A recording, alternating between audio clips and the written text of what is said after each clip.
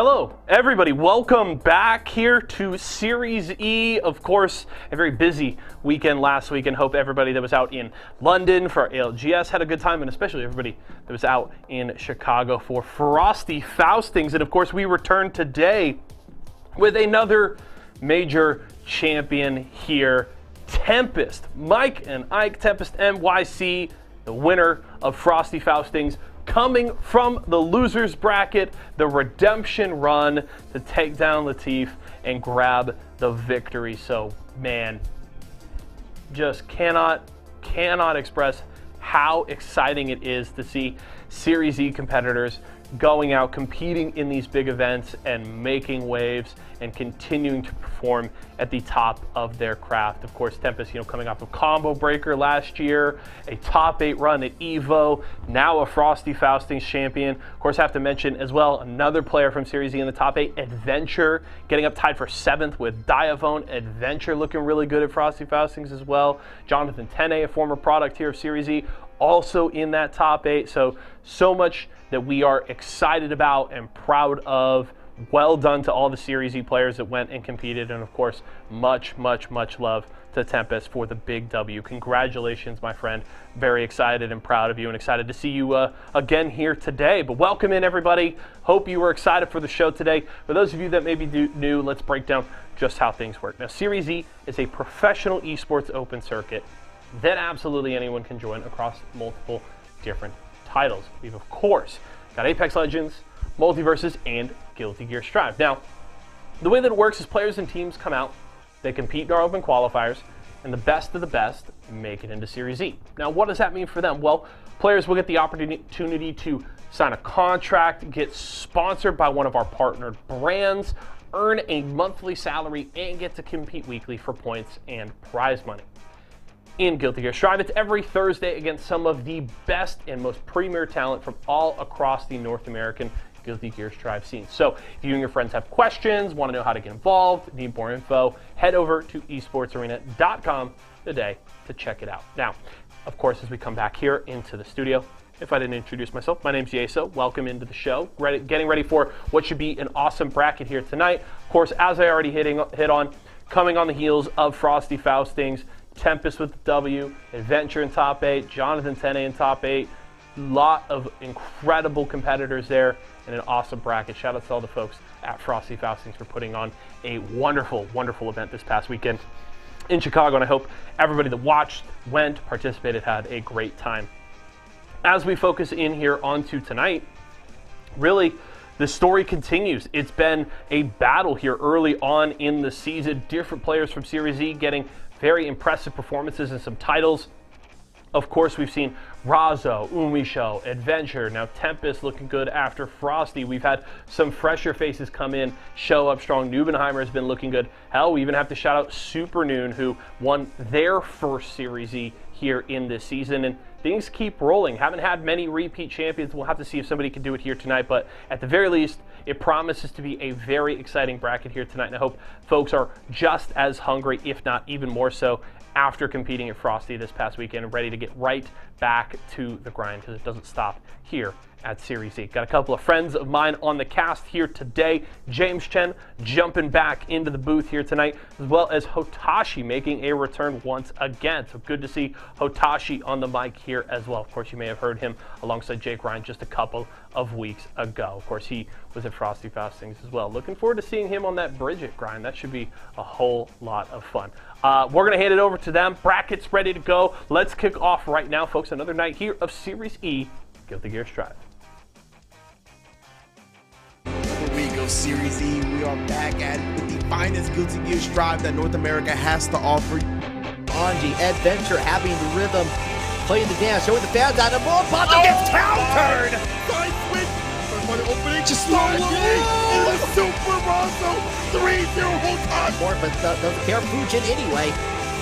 Gonna go in, gives the ball in. This time jumping above the fans, like I don't care about the plus frame.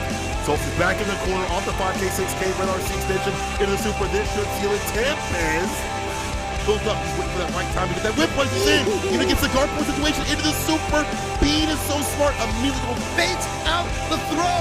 Burst They both lost this round. Umisho looking to run it, and he's going to be able to get the kill off of this. That first works out for Umisho.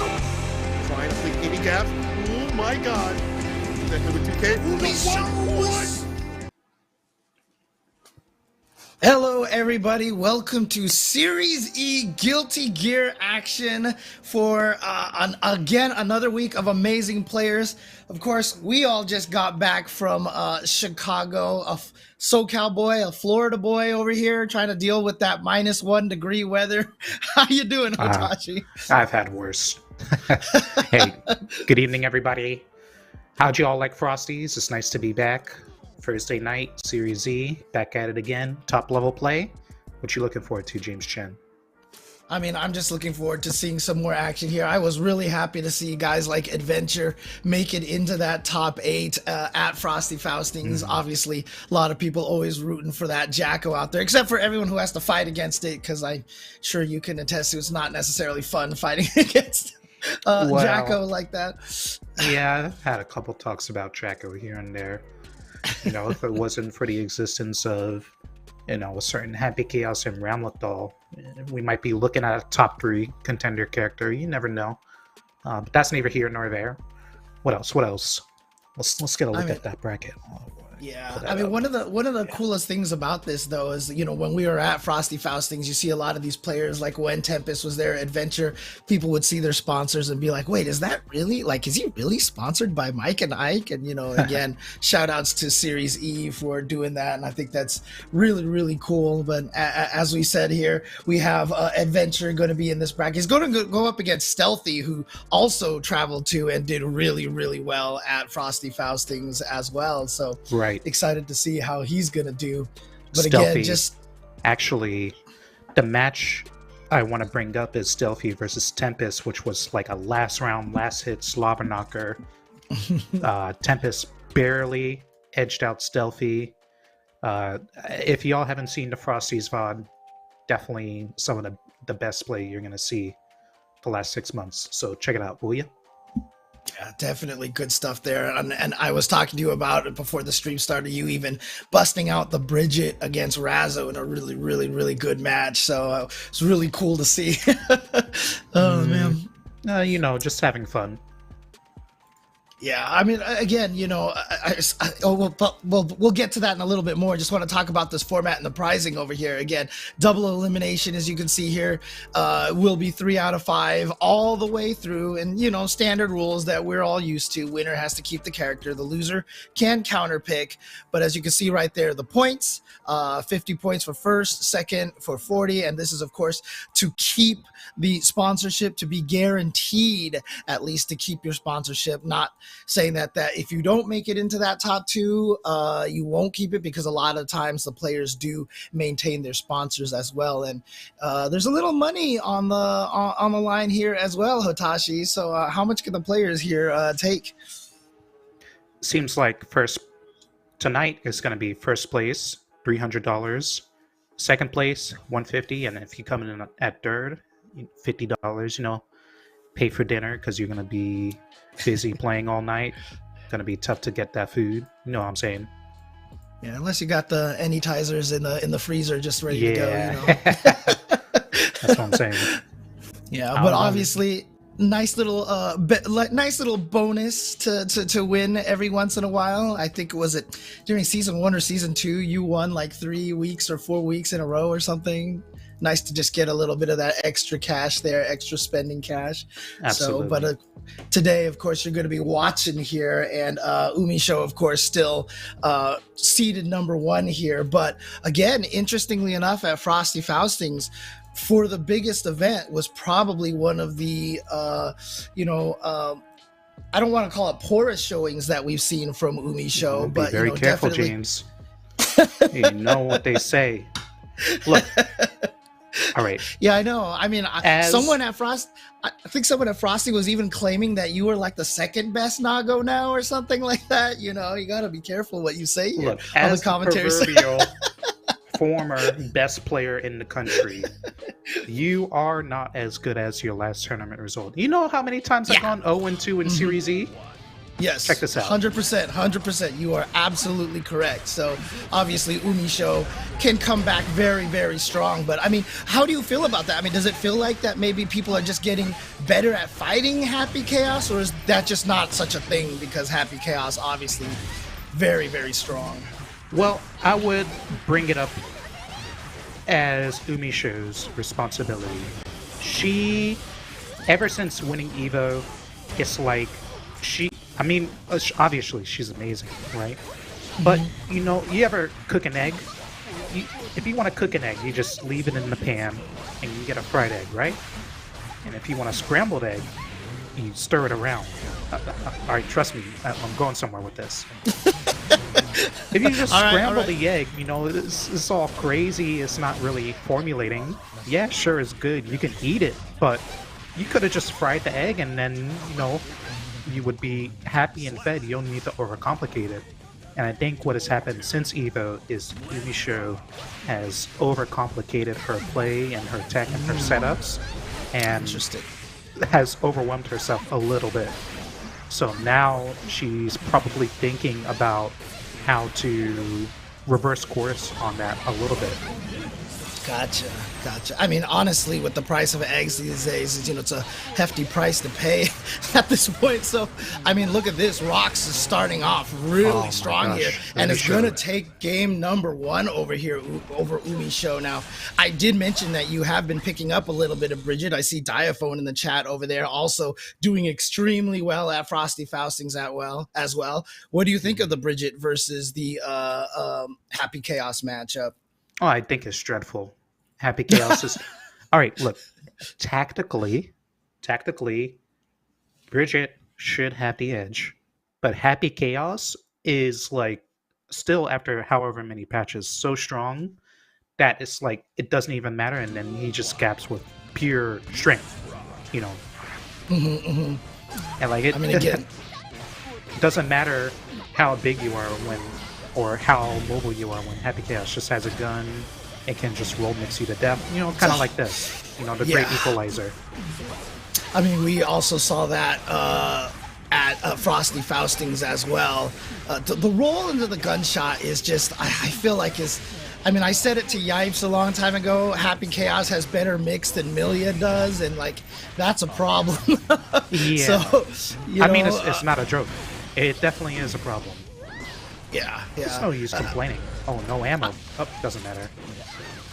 I mean, I definitely seen, you talk about, you feel like that they do need to nerf this character up again a little bit. I keep thinking just don't let him shoot gunshots while he's rolling, because I think that's just one of the most powerful things that he has. Hold on. Dang, look at this. We gotta give Rox a shot. All right, stop the whining. All right, stop the discourse. Rox, Umi Show. We're commentators cursing. We're commentators cursing Umi Show right now. No round so far. Umi Show's got to get something started. Now, I think one of the reasons why, Rox is almost dead, but Umi Show's having a lot of trouble here because Rox is just doing greedy block string into 214S, which is the rider set where the yo-yo shoots back towards Bridget, and it allows her to continue pressure and be malleable, and that's what's been giving her a lot of success so far. If Umi Show starts answering that, then it's going to become very difficult very fast. Right, because obviously that yo-yo doesn't hit on the way out, so you just have to make sure you check that, basically, right? Don't let Rox get away for free. But yeah, Umi Show looks like getting back on track here. Had a perfect in the last round, starting here with 50% life gone and 85 seconds left. And look at this. Working on a perfect here, hasn't been touched. Everything's gone her way. Early counter hit, force the burst, positive bonus, Rox, nothing in the tank. And that's just the way it goes. Not just with Happy Chaos, but with Strive in general. No shame about it. Sometimes everything goes wrong. You don't see the light of day that round. Whatever. That's why you won the first game. I mean, it's like you said, it's really important that, you're going to get perfected in Guilty Gear Strive. You're going to get double perfected in Guilty Gear Strive. And yeah, I mean, before it used to be one of those things that, that was a very, very rare case in fighting games. But in a game like Strive, it's just going to happen. And you can't take it to heart. You just got to move on. And yeah, you're right. It's tied 1-1 at this point. First split goes to Umisho. Not taking positive bonus. Keep in the corner. This is a fine choice. Just gotta watch that focus. Don't spend too many resources. Umisho keeping Rox jailed in the corner. I like this tempo. Watch the yo-yo set. Alright, this is kind of a soft knockdown. Ooh, a lot of respect from Rox to go for that grab. She's still getting the hits though. This is all loose hits though. Could have. Here we go. Got the setup. Yeah. Oh, blocked it in the air. Backdashing after this YRC, I don't know if that's the choice because you just give Happy Chaos a free curse and now look where you are. One more hit and then Umisho's gonna have 50%. Whoa! I'm sorry, were you trying to poke back on my plus 21 one-frame bullet? What was that BRC? Whoa! Oh, wait, here we go. Opportunity here. Actually, yeah, last time went for the throw. This time just goes for the pressure, and there you go. Got away with that yo-yo set again. Yeah. Oh, no! She did JD, and it didn't actually come out, leaving a gap where Umisho can just punish on the ground. Oh, that sucks. No big deal. Here we go. Good round, though, coming back from getting hit with 2 perfects. Like we said, can't keep that in mind. So Rox doing a good job adjusting here. And look at this start of this round over here. Rox with an opportunity for basically a perfect for himself now. Rox, she's that was a dominant, but no burst in sight. If we can live to a burst, it doesn't look good. Oh no, what is a side switch? Let me show. Yeah. Doesn't matter. Well, Are we just going to the other corner? Yes, it doesn't matter. Oh, she tried to do car special to get the super. It doesn't matter. She teched down, so she's still in the corner. Oh, right. no. Didn't spring off the wall, unfortunately, and now you're trapped in the corner. But here we go. Gonna go for the mix up. The empty low gets the hit. What's the set? Nice! The fuzzy guard. All right. And gonna convert off of that juggle, too. Off of that. I think it was a backdash. Not breaking the wall, but... Oh, no, it's completely unsafe. That was all in. Holy moly. Now, you see... That was data, because the last time Umisho YRC'd, she just threw Curse Ball and then the round was over, right? I don't really blame Rox for going for the all-in, with the Kickstart My Heart. The move is very bad. If it's blocked, I mean, it just barely works. It has this huge hurt box in front of it. Like, you have to invest a lot of trust into Kickstart My Heart. And it didn't pay off there. But there was a reason why Rox went for that. She's paying attention. Not bad, not bad. Okay. Basically just trying to get in there and blow up the curse launch, right? So just try to read that. All right, there we go. Gets caught with the low. Sharp burst. Oh, but trying to do rolling into somebody who's sitting in neutral, especially Happy Chaos, it's just a little scary. All right, she's got ammo. She's got focus. Good point to Pork Laser. We'll get that fixed. It says Grand Finals reset at the top. This is round 1. This is our first match of the day, so don't worry. We got plenty of Guilty Gear action coming for you guys. But yep, here we go. Umisho. So, like I said, started that one game. Looked like a little bit off her game, but coming right back here. And 1 round away from taking it over Rox. So Rox, she's got to do something now, or otherwise it's going to be that roll in the shot. I think Rox it's not looking good, and I think the number 1 component for why things went this way is a lot of these rounds have been Umisho getting an early first clean hit, and then Rox being left without the key resource early on, which is burst, and then having to play 1, 2, 3 rounds without it up until the end. Like, look at her, she's almost dead, and she had to use her burst on that. I mean, on a gold burst, and that's just really not where you want to be, Yep, and there it is right there. And Umisho, yep, again, we were talking about that. Maybe not as great of a performance as, of course, she was hoping for at Frosty Faustings. Did not make the top 8. But, however, coming in here and while looking maybe a little shaky in that first game, and then the first 3 rounds, I should say, because it was after the first round in game number 2, and then all of a sudden everything turned around for Umisho, even getting the double perfect afterwards. And so Umisho advancing forward, and I mean, again, she's got to be one of the favorites to take this tournament, as she is every single week. Yeah, I talked about the in discussion with Umisho about like what can we do to stabilize your play, right? And I think the key thing to remember is that Happy Chaos is just one of those characters where if you get that one touch, then you should be able to carry it across the way and win the round, or force like a huge expenditure of resources or stress from the opponent so that they can escape, right? And as long as you just play stable until you get that one touch, you'll be fine. You don't need to force it. You don't need to go crazy. Just play solid, and that's exactly what we saw. Rock's always getting hit early, spending the burst, spending the resources, always having to climb from behind, and just couldn't stabilize it. Yeah, again, it's just really interesting because, you know, for characters like Chip and for like Milia, obviously they're death by 1,000 paper cuts, as we said, you know, with their crazy mix-up. It's kind of how they balance, but Happy Chaos with the same kind of level of mix-up, but not having to hit you like by it's like death by 3 paper cuts, 2 paper cuts. I mean, even. well, that's just a power issue. It's not necessarily a design problem, you know. Right. Well, I'm just thinking like maybe they should either maybe lower his damage or, you know, make it so that he has chip life guts or something like that. You know? I mean, we could talk about that sort of thing all day. Fair, it's fair. fun, but what we got going on here? All right. Oh, we got Remy in here with so we're gonna have 2 Axels in this tournament here, as well as 2 Chips, because obviously Bean is in this tournament as well. We are getting a little bit of choppiness here, but That's not on production. That's on the spectator. No big deal. Yeah. We'll resync. All right, Marvello taking it. No problem. We're here. We're here. All right, Marvello. I think Marvello's just about ready to either top or win a really big championship. Ever since about like 9 months ago, he has played and he has not stopped at all. Wow, I am blocked out for a second. Okay, beautiful 2S, but Marvello's right back in there. Remy. Yeah, actually, I had a chance to talk to Marvello at Frosty Faustings as well, and he was even saying right now that, you know, he thinks Chip is actually in a really good spot at this point. So, but again, all these characters are in a good position right now. Obviously, Axel is eating great after that last patch, so definitely seeing Remy and Stealthy doing well here.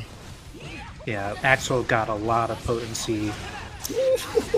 Oh, one more hit. Keeping it simple because Marvello has the burst. Has another 50% in the tank. Whoa, the JD whip! Wow, did that just like went through his? Yeah, I know. It's almost like that PRC activated some invul or something, and then looked like Marvello was just trying to block on his way down in case he was going to get anti-aired, and instead Remy Celeste calling that out and just going for the throw on his empty jump. Oh, don't take that. No. His combos are so much better now. That was a 75% hit. Holy moly. 0 risk, 75%. Oh, here comes Marvello, evening it up. Yeah. Yes. Yes. Block this. How about this? Record 1. This is what Chip is going to do. Oh, beautiful PRC to interrupt that dashing 5K, but then Marvello coming right back in here for the offense. No. Got clipped. Yeah. Is he jumping or backdashing? Not sure. 50%, 2H. Dang, Marvello was playing it strong, but Remy kind of snapped back a little bit because the burst was coming back. You know, it favors you. If you're wrong, you're not going to die from the combo because you have a burst. So that's the perfect spot to take your chance. First game going to Remy. That PRC to interrupt the offense from Marvello was clutch right there, because I felt like Marvello just got that momentum and ready to go. And then a beautiful stop to that was able to finish it off. So yeah, there we go. Marvello down 0-1. Of course, again, this is first to 3, and he's got the corner position. Could have easily gone to Marvello. Oh no, it's a G2H. A little strange, but kind of like what we're seeing, a little bit more dynamic. Oh no, where are we gonna hit by /4? Oh gosh. Okay, hang in there, Marvello. The JH. Oh no, yeah, I just got caught by in the air. That counter hit is, if you get counter hit by Axel's JH, it's rare that he can actually convert off of it. So a brawling with Axel in the air is actually fairly optimal. You know, I mean, assuming you're just getting hit. Oh, this is gonna kill. Yeah, I'm not surprised that he burst that. Oh, Oh, you no. had to finish the combo, Marvello. Marvello, come on, man. All right, So- it's like so- nothing happened.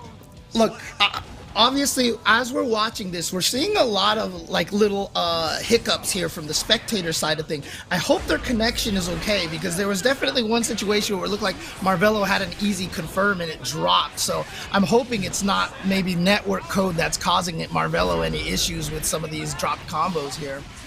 It looks like things are fine overall. Hey, chat, can we get a reading? Is Remy streaming Marvello? See if we can get some impressions on how the match is going. Yeah, good Marvello call, good looks call. like he's ready to win this. Oh, Remy was looking for a fuzzy. Sneaky. Still fighting in this round. Oh, Marvello wise got to DP on the rain. Up there is finally. Yeah, do it every because once in a while. he'll die in one hit. Absolutely. Okay. Oh no! Oh, got him with the six, overhead. the lazy Oh. 6H. Dude. That's how Chip usually finishes you off with the 6K RC, but this Yeah. time Remy Celeste showing, you know Slow what? motion. You're not going to block my much slower overhead, but still going to get caught. Wow, Remy. Oh no, that's not what you want to get hit by. Not close slash. Remy is fighting. Remy is not scared of being near Chip. You know, superior frame data, superior buttons. Remy is picking like this like aggressive defensive pace and catching Marvello a little bit off guard. You know, usually when you get swatted away by Axel, you're expecting him to go back to zoning, but Remy is just going in and putting on that pressure. Whoa. Hello? Okay, Sleeple. Okay. Okay, still got it. There you go. Okay. So it looks like Smokey Bear, and most people are saying that it looks fine on Remy's stream right now. So I think it is just probably our end right now on the spectator side of things. Look, Yeah. let me tell y'all something. I don't know if you've seen a net play tournament before Guilty Gear Strive, but it's like a miracle that we can have tournaments like this. If this was Guilty Gear Xrd, the spectator client would simply crash and go back to lobby. I'm not kidding. And then we would have to like look at the little health bars and everything. Like y'all have seen that, right? I mean, that's why we go back to lobby in Strive as well, but it happens so much less. So this is small potatoes compared to like the problems we could be having. Yeah, I mean, we've both been around long enough now that we have played. I mean, online tournaments weren't even possible before, really, honestly. Let's face it. And Strive is basically, I mean, I've talked about this on stream all the time, but you see the difference of how this netcode being so good makes for US play. US's biggest weakness is that we're spread all across this ginormous country, but thanks to the net play, look how good US is in this game, because we get to play each other so much easier now. Right. Now, I got a net play tournament story. There was this time Red Bull was doing Red Bull Conquest. Oh, beautiful DRC. Oh, that was nice. And Oh, wow, crazy. What a read. Red Bull Conquest was doing an online bracket for one of the qualifying spots. It was like, you know, a summit level event offline. And I won the online qualifier by playing with Bears Chip, Florida to California. And all I did was overhead him to death in delay, literal delay 5. Like, take a 21 frame overhead and then subtract that by 5 or 6 frames and then see if you can block it. It's basically unreactable. It's not possible. Hey man, net play tactics, that's what it is. and we had the same thing. When Strive came out on PlayStation 4, on base PS4, the game was delayed for Leia Whitefang was the best character in the game by a long shot, and Soul was broken. So thank you, ASW, for good netcode. Thank you, Series E, for being on PC. Let's go. Remy. And again, I mean, I just that burst bait last game. Yeah, I'm here for I it. just have to throw out the one last comment though, but shout outs again to Arxis for even putting the rollback back into Xrd as well. Again, I think that's unprecedented for a company to put the rollback back into the previous version of the game, but really supporting, you know, Daisuke believing that if you prefer Xrd, you can play that now. So Oh no. Remy, that was a lazy JS. It's so greedy to do that IED slow JS. I know you gotta mix it up a little bit. Oh no, that's lethal. Oh, no, you burst cannot snail. burst there. No, Come on, no. Marvello. He's upset. He's upset for sure. That's a tilter burst. Yeah, You know, yeah. like, why am I getting hit by mids, bro? You ever heard Marvello talk? Leaf grab. okay. Hold on. First time that he's pulled that out over here. You don't see that a lot from the chip players as much these days. It's usually just this pressure over here and mixing in the overheads. But a good reaction to the overhead by Remy. But Bean is much more interested in doing leaf grab. I don't know why. It's so haphazard. All you have to do is jump, and then Chip just falls over and dies, right? And then it's just like, you remember, here I did it again. I shouldn't have used leaf grab. It's a hard lesson to learn. it's just such a temptation, right? It's just like, Yeah. oh, it's a command grab. They're blocking everything. They're not ready for this. Well, here we go. Ooh, okay. I got it. Empty into the throw. Nice, nice. Yeah. Remy has been successfully blocking that off the wall mix up over there pretty decently throughout this entire set. So Marvello turning that left, right, high, low mix up into a throw mix up. So really nicely done. And here we go. Yeah. Putting in more throws. So leaf grab, empty throw, and run up throw. He's definitely has changing the way that he's approaching this offense. Yeah, he's getting real sticky on Remy. Y'all know what I mean. Shut up. Anyways, Remy down to nothing, has a burst. Gonna have to use it right here. Hard baited by Marvello. Well played. I wasn't thinking anything weird about what you said. Okay, look. Gonna put Hey, good the games. innocence halo over my head over here, you know. All right. Oh, All right, man. all right. But there he goes. Tied it up. Marvello and Remy Celeste 2-2 here. But like I said, Marvello seeming like he got a little bit of that momentum, changing it to a little bit more of a more heavy throw game at this point in time. So let's see if that throws Remy off and if Marvello persists with that or if he thinks that Remy's going to be expecting it. So setting up for the shimmies or or basically the counter hits at this point. I think Marvello, after getting counter hit for like 80% so many times, is like learned to respect the aggression on Remy. Whoa! No more Gamma Blade. Careful. Watch the rain. Oh, he did JD. That could have been so bad. Yeah, this is the combo that would have happened. Yeah, 50% positive bonus. Still a two-touch game. Marvello's got to be careful. The IED, Oh, dude. wow. Found the gap right there to get that throw in there. And again, like I said, it might have just been Remy Celeste. Remy, what did you do? Falling He's at got me? a lot of meter. Oh, There we it go. doesn't matter. Okay. I was just about to say, he has a ton of meter. He's going to be able to RC that, and that's enough to kill because Chip has no health. And Remy Celeste turning that around with a clutch super right there in the middle of What a that scramble. offense. This is not going Marvello's way. It all fell apart. That super, that scramble. Yeah. Oh gosh, he's got to get something started now. Remy's the first one at 50% meter. Gets a grab into the corner. Oh, That's no, gonna be that's lethal. probably it. That's super probably dead. it at this point. Yeah, has to burst, but doesn't. Oh man, Marvello, come on, man. Oh, what? I mean, that's one of the hardest things too, because obviously, you know, you're a top player here. When you're watching people like this, sometimes it's rough, right? The scramble on the first game. How did you let that happen? I don't. Use your meter. Do something. Oh, I don't know. Marvello And then goes down. Remy Celeste going ahead over there on the going to continue on the winner side. Of course, the loser side bracket is not going to be played on stream. So if you want to follow those matches, check to see if they are streaming their runs here on Series E as well. So you can follow your favorite players on the losers bracket if they're streaming their matches at the time. But yes, we have one Axel advancing forward here. As I mentioned, we've got Stealthy later on, and then we've also got Bean later on as well. That for the other chip. So we'll see how the other chip and the other Axels perform later on in the bracket. But coming up next is going to be Peppery Splash and Pork Laser. I mean, I Pork Laser, obviously I talked about, he was in the chat a little bit earlier. I love the handle, dude. Pork Laser. I got to know what is the origin story of Pork Laser? I don't know. Pork Laser does well this week. You know, we might be hearing a little bit more. Some strong players in this bracket. What you got, Pork Laser? Pork Laser is a celestial grinder bracket participator. Has some good wins. His B&Me ones, but then I creamed him the next time. You know how it is. Now you're up against one of the best in the world. Immediately in Series E.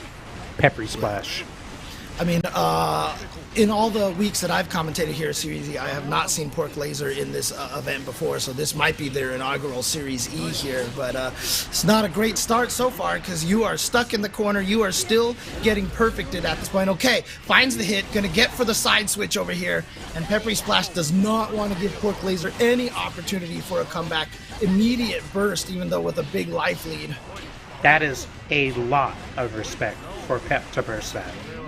Because that RC out of the corner, I really don't even think that's good enough to win the round.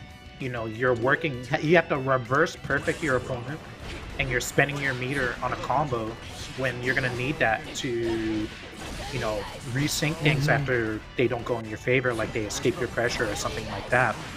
But Pep burst anyway. I mean, however you want to win the round, you got it. Oh, what are we looking for there? In the end, all that matters is that you do win the round, but as you can see here, not having that burst is what's resulting in Peppery Splash here, taking a chunk of damage here, and Pork Laser looking really strong, and wow, going for the tether, and yeah, now that Peppery Splash using the tether for his own mix-ups. Yeah, but good blocks. Pork Laser needs to get in there. Oh, Pep. That was, again, I don't know what's going on with the resource usage. You know, no YRC, no nothing. Just accept step. Oh, but we're getting the early first blood. Choosing. This is huge. Oh, and then he gets the burst no, out dude. there. Yeah.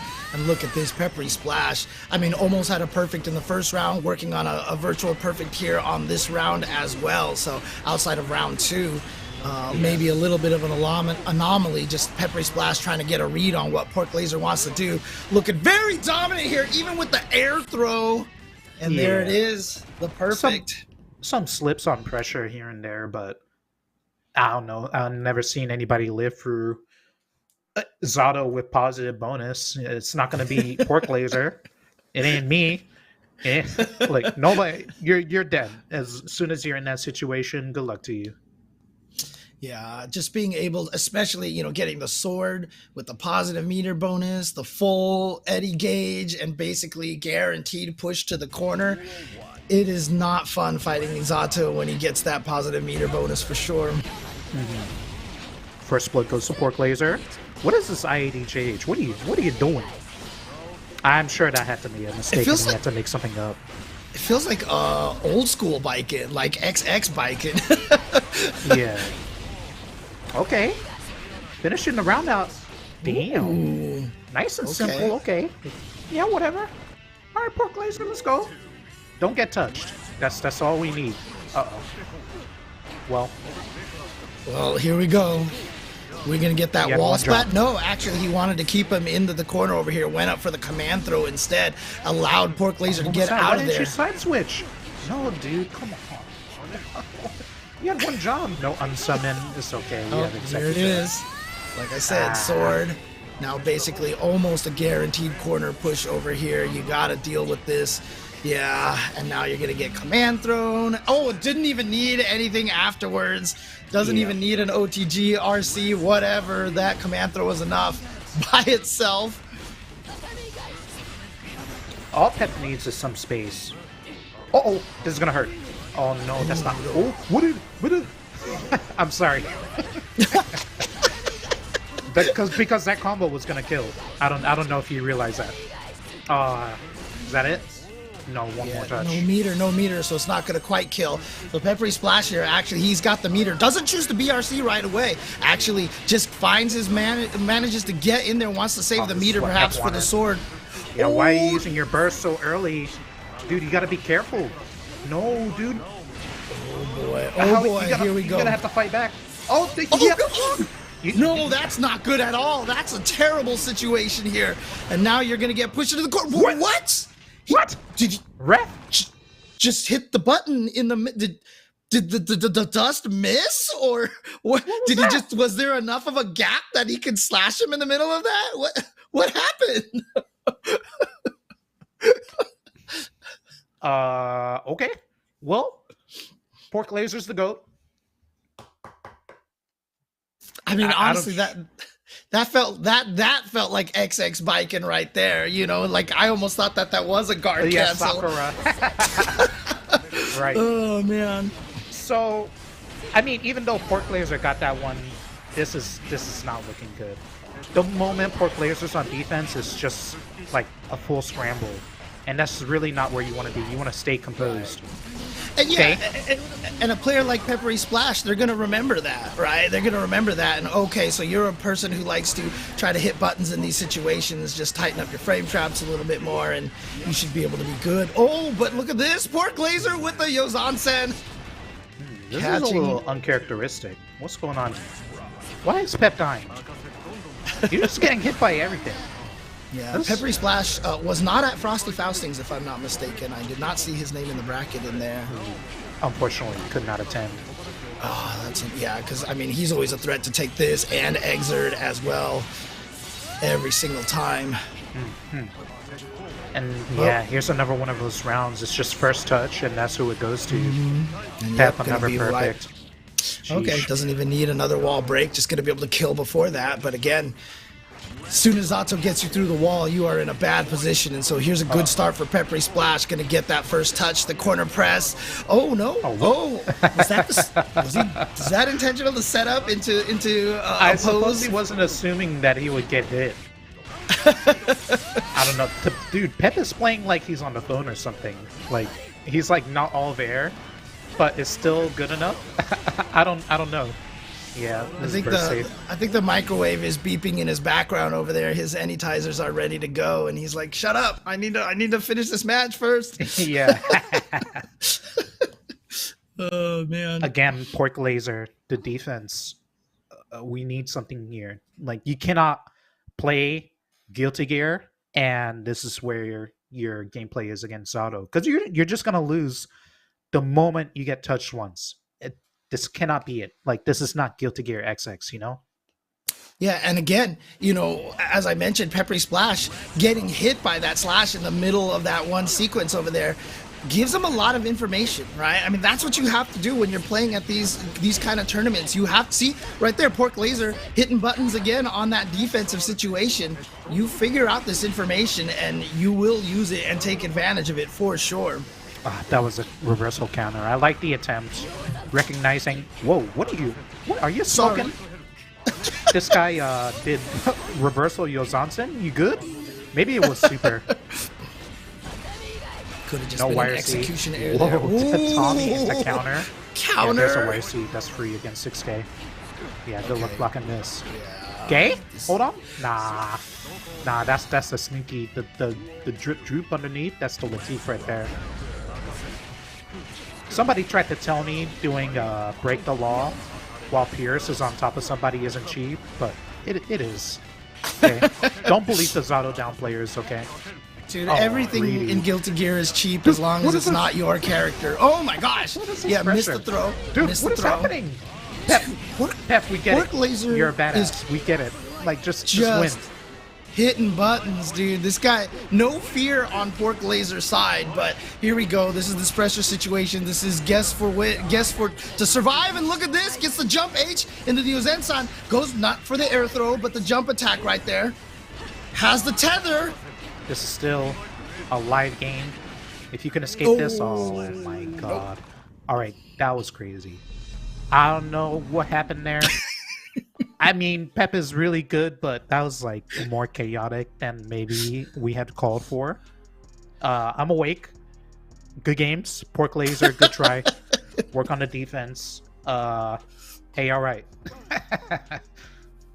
I mean, look, what a nice way to introduce yourself to Series E with Pork Laser coming out, you know, just coming out swinging here, and I like to see that. And obviously, we're not going to be able to see him in the loser side of the bracket for this tournament here, but again, just really hope he comes back, plays more, dude. I mean, honestly, you can't discount the level of talent that you're going to be fighting here at Series E and the quality of practice you're going to get for tournaments by playing in this tournament, man. So right. It's a great place to learn. I'm getting a newsflash. Marvello has been defeated in loser side, going down 3-1 to Lobster's Bridget. Locks, she's going to move on, and she's got some time because we're going to get into the later half of the bracket. After this match, I think we're going to go to Bean versus Kazam. Yeah, and it's interesting too because speaking as a player, do you prefer it in the online or the offline? Because like at offline, when you're waiting for your match, you're kind of just like chilling, trying to find practice stations or whatever. When you're online, it's like just go Discord and find somebody and play over there, right? It's probably almost more comfortable off online, or do you You're prefer assuming that I need casuals to play so that I'm ready for a tournament. I preach that you should be ready to play as best you can, no matter what condition you are in. Meaning, I'm probably playing, I don't know, Slay the Spire or something, waiting an hour for my match. Fair. I'm like not even there mentally, That's fair. I mean, we saw Pepper Splash. Looked like okay. Pepper Splash looked like he was on the phone. Activity. Looked like he was on the phone and got a double perfect anyway. So Right. I mean, that's just if you've been playing Guilty Gear for that long.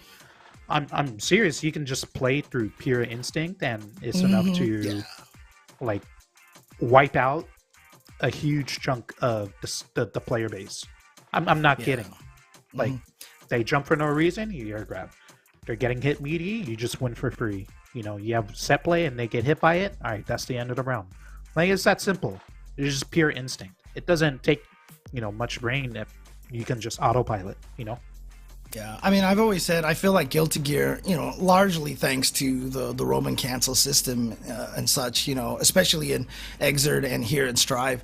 I feel like a player being one with their character is like the most apparent in Guilty Gear. It really feels like that once you become one with the other character, you're just making up combos on the spot because you're like, I'm pretty sure this is gonna work, and then they become an extension of your body. Yes, exactly. And I feel like as a series, Guilty Gear does that better than just about any other fighting game, to be honest. So you have true freedom. Like you've ever seen like Kadako's May or Latisse Sato, kind of like that. Yeah. I mean, a lot of times you'll see someone post like there's crazy combo on Twitter, and I always ask them, that's the first time you've ever done that combo, right? And they're like, yeah. Word. Nice. We got a Testament in the house. Let's go. Kazam, I am. Also, Jenna Frosties. Don't know the placing, but must have went down early like me. And then Bean. What placing just did he missed? I think he was Bean either got 9th or 9th. 13th. 9th or 13th, if I'm not mistaken, yeah. I mean, I'm a big Bean fan. I mean, just watching him a lot here on Series E, I've always been rooting for this guy over here. Top 8 at EVO. He was really happy to see that as well. So, always glad to see him here at Series E. Keeping this pressure real simple. Just getting Kazam jailed in the corner until he has 50%, and now he's looking to end the round. Oh, there it is. Yeah. And again, Bean, I mean, the way that he plays, I always describe him more like it could be like a sideways jumping Bean, but kind of like a yo-yo. He's always going in, out, trying to find, and then always going low, throwing out a bunch of lows constantly just to train you to block low so he can catch you with that 6K all of a sudden at basically the end of the round. I'm surprised he brought it up because he always goes for it. Oh, no, he's dead. Whatchamacallit? He loves that 6K. And his pressure is definitely predicated around the usage of 2K. You get a lot of free wins on people who just want to stand up. They're eager to do something. And patience is the play against Chip. He doesn't exactly have amazing forward momentum and pressure. He has Rekka and Gamma Blade, and all of those have, certain holes that he's going to use. Ooh, what a burst. Very rare to be able to burst that super. That's yummy right there. This is not super activating. Yeah, but this is going to hurt. Switch with all that meters. You're going to RC to get some extra damage there too? No, actually, of course, he doesn't need to. But not enough to kill? Doesn't matter. Ooh, it might. Still staying, dude. That sucks. Wow. Testament JH coming to the rescue there. Think Bean maybe tried to 5P. That's not going to be the answer. Testament has like you ever read like fan fiction, and how I would describe Testament is okay. I know you haven't. Okay, Testament's normals are from like fan fiction, like Marvel's What if? All right. Anyways, game 2. I don't know where I'm going with this. James is looking at me like, yeah, I love that. I mean, we've got fan fiction, we've got eggs, cooking eggs over here. I love this. This is we perfect. can all relate. We can all relate. Okay. Somehow. Hey, in some way. fact. Ultra David has admitted to writing Avatar fan fiction in the past, so Oh my god. All right. Let's move forward here. And there it is, getting that whiff punish right there, getting this hit in, and gonna go through the wall. See how Bean manages. Doesn't have quite the meter yet for the BRC, but instead just dashes up, goes for the cross up into the RC immediately, and takes that round. I want to take special notice to how Bean used the Alpha Blade there. That was Alpha Blade and then immediate PRC. That is to protect you against a YOLO behind the back reversal super, which can like immediately swing around back to Kazam's favor, right? And it's looking dominant here. Kazam had no chance. Hard bait. Yeah. Nothing you can do. I mean, you could have not burst and then lost anyways, but whatever. It happens to everybody. No shame, no shame. It's okay.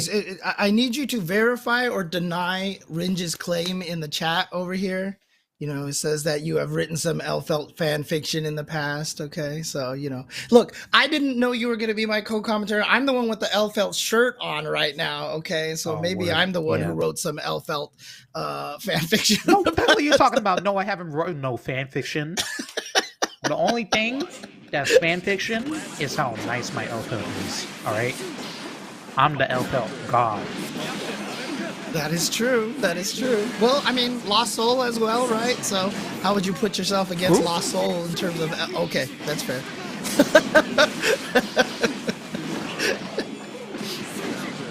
Don't bring back old blood. You understand? Fair enough. Oh, there we go. Bean with the mix over here. And now she's going to go through the wall. Is this going to be enough to kill? Probably not. I mean, this positive bonus with Chip is fan fiction. It's like, it's too slow. That was the correct decision if you were like a character with a good reversal, Definitely not Testament. It's too slow. Okay, Kazam, game time. Almost hit that 2K. That would have been pretty good. Yeah, wasn't able to keep that momentum. And there you go. Finds the overhead, and now you got to watch out for that 6K. Did you see the double low right there? The 2K and the 2D. So he's baiting it. He's baiting it, but Kazam gets it. No! Crucial combo drop, and now Bean has his position, has the pressure. Watch out. Yep, goes for the low on the Rekka again. There it is. The confirm into the super. What's it going to be this time? Doesn't have meter to force the round to a close. We might get a bunch of 6Ks anyways. All right, there's 50% meter. Here we go. For pressure instead. It's showtime, baby. Yeah. Infinite meter cheat. GoldenEye 007. Odd jobs in the house. It's super. It's dumb. What I want to give special attention to Bean, like Kazam, I think by now may have found a line. Bean is not keeping the Dukes up when he is playing like this back position, right? So Kazam is getting these loose hits with running up and doing 5K, 2K. Bean is just not being careful. And I think the answer might be to get a little bit more aggressive. Like, see how Kazam is changing up the tempo now? That's what you need to do against Chip. Vary the pokes here and there. Like, stay stationary, get aggressive. And I gets like that. burst out of Kazam, yeah, but look.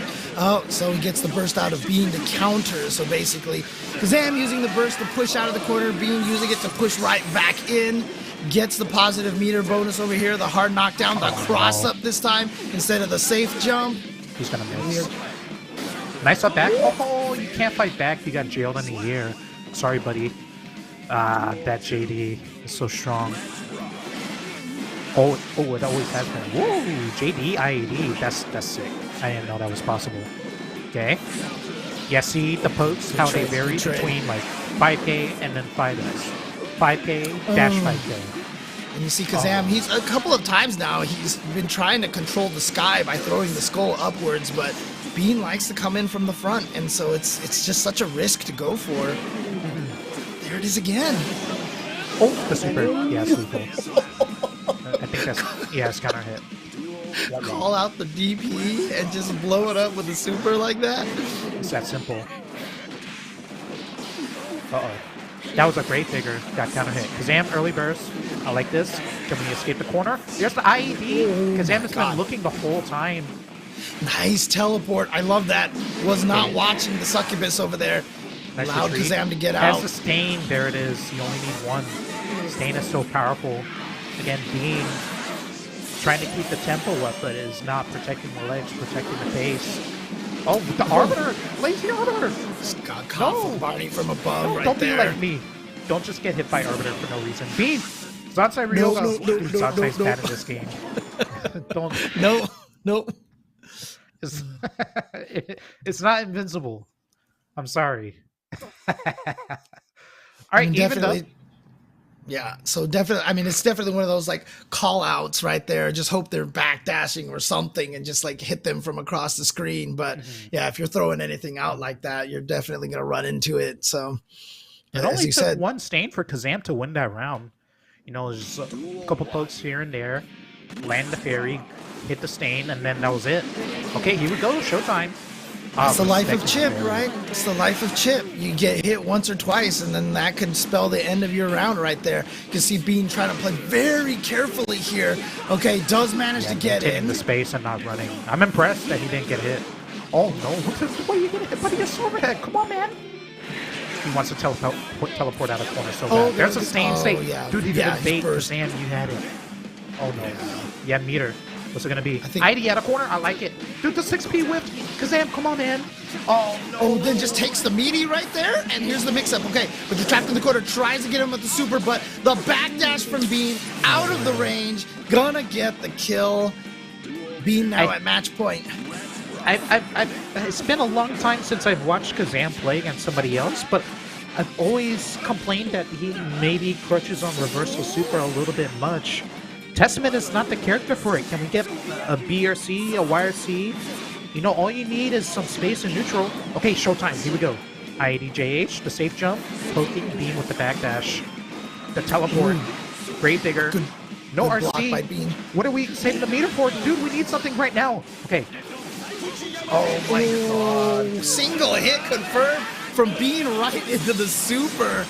I mean, from a Testament point of view right there, like, you know, you were saying that he had the meter. What would you have done with the meter in that situation there? Just maybe try to go for a drift RC to try to get some offense going, or yeah, I mean, what are you saving it for? Like, you're not YRCing, you're not doing RC combos, you're not doing succubus super, like you're not pressuring. Then what? When are you going to use it? There were so many opportunities to get good pressure started, get a strong conversion, and then you're using your burst before you use your resources.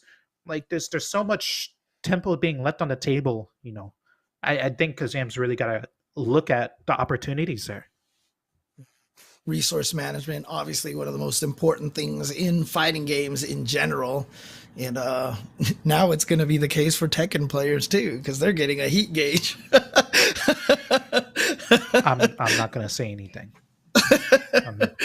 Oh man, you're trying to take me toward the forbidden fruit. We could talk so much trash about anything, but we have to be the better man. That game looks like trash. Man. Wow. Okay. We'll just end it there. We'll end. Actually, you know what? I think there. I hear in my ear. Oh no. Okay, we might be in trouble here. So let's throw it over to Yeso and let's see what he has to say.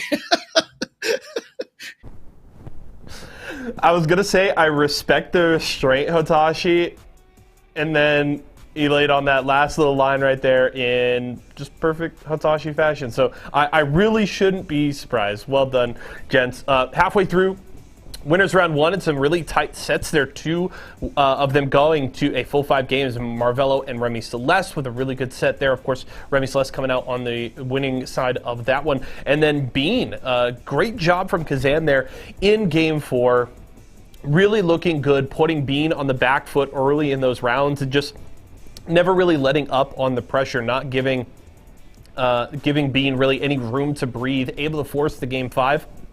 Unfortunately, being able to flip it back on Kazam there does take game 5, does move on. How's that matchup coming up with Peppery Splash, which should be honestly a really good set. I feel like Peppery Splash isn't the most consistent in terms of isn't in the Series E bracket as often as others of our regulars, right?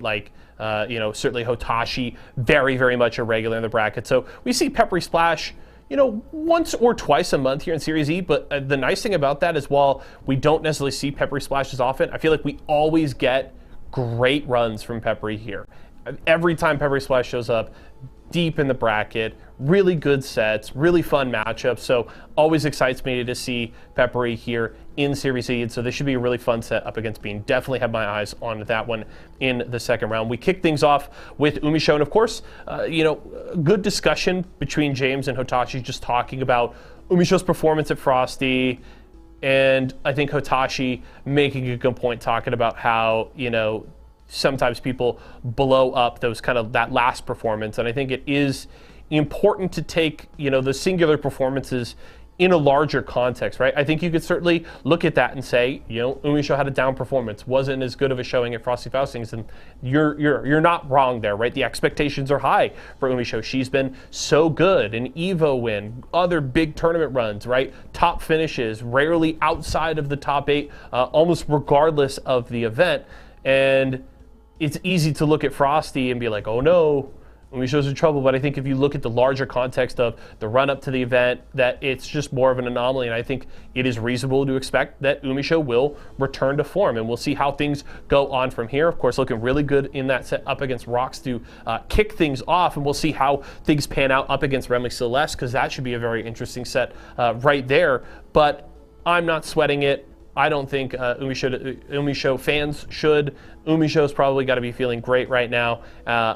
Maybe not super excited about the performance at Frosty, but I'm not concerned. I think she's going to definitely round right back into form, and looking forward to seeing more in the near future. So keep an eye on Umisho here today. The other set, Peppery Splash, already mentioned that they moved on up against Pork Laser, and I love that we got also just a really nice range of character diversity here just in our first 4 sets alone, and that's only going to continue with some of not only the new names, but just the diversity of players that we have coming up in the back half of Winners Round 1 here. The sets we do have coming up, we've got Nubenheimer and Odd Toaster, SQ and MFCR, big fan of that set, Razzo and Taco, and then Adventure up against Stealthy. So a nice, great mix there of characters and different players there, and that'll set up and round out Winners Round 1 and get us really ready for Winners Quarterfinals, which is when things are really going to get interesting. Quick peek just down to the loser side for a quick update. Rox does beat Marvelo 3-1, and of course Pork Laser and Kazam, the other set there. That one underway, but at least one of those sets is taken care of. I believe production is letting me know, though, that we're ready to go back to the casters, jump back into the sets, so I'm going to hit it right back over to Hotashi and James. Welcome back. What's up, James? What's going on, Hotashi? We're moving into the latter half of the bracket here. Let me prattle off some names in the bracket. Nubenheimer versus Odd Toaster. Nago Mirror. Oh, shit. SQ versus MFCR, both very high placing at Frosties. Razzo versus Taco. And Adventure versus Stealthy. I know you're waiting for that one. Yeah, that one I'm definitely interested in, but here we go. Nubenheimer, Odd Toaster. I mean, I know I personally hate fighting mirror matches over here, but I'm sure most Nago players have a lot of experience going up against other Nago players at this point, right? Me and Nubenheimer actually played this mirror for like an hour last night. Oh, And dang. Okay. It's pretty funny. I'm thinking it could be a good, cheap YouTube video to just like upload and farm impressions. What do y'all think, chat? I mean, he's dominating here. Odd Toaster, still has honestly, a ways to go. In I this think a lot of matchup, people it would like to seems. see that. I mean, clearly, number one, number two, Nago in the country right now, maybe even in the world, probably in the world. So I'm sure a lot of people would love to see how that mirror match goes down. So We were just fooling around, but there's it's good to spar a little bit, right? It would have been much more fun. I love hearing Nubenheimer's like shouts of despair as I hit him with something like completely crazy. Odd Toaster biting back. Hold on. yeah. Oh no. Okay. Give Back him throw time here. to grab. Come on, man. He's got Here we go. 100%. It's practically an even match. He can do anything Oh he wants. It's no. not gonna Yeah. kill. Look at He's all in this tank mode. meter. He's Yeah, got burst. yeah, He's got 50%, and now you've used your meter. That is a little spooky. But if you Yeah. can extend the pressure long enough to get meter on your own, then you can protect yourself from a reversal super. Odd Toaster, maybe wisely disengaging. Nubenheimer there's that hanging meter. around Oh! for positive bonus. Might try to force it to a close. Has another 50 in the tank. Okay, now Odd Toaster gets was a hit lethal. there and actually forces the burst out of That's a Nubenheimer. shock that he burst. Oh, good luck. Yeah. Shame. Yeah, just a Good guess try, good try. situation right there. And Wasn't again, what I thought. Nubenheimer, two command throws back to back in in that round right over there. Definitely getting Odd Toaster a little bit itchy right there, trying to counter the throw and just Right. getting frame trapped by that close slash. So I could detect a little bit of stress from the hero of this season, Nubenheimer. You know what I'm saying? Sweating yeah. just a little bit. Odd Toaster, not bad. Pick it up. Try not to lose that first round. Keep that resource lead, and I mean, let's see what you can do. one of the tricky things too is, I mean, you did mention that you guys played for like an hour just recently, and Nubenheimer might be expecting Odd Toaster to do Hotashi things, and if Odd Toaster is doing a different kind of stuff, it might actually throw him off a little bit at first until he starts making those adjustments and realizing the kind of player that Odd Toaster is. Right. Well, the thing you gotta focus. The thing you gotta focus on when you're playing against someone that you don't really know is neutral. Focus on the resource lead, focus on positioning, and then just kind of like you can play from there. You don't have to know like what they know that you know and like things like that. You can just see where they're weak and then respond in turn. Yes. And Oh, the best beautiful. players out there are the ones that are going to, if you don't know the player, after one round, 2 rounds, maybe the first game, might be you'll blood know rage. a lot about that player. Odd Toaster could have ended the round with that last Beyblade, the whiff punish. He's got some fight here. No, this is gonna be lethal. Yeah. Oh, okay. Nubenheimer looking for the Nubenheimer Hotashi even, burst bait. yeah, he even gotta walked take- backwards to try to get out of that range. Didn't get far enough away, but then the Fukio back into the H gonna find the mark. Like, this is what I'm saying. Like, Odd Toaster won that round, but then he completely fumbled it with that confirmed. Like, he could have RC'd, could have comboed harder. Like, there's so many things he could have done, and that's what I'm saying. You just play stable, and then you can kind of see what they do. As long as you just play the matchup okay, then you should never really feel super, super pressed. If you are prepared yourself. Oh, early down hit. Like, this is what I'm saying. Like, you should be feeling so good. Like, not only did you get the first hit, like, think about like Odd Toaster's offense, and it's been maybe made a little middling compared to Nubenheimer, and you're almost done with the set. Like, how many more interactions do you have to win as Odd Toaster to bring this back? Like, you're in the corner, 10% meter. Oh, okay. A little bit of a This is surprise not really offense gonna from be Odd enough. Toaster. I mean, if not, dude, why did you do that? Where's the super? That's what I'm saying. Like, if I was a super, imagine what happens here.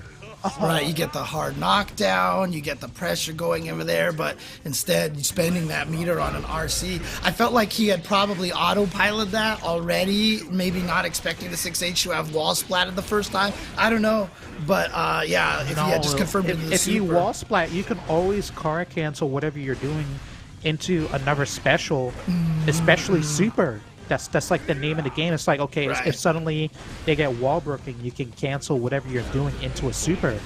Right. Oh boy. And now the corner position here. Oh, stealing a turn with that slash, not going for the last one over there. Nubenheimer keeping the corner position, knows he just needs one more hit, makes the burst, and It's just free to do. Yeah, clockwork play right there for Nubenheimer. All 3 of those games, Autoster could have put rounds on the board and just didn't. You know, there's just too much left on the table. Nubenheimer, clearly superior. Autoster had some moments of brilliance, but you gotta be that good all the time. No slips, no mistakes. Don't leave things on the table. You need everything you can get. Because if somebody just plays good, you're not going to have a chance making all those mistakes. Yeah, again, I mean, though, no better place to get that kind of practice than here at Series E, especially because if you're in this tournament consistently, you know you're going to be playing nothing but the highest level basically all the time. So really, really good practice. And to give you that pressure situation of playing in a tournament where you know if you lose, you're going to loser's bracket and then getting eliminated, et cetera, et cetera. So yeah, again, that's something I don't really think about myself because I've been everywhere. I've been right. Online, Exactly. offline, Japan, wherever. For 2 games in a row, for 2 full games in a row now at this point too. So like the pressure of tournament, I kind of like forget it. So maybe it might be a little bit unfair to Autoster because Nubenheimer's the man, right? And he's playing your character, and there's a lot to think about there. And it's certainly a lot of pressure. And interestingly enough, I felt like at Frosty Faustings, Ramathal kind of underperformed at that tournament over there, but obviously still a very, very strong character. Oh, did she? Oh, I wasn't aware. Dude, I got knocked into losers by Ramathal. This character's so broken. Like, how do you play this character and not like win everything? You gotta be a god to do it. You know what I'm saying? Yeah, free footsies basically with the range on that slash and heavy slash. Very easy to get the sword back in the corners like that. But obviously with MFCR here running with the Leo taking the tournament in the hands of Tempest. But of course that's Leo, obviously strong character, but Tempest also amazing player. So. Well, some Ramathal players say that Ramathal loses to Leo. Something discourse, Ramathal overpowered. Anyways, SQ got the early lead this round, positioning. Miguel, the flash kick from downtown, foul ball. It looks like SQ. Buff on that 2H, man. Buff on that 2H. Better range for Ramathal. And here we go in the corner. Got both swords back, and here we go through the wall. This should finish it. Gone in 60 seconds. SQ taking the first game. That is rough. It was looking a little bit disjointed, like some strange movements here and there. Not the conviction that I would expect from SQ. Seeing Miguel in the corner with full risk, right? Like backing off, playing a little bit sanctimonious. When I see Ramathal against somebody in the corner, I expect dirt. She won anyways, whatever. Yeah, SQ, MFCR, both of them were at Frosty's, if I'm not mistaken. Pretty sure I saw SQ's name in the bracket. Oh, what is that burst? No way. Why would you burst like that? Wait until he mixes you up and then burst at least. Why burst a flash kick? What do I know? I mean, SQ sitting here with the big life lead right now after that burst, but you have nothing to save yourself at this point, and obviously we know how well Leo can mix you up with beautiful RC to slide out of the corner, get out of that 6P range. Oh, God. Okay. Here we go, guard How break. could this happen? Oh, yeah, you can't. Don't fall with buttons against back turn. It's almost never going to work. Dude, how did Miguel win this round? This is so weird. What is going on? What happened? This guy is falling. How did you take the resource differential and the life lead, and then how does Miguel win that? Leo happened right there. Yeah, it had to be like the burst. Like that's the beginning. And now it's off the table again. Yeah, so both players right now with no burst. MFCR right now gonna get the counter hit, gonna extend the combo. Oh no, drops it, but still has the corner position. You see him backing off a little bit, but then SQ found the moment right when he came forward to air dash out of the corner. He's backing off because Ramlethal has an extremely strong airborne escape from corner positions, and he has to respect it. Okay, he needs one more hit here. She's got 100. Here's Mortabato can just RC. Whoa! Dude, why did you do grab punish? Kelly. Okay. Oh no, don't lose.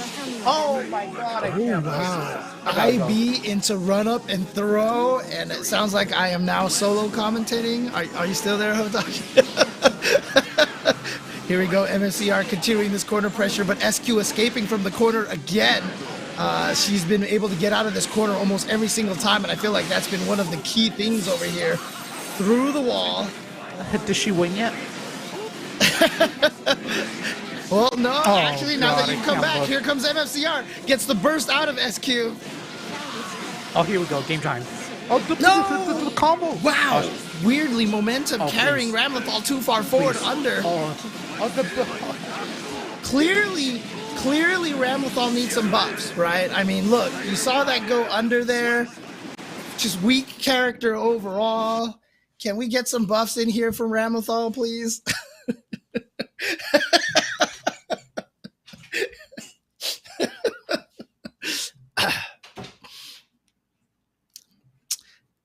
Hello, everybody. Hope you have been enjoying your Series E action here on twitch.tv/esports arena, where we have the highest quality of matches between SQ and MFCR, who are now currently tied 1-1. I'm gonna strike until SQ wins. That's it.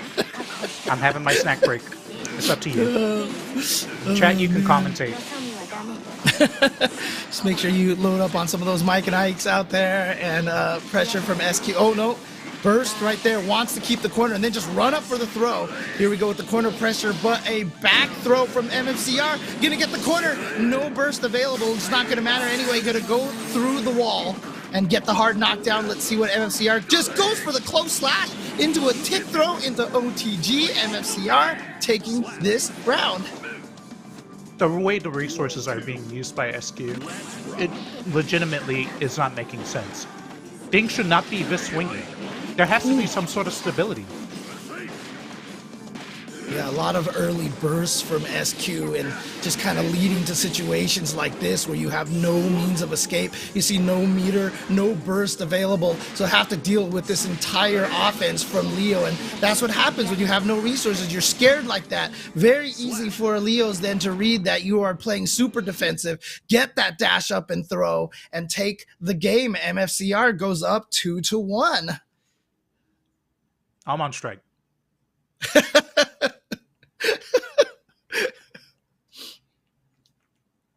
It's up to you. I'm on strike until SQ wins. That's it. Okay, all right. And if SQ doesn't win? All right, who wants to partner with James?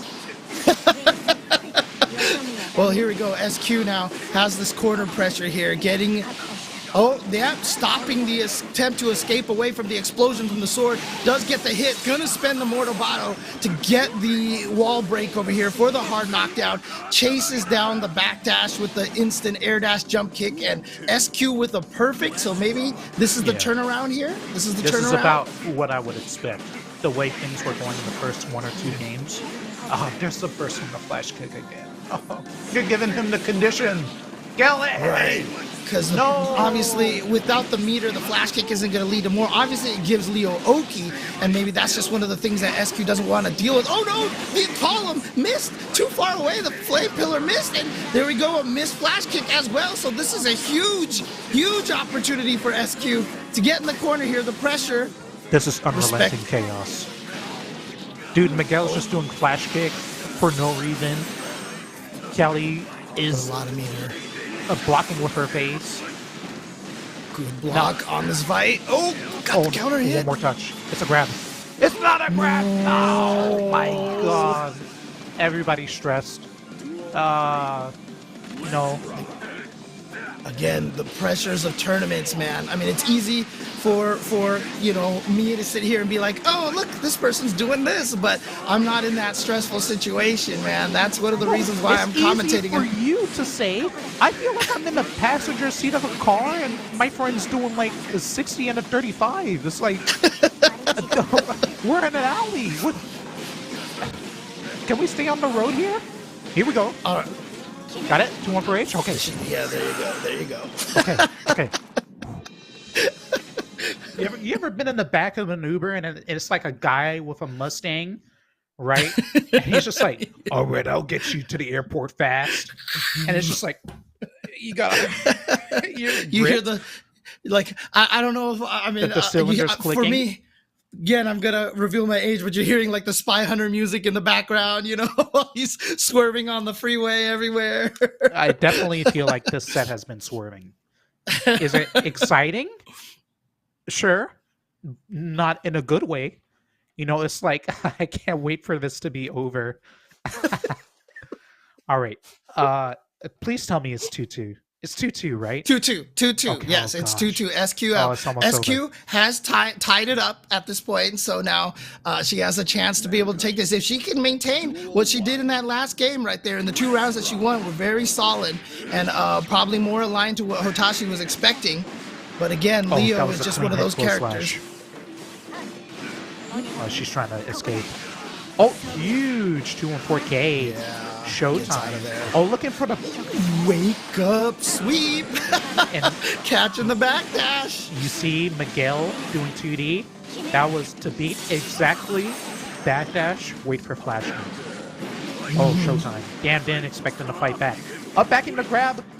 Kelly, if you were looking for grab, then why don't you just normal jump? Oh no. Oh, it's what a PRC. Beautiful. What a PRC to interrupt. Orthobato behind the back. It's lethal. Yeah, there you go. SQ now at match point, but sweaty match point right there. Definitely sweating, because that was a close one. Wake up grab, dude. Punish. Dude, this guy's doing freaking anything on wake up. SQ, you got this. Okay. Boom, boom. Okay. Holding the space. All right, but found the whiff and now be able to get that pressure in there towards the corner. SQ's been able to get away from the corner a lot of times, and here we go. Actually just fights her way out. Did you see that J214X? That move is carrying. Oh, she's gonna win. She's got it. Oh, Miguel's got meter though. Commentator's curse. Don't do it, Hotashi. Don't do it. Don't press the button. No, Kelly. Don't do it. Oh. Wow, no punish. No punish on the 214. I can't look. Tell me what she's won. Oh! Needs one more hit over here. Jumped, chicken blocked the dust. The throw! And SQ takes it with the scramble throw in the middle of just offense and is going to win 3-2. SQ has won. So most importantly, so 2 of the results of SQ winning, she's going to move on the winner side. MFCR is going to the loser side, but the most important result of this is that Hotashi is not going on strike. So Hotashi will remain here for Thank you, SQ. I'm here. I'm clocked in. All right. I was getting some palpitations. That was good games to SQ. That was freaky. That was something. Oh man. Was that something? I think that was something. It wasn't nothing. But it's over. SQ showing up in the chat right here, and I'm sure it was a very stressful match for her as well. Yeah, that was. I feel we're like still that was in a first saga. round. We're still in first round here.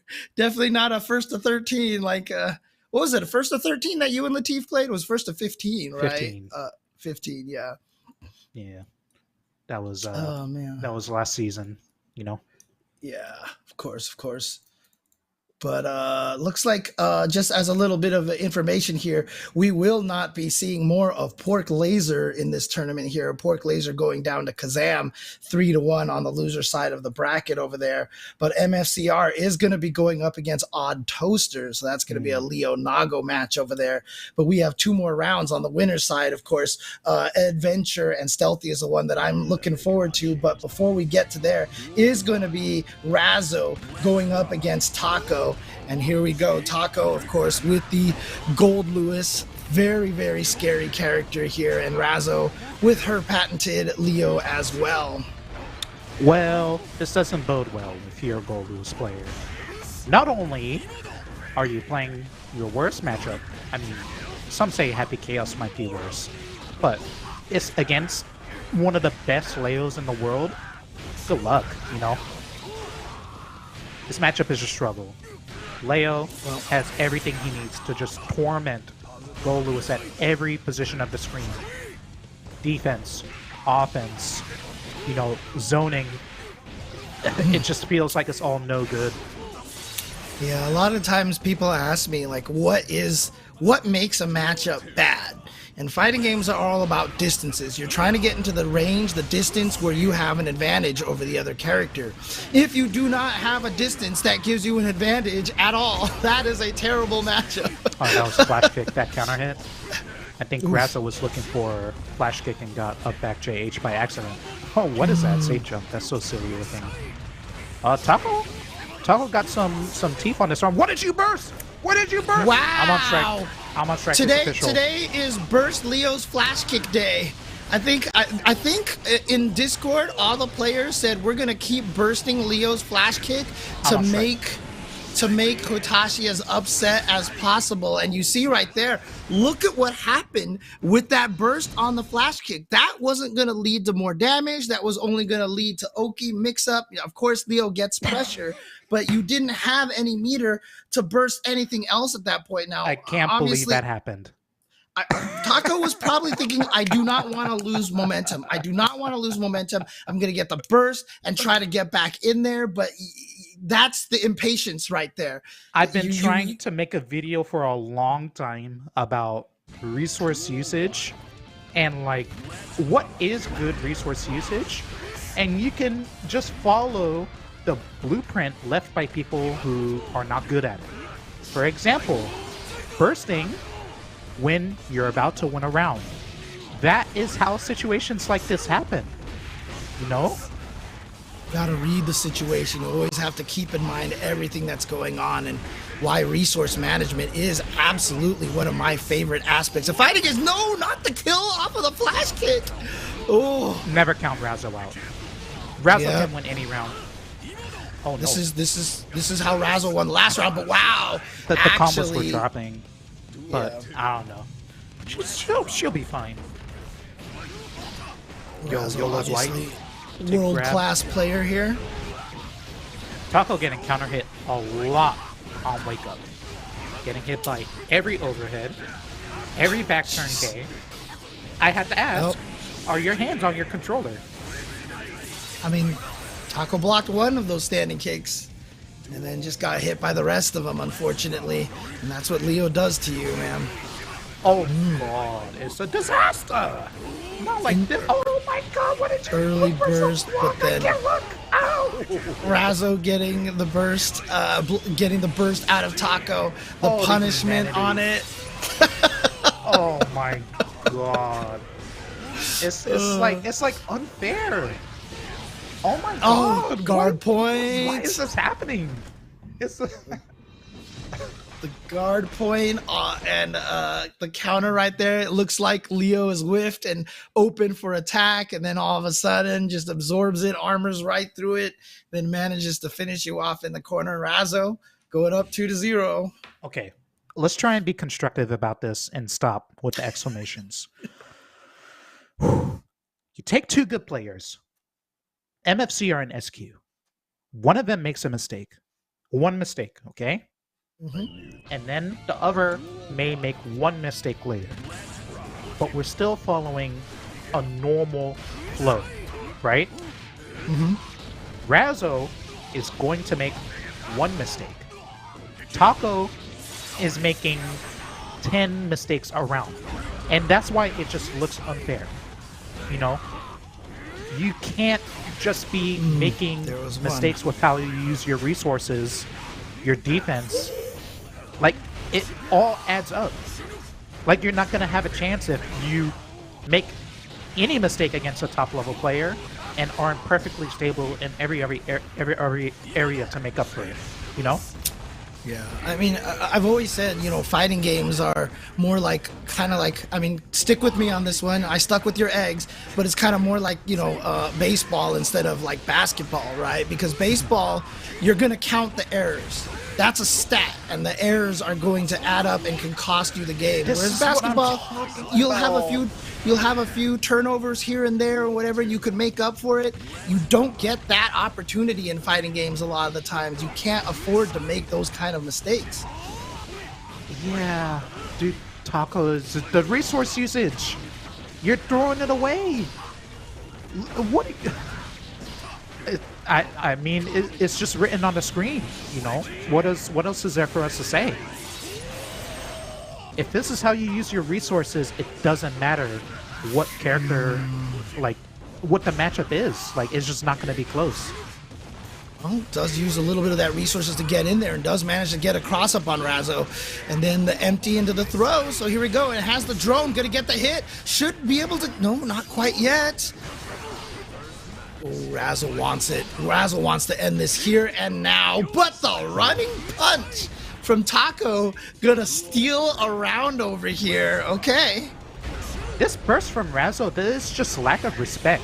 Like, they don't actually believe Taco can make use of the gift of this, like, Razzo not having a burst in this round. Like, Razzo can just play good. Razzo doesn't have to, like, fool around and troll. And it just won't be close in any case, right? Like, there's no reason for Razzo to not just simply play good. The matchup is so in her favor. Like, she doesn't actually need that burst to win. Right, that burst was definitely just, she did not want to play another round. She was just like, I just want to get this done and move on. Right, unfortunately. Taco has proven there's nothing to worry about. That Razzo can do anything. You know? Yeah. But I mean, you know, obviously, you know, for Taco, you know, if Taco does tune into this, you know, what kind of advice would you be able to give to Taco at this point in time to help them shore up their game a little bit? You don't need advice. Just look at the replay. Just look at what happened and use, like, comprehension, you know? It's that simple. Look at what happened and then think about, like, how many more rounds or time you would have gotten to play if you simply did not do the bad thing. Nobody else made you do the thing that was bad. You did it on your own. I mean, like, but was it more like the resource management, the early bursts, you know, et cetera, or just a compounding of a lot of different things? Bursting, look, I'm not telling you that you're just gonna beat Razzo. Getting Razzo round one, that's a bad lot, okay? I'm not gonna blame you for that. But you didn't have to throw your bursts away doing, like, crazy stuff. You didn't have to not block on wake up however many times against back turn. You didn't have to do these things. It's not like you're getting mixed up by Zato or something like that. Like, you were in control. You are always in control to a certain extent, okay? So don't give it up. Right, and that's the important thing again as well. Playing in a tournament like this gives you the opportunity to play against an opponent like Razzo, and so that you have something to look back on and look back at the replays and try to study it as well. And if you keep coming back for these Series E tournaments, you're going to be playing against this level of play all the time. So, you know, just keep getting that practice in there. And yeah, I mean, it's tough. It's obviously tough, and it's one of those hard things playing on stream as well with everybody watching here. But again, it's better than staying at home and not playing at all. That's all I'm gonna say. So yeah, I mean, simply, if you want to be a top level player, if you want to beat a top level player, a true champion, you don't just make mistakes for no reason. because the likelihood that they make a mistake in return is like actually extremely low. Un poquito. You see, James Chen? Un poquito. All right? There's anomalies here and there. Like, you watched Tempest versus Latif. And I'm asking you, James, but yeah, whatever. I'm sorry. Yeah. Latif? yeah. I watched. Yes, of course. Chat, why do you think Latif lost to Tempest? Why do you think Latif lost? Give me one word or one sentence. Two top of the line players. Why did Latif lose? Mix? No. Lost temper? No.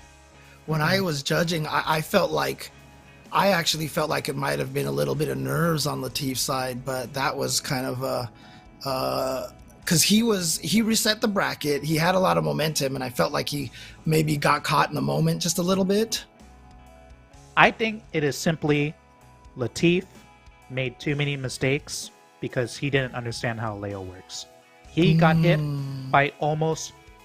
Tempest did about 30 whites that day, and Latif got hit by 29 of them. If you get hit by Aries white, you're never ever going to beat Leo. That's it. Right. You cannot get hit by Aries white unless you're just a god and Leo never gets a turn. Okay? You can't win. It's not possible. That is and that is the one mistake Latif made in that set, was getting hit by his white, and that was enough. Like, forget the burst, like the lack of temperance in some areas. You get hit by, every 5D, every Leo overhead, every this stat from whatever character, you're just going to lose, period. Right. Because the opponent is just going to push you making that mistake over and over and over, and then they're not going to give you something in return, right? So that's it. That's the only... Don't make mistakes. C4's gotta distribute that Leo Bible a little bit more around the EU scene. It looks like, I might have some use for that. Or maybe even watch Jonathan's video, right? Jonathan Tene has the How to Fight Leo video out there, right? That just kind of went over. And again, the key factor to that video, which I really, really liked how Jonathan pointed this out, is like, people have often asked me, how do you escape this situation? And my answer is, if I can give you an answer, it's not a mix-up. It's not a real situation. If there's one way to get out of this, then it's useless, essentially. And the one thing Jonathan was pointing out was that it wasn't how do you defeat it, but giving you all of Leo's options after everything that he does. And these are the things that you have to look out for. And these are the guesses that you have to make, right? It's not going to be do this option select and you escape everything. It's more just like, okay, in this situation, Leo's probably has the option to go lower overhead. In this situation, he's going to go for the throw, etc., etc. And so that's the important thing right there. And so it's a really, really good video to watch. Mm-hmm. And speaking of Leo, so let's take Zwite or back turn, right? Just because you can, if you're good, you can avoid every single offensive option that Leo does. It's hard, but it's possible. Or there's ways to force him to go for like more conservative mix-up, right? That does not mean that Zwite or back turn mix or Leo's pressure is bad. Because if somebody is looking for this number of things that your character is doing, there are going to be things that they're not looking for. Absolutely. Trust. Mental stack. For example, you take Jonathan Tene, Zada versus Nagoriyuki. Tene is looking for bite, looking for frame trap, looking for 5k, 6k, looking for Fukyo back. And then eventually you're going to find the one thing that Tene is not looking for. Oh, what is that? Tene, when he fuzzy jumps, is not taking air grab. Okay, so you just let Tene fuzzy, and then you air grab him until he gets the picture, right?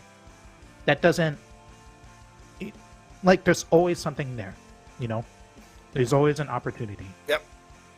again, I mean, the one thing that I've always thought about is like if you have two excellent players who basically know how to handle every situation and you pit them up against each other, how is one person ever winning, right? Why is it just like a stalemate the whole entire time? Hasn't happened yet. Right. And exactly, one, it hasn't happened. Two, like you're never going to find someone to play perfectly. And three, everyone cracks, right? So no matter what level you play at, everybody is going to have that situation where you can actually break them like that. And so that's kind of what you're talking about here, right? So that you could, even a player as good as Jonathan Tene has all this Nago knowledge, you're going to find that one area that you get them to crack. And that's the key to fighting games right there. And so, I want to see if Yeso agrees with this, right? Do you agree with this discussion here, Yeso? Yeah, what you got for us? I honestly think it's a really good discussion, and I think you boil it down to a very good point there, and it ultimately boils down to no player is perfect, right? Even the most practiced player on a character, you've got all the matchups down pat, you're always going to make a prediction wrong, right? Or you're going to miss an input. It's going to happen, even the best players. And I think it eventually then stems into a conversation of different play styles and how you mentally approach these matches in terms of like, are you playing to play as perfect Guilty Gear as you can, or are you trying to be a player that is prepared and adaptable and trying to play off of and being reactionary and playing off of your opponent's mistakes, because ultimately they will come, right? Every player is going to make those mistakes, and I think it's a interesting and difficult discussion because it comes to ultimately there's no right answer, and ultimately the right answer is just going to come down to the way you look at the game and how you think about it. There's a right answer for ultimately each player. But I do think it's an interesting conversation, and I'm glad you guys dive into it there. Hotashi and James getting into the weeds a little bit, and I like it because we had a little bit of a break here. Didn't quite have a set ready to go, so coming in here to the studio just to keep tabs on what's going on. So let's take a quick look at what we just saw. 3 sets in the books there, almost done with winners round 1. Nubenheimer and Odd Toaster there in the Nago mirror, and Nubenheimer continuing to do what he does. Absolutely dominating. 3-0 set there. Will be coming up against SQ, who up against MFCR played a really tight set. They go a full 5 games, and SQ, as of late, has felt really, really good. Starts tournament strong. We'll have to see. These winners round 2 and 3 sets have been the kind of stumbling blocks for SQ as of late, but I feel like almost every time we see SQ coming in, getting these strong, even if they're tight at times, but good early wins to get a little bit of momentum. This is going to be a test, though. Up against Nubenheimer, of course, the Ram Nago matchup. Hotashi can tell you all about that, but SQ going to have a very tough test here up against Nubenheimer, but that should be a very interesting set. And then, of course, Razo getting another 3-0 of their own up against Taco. So that sets up Nubenheimer and SQ, and then Razo will play the winner of Adventure and Stealthy. And just a quick peek down at the loser side of the bracket. Pork Laser and Kazam. Kazam takes the win there. And then Odd Toaster and MFCR. MFCR moves on. And of course, Taco will face the winner of that last winners round 1 set. So that's where we stand, close to finishing out winners round 1 and jumping into the winners quarterfinals. We will have that and more on the other side of this break.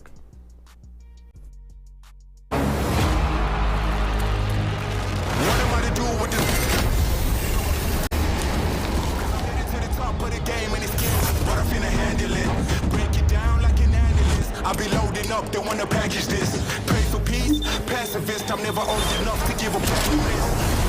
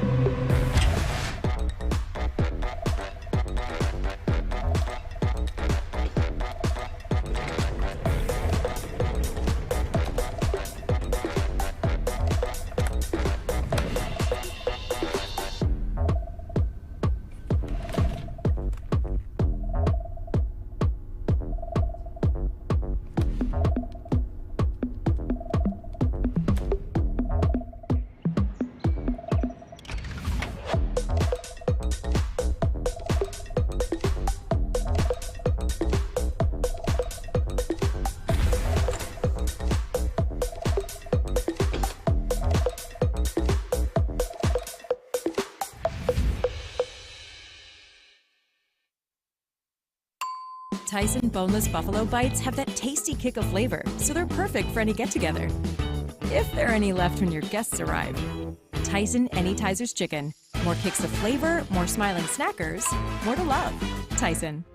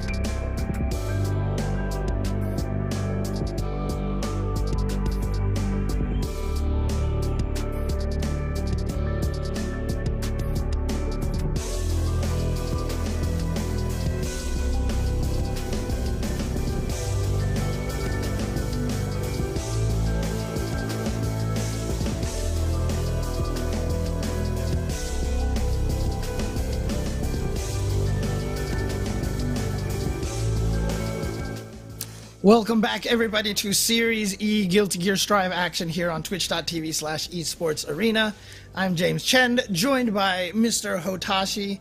Been having some great analysis here, so really just love listening to your thoughts about how a lot of these matches go, and you know, your advice for a lot of these players. It's actually really cool.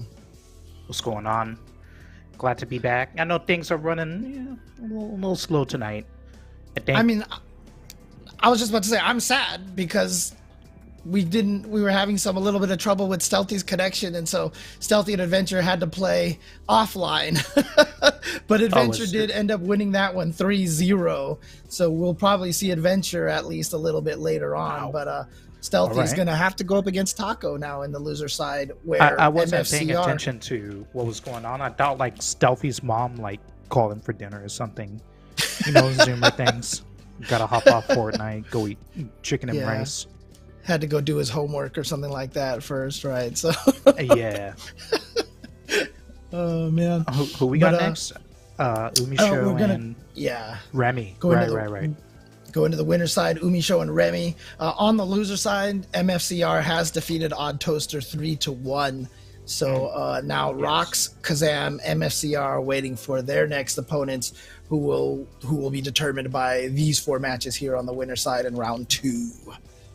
I know there's a lot of players watching the stream waiting to play tonight. Hang on, we're trying to move things along. It's all good. Don't want to go keep you all up until 1 in the morning and so on. It'll be fine. We'll be holding the mic for you. Hang in there, James. Still a ways to go. No worries. It's fun stuff, man. We always get some high-level Guilty Gear action, and you know what? I enjoy it so much. I enjoy watching it. I enjoy commentating it. So, and it's also, like I said, it's really cool to get the kind of in-depth analysis with you here on the mic, sharing the mic with me here. So it's really cool. Yeah, if we get dead air, yo, chat, if y'all have any questions about something that's going on, I'm always happy to talk, help out, answer some questions. I am all-knowing. Unless it's Happy Chaos, then I don't know. Well, speaking of here, Remy Celeste with a great whiff punish at the start with a walk back, but then Umisho, of course, getting in there, and Axel, of course, not having the best get out of their tools here, but has managed to find his way a little bit out of the corner and even avoided the curse right over there. So pretty nice start here for Remy Celeste, especially bringing that wrist gauge all the way up. No, never mind. He didn't go for Bomber. Holy moly. It's so spooky going over Axel's head like that. Umisho playing super patient. I don't know. Is this really it? Oh, we need a bullet. Oh, yeah, nice. Uh-oh. Got a bullet in here. Found one hit. Were you hit. trying to fight back while you were cursed? Strange. Focus up. No, I'm just going for curse. Oh, there's the 2S. This is lethal. Remy, not going to burst. Yeah, gonna let it go. Wow. Yeah, I mean, at that range, I don't know if the burst would have hit, and so maybe it was probably just smart just to try to keep it for this round here. Yes. Well. Yes. Still no positive? Burst. You really want to keep the wall that bad? Wow. Grab. Holy moly. Oh, BRC back. Oh. Yeah. You can do that against safe jump. It can be a little scary if they hit stop OS, but no big deal. Umisho in command of this round. Remy, no burst in sight. Out of meter, out of everything. Umisho out of focus, so I mean, it's just gonna come back the moment that she gets another turn going. Yep. Dude, and focus, if the focus was about to come back. Gonna go for the concentration super instead. Just wants to have that concentration. Let you slump, let you get stuck in the corner, keep this block string going. What a timing on that YRC. And look at that. Remy Celeste here with an opportunity with the pressure. Not sure why she got hit by that JH. Has to get out. The 2S is a whiff. Oh, that's lethal. See ya. Wow, sucks. She ID'd over Axel's head, landed, saw the 2S, and then said, oh, I should 2K 2D. And she still got a punish. Umisho, winner in game 1. Nah, that sucks. Happy Chaos, definitely. There are fighting game characters that are blessed and fighting game characters that are cursed, and I guess well, you know, we harp on Happy Chaos all day, but that wasn't Happy Chaos. That was just Unisho taking like this outrageous risk to like IAD out of the corner. Remy was just barely late with that 2S. Yeah, I mean, as much as we want to talk about Happy Chaos, I mean, obviously you look at the field out there, there's not a lot of people out there who are achieving the kind of things that Umi Show is achieving. So she definitely, you know, you put a character like Happy Chaos in the hands of a player like Umi Show, and that is why you get the results that we get. Yeah, positive. You just get hit by one steady aim and then you're getting walked to the corner. This round is looking like another Umi Show round. Why are we doing IAD back? Okay. Trying to Is bait she still in something out, positive? perhaps? Not sure. Remy fighting back. Let's see if they can get something going here. This matchup is pretty rough. You know, steady aim. There's nothing much to say about it. Throw RC, keep it simple. I like that. I mean, again, it's kind of the same situation as why Adventure just absolutely hates playing against Happy Chaos. You can't play the full screen game against Umi Show, right? With the gunshot that can just shoot you from across the screen. And so Axel cannot play that zoning as well against Happy Chaos that he wants to play. Just at any point in time, you just get shot, counter hit, and then that's it. So let's think about this. Say you're block stringing Happy Chaos, right? And you want to end your block string in a special, like, think about Pot. Pot can do slide head, right? Mm-hmm. And Axel can do rainwater. Now, the problem is, if you do rainwater, Umi Show can just throw the curse ball or do steady aim, and then all of a sudden you're getting punished, right? So how do you, like, maintain, like, momentum, maintain, like, movement? How do you do that safely? Like, see how she's doing reversal steady aim? It's so horrifying. Like, any special you do, it's just like a humongous gap. Right, because there's too much startup on everything, including like the rainwater and such. So yeah, I mean, if you don't have the, are you talking about if you don't have the meter for RCs to be able to keep the pressure going? Whoa, what is this? Water burst. When does she burst? I mean, I think she's gonna win. Yeah. Yeah, there we go. My brain cells are fried. That was Oh no. Yeah, because you were talking about how do you keep the pressure going on Happy Chaos if you cancel into rainwater, it's too slow, etc., etc. And I mean, are you talking about situations where you don't have meters so you can RC and keep the pressure going? You know, if you're out of resources. I honestly have no idea, because the moment you block something as Happy Chaos, like, you can just start doing a reversal curse ball, and it's very hard for Axel to stop, right? And if she gets cursed down or does reversal steady aiming, you're doing rainwater or trying to repressure, like, you're going to get hit, or you're going to end up blocking, and then that just starts the chain of despair, you know? Right. Remy So Celeste, Remy see has to play respectfully. Umi Show has already shown she is willing to just do steady aim out of nowhere, right? Great double jump. back. Whoa! What is this VRC? I mean, whoa! No! Oh no, the bomber cancel missed. Bomber. It's a little Fortunately- bit safer in this game, so luckily no punish. Full clip. I like that. Using meter on the super focus. Gets the curse down. Here's the steady aim. Yeah, Remy has to play much more safely. Whoa, swinging a little bit.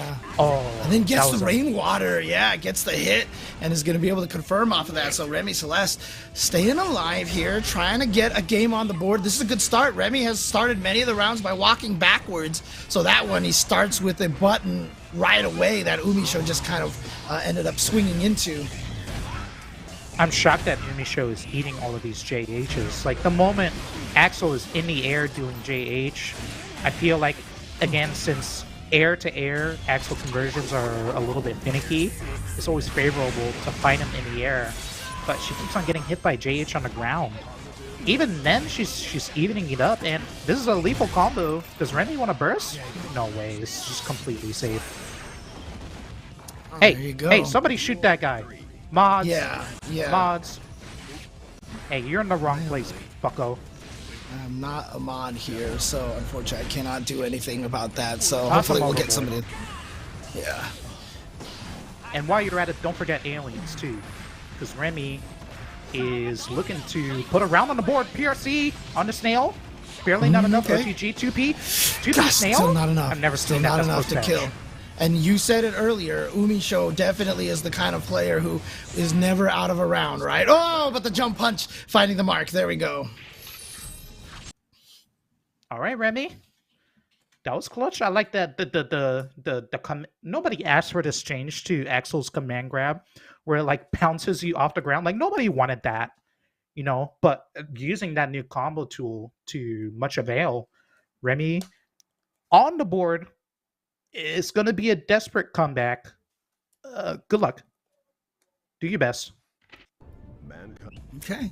Well, it's good to get one game in there. Hopefully Remy can try to take some of what he learned in that matchup here. Oh, no. no. This is positive bonus. Are you going to burst? No, she dropped the combo. It's okay. Focus up. That's a clean hit. That's more than like a loose hit conversion. That was 40%. Oh, boy. And the then super. we're going to get the slump. No, Messed he's it just up? going to like take the slump, I think. Hello?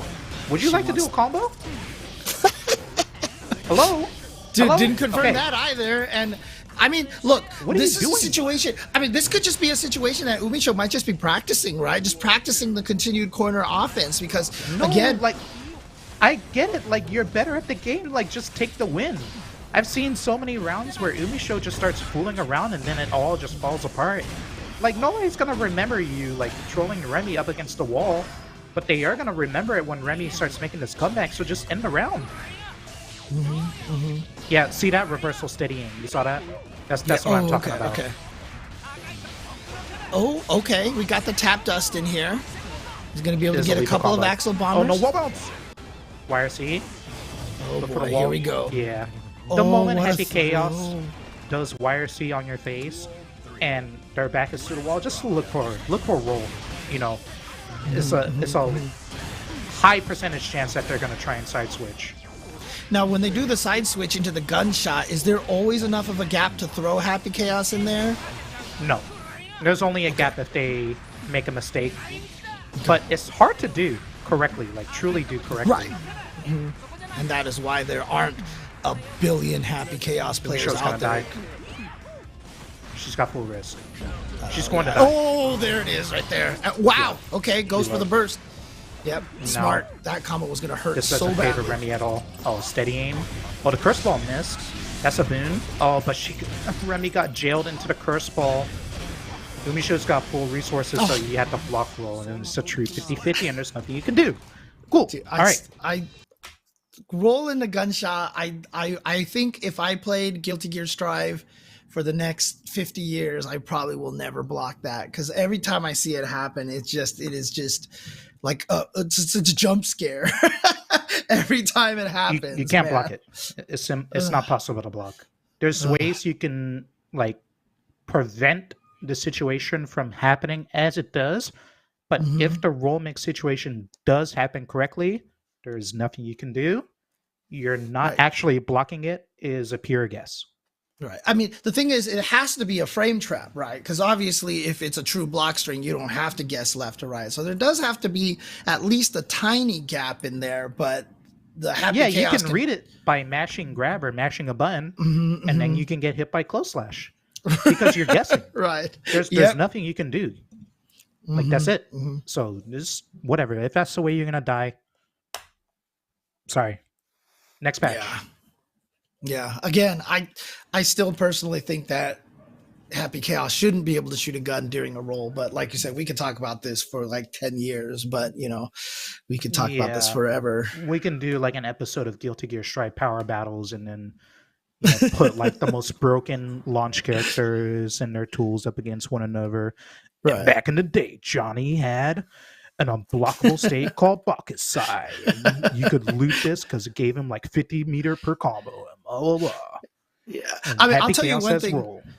I actually can't. I hope that they put Johnny in this game just so they can. I mean, again, I'm a Johnny player, and I want them to put Johnny in this game just so they can get rid of the Bacchus Sai mechanic because I feel like it's never worked because it's either been broken or useless. Like they've never been able to figure out how to balance it properly. So you know what? This game has eliminated mechanics. Just get rid of Bakusai. Just leave me with my miscancels, and I'll This be feels happy. like an argument from like 5 years ago. Ooh, here's a little classic Peppery Splash versus Bean. This one we saw at EVO in 2022. Yeah, this is going to be a good battle right here. This is a top 8 match here at EVO. Oh, JD up against the drill. Well played. Bean, we need a positive bonus. Can Pep escape the corner? Wow, tricky. Jumping and then landing with the 2K2D. That's what you got to do to escape the corner against these pressure characters. Is you got to be crafty, but just can't get the pressure going. In the corner again. Faultlessing. Can we get 50% meter? That would be pretty good. I don't think you're going to do it. Oh, Pep. Okay, here we go. Frogging. Can we get an unsummon? No. Oh, nice. You see how Bean was just walking away from all of Eddie's attacks and then suddenly just transitioned to the offense. Caught Peppery Splash off guard. Splash just a little bit focusing on trying to get in there with that Eddie. And now here's this corner. Here's this corner. We're going to start with the command grab. It's going to do a ton of damage. Very aggressive. Damping. Is this safe? Oh, yeah. You got to deal with this now. Maybe pre-patch he would have been able to DP Zato as he jabbed his hand into the air, throwing the sword, but not anymore. It's a little buff to Zato for his consistency on offense. Go Peppery Splash, taking that one with a perfect. Who's going to get on the board with game number 1 first? Well, this is a problem for Bean. He is stuck in the corner over here, but that Eddie gauge is out. And so Bean finds the opportunity to try to get that offense. That's a great trade for Bean. Pep needs some help. Oh no. Is this lethal? No. I feel like if Bean went for the Marvello combo, the wall run, it would have killed. Let's see if it would have mattered. Uh-oh. No! Pep, what are you doing? Yeah, definitely an execution error there. That just lost all of his momentum right there. That was, that's a brutal one right there. That's a brutal one. That 6K, that's like slipping on a banana peel. Oh man, it's like... I know they buffed the move, but do Zatos ever use 6K on purpose? I swear, like they never do. I still don't see it. He doesn't need it. 5D is 20 frames. You don't need 6K. Right. They don't want that move to be good either. It's always been really good. So there's no shot that is just useless in this game. But Zato's still so strong, you know. Alright. Pep on the board early. Any unsummon? There it is. The pressure continues. Beautiful burst. Even though that looked like a weird hit on the Eddie drills, that was going to be a full conversion. Oh, there's that jump dust again. There it is. Get the corner carry. Is this going to be a wall splat? And he's going to have the super to be able to get the hard knockdown as well. Probably he's going to set up maybe a safe jump here with no meter. Yep, there it is, the safe jump. He gets the pressure in the corner. That was 2PRC. Out of the recovery of the PRC. That is rough. Pep, no burst in sight. Back to the wall. Bean looking pretty good this set. Looking really strong. Nice match against Eddie. Dude, he's gonna hit meaty. He's afraid of damping. He's just holding up back. You can't just hold up back really. You know, you have to block on like up or fuzzy jump. Got the burst here, so now Peppery Splash gonna try to take this as a momentum over here, but he's out of the Eddie. You can see they're throwing out the 6Ps, trying to stop Bean from advancing forward. He's got the Eddie, but is he gonna have the chance to summon Eddie at all? Okay, here we go. Big opportunity for him. Gonna go for the side switch and gets the hit at the same time. Executor. Showtime. One touch. We might get a DP. No, doesn't go for it. He's going to trust his own defense. No, too far away. Too far away for the YRC. Too far away. He's hoping that Peppery Splash is going to dash a lot more forward, but Peppery Splash staying right outside of that range. Careful with that overhead. Uh-oh. Yeah. Oh, the burst bait is good. Peppery Splash fighting back. Resummon up against the wall. You have to block all of this. Damn thing. Unblockable into the frog. And it's positive bonus. You got one touch. One touch is actually almost was kind of beneficial to Bean to have that splat happen so fast. And so here we go. Bean going for back-to-back throws now. What's the pressure here? Gonna keep going, goes for the throw again. Now you gotta watch out for the 6K. He almost had the meter for the 6K. Oh, he tried to get fancy. You know, Bean was working on this comeback, but I felt like the round was lost when he did this round start BRC into air grab. Like, that's not really going to win you the round when you're that far behind. So it's no shock to me that even though Bean is getting all of these grabs, he's still lost. You know, because any touch Pep gets, 5P YRC, grab, air grab, you know, summons auto into block string you to death. Like, he can do anything. So using your meter like that so early and not getting a massive hit is just not going to be enough. Oh my god, catching the back dashes. Chase. Yeah, chase down the back dash. Nice read from Peppery Splash. But here we go. Now Bean has the corner position and going for the throw again. He's been going for that a lot, and that's always going to set up the free meaty situation. Oh, no punish in time. I think Peppery Splash is going to take note of how Bean is playing. He's like almost always backdashing so many times in these like loose situations. Like, look at that. He's just backdashing. He could have easily blocked whatever Pep was doing. And Pep he's trying to catch on. Oh, no wall break. Not enough to kill. Yeah, no splat right there. Okay. There it summon? is. The YRC found He's it. just doing summon. He's not doing a button. Okay. It's going to be hard. Oh, nice whiff. First Rekka. Sko in with the low from the second one from downtown. Going to take that game sneaking away to get that hit. And he has the corner position again. All right. Fighting his way out. Look at these backdashes. Pep knows. He knows it's just not working out. Wow, what a answer against Eddie. Kick Eddie, cancel RC, and still manage to hit Zato afterwards. And now look at this, Peppery Splashes. I'll show you backdash. Oh, there it is. There's that. No, Ooh, dude, Pep? What? Pep, you good? Is this a kill? Maybe. That's probably gonna be dead. Yeah. Where's the super up against the wall? Execution error, maybe? Yeah, I mean, honestly, might be one of those situations.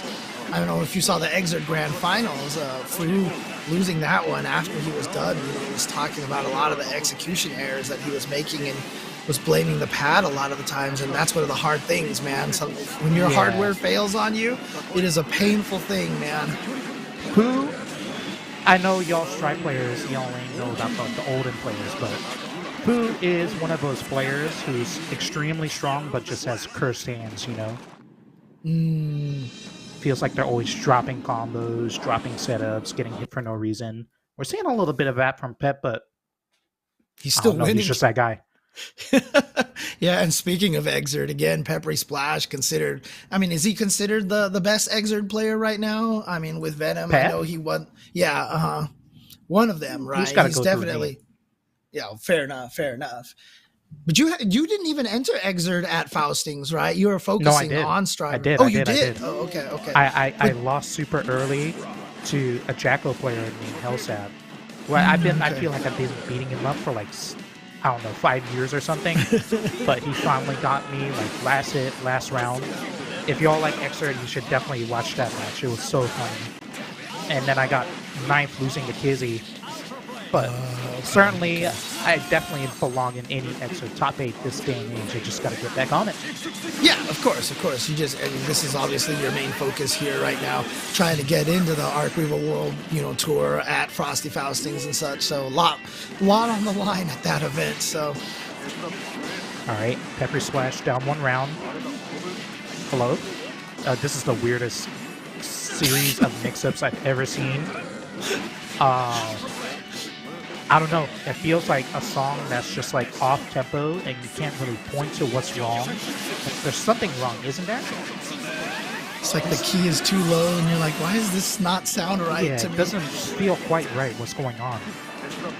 Ever done like that? You go onto YouTube, look for a karaoke version of a song. You can tell it's like way too high keyed or low key because they don't want to get a, copyright strike. Right. Okay. No. Oh, he could have DP'd. I understand why he didn't, though. Oh, no, this is lethal. Oh, yeah, you're dead. You're dead. You're dead. Holy moly, the first stage. I can't believe this. being baited burst, you get Pep dead to rights. Dude, just take the burst. Sometimes, I mean, yeah, a lot of times the players just, I mean, obviously it feels good to predict the burst and get it out of there, but sometimes you just want to be like, you know what, just use the burst, you know what, and if you don't, I kill you. Oh, well, speaking of baiting the burst, oh, you got your dust combos here, nice. Was this optimal? Probably not. Oh my god. Well. Oh, you might be dead. You could be dead at this point. You do have a burst, but you're not going to be able to use it against Zato. No way. And he's just going to get a free push to the corner over here. So how are you going to handle this? Are you going to burst in this situation? No, you just jump out. Raw jump out. Up forward. Holy moly, I can't believe that worked. That was not the choice that I saw getting Bean out of that position. But damn. Dude, he jumped through the frog. Jumped through the command grab, like, what's next? He's just up forward? Oh my, not even chicken blocking, look, just look, up look, forward. When you're up against offense in Guilty Gear Stride and you want to evade a command grab, plus you jumping forward, I think, is an underappreciated option. Because the likelihood is that you, not only do you avoid the grab, but you also side switch, and that's so huge. Okay. Oh my god. Oh, everything's nice. going Bean's way. No super though. Oh, well. Gonna use that meter to get in there. Yeah. And then just go for the low into the overhead instantaneously. Bean is on match point. Here we go. It's not looking good for Pep. Good start for Bean here. No burst. Wrist cranked. Yeah, Bean. good blocks on the second hit of the Rekka, though. Gets your turn in that situation.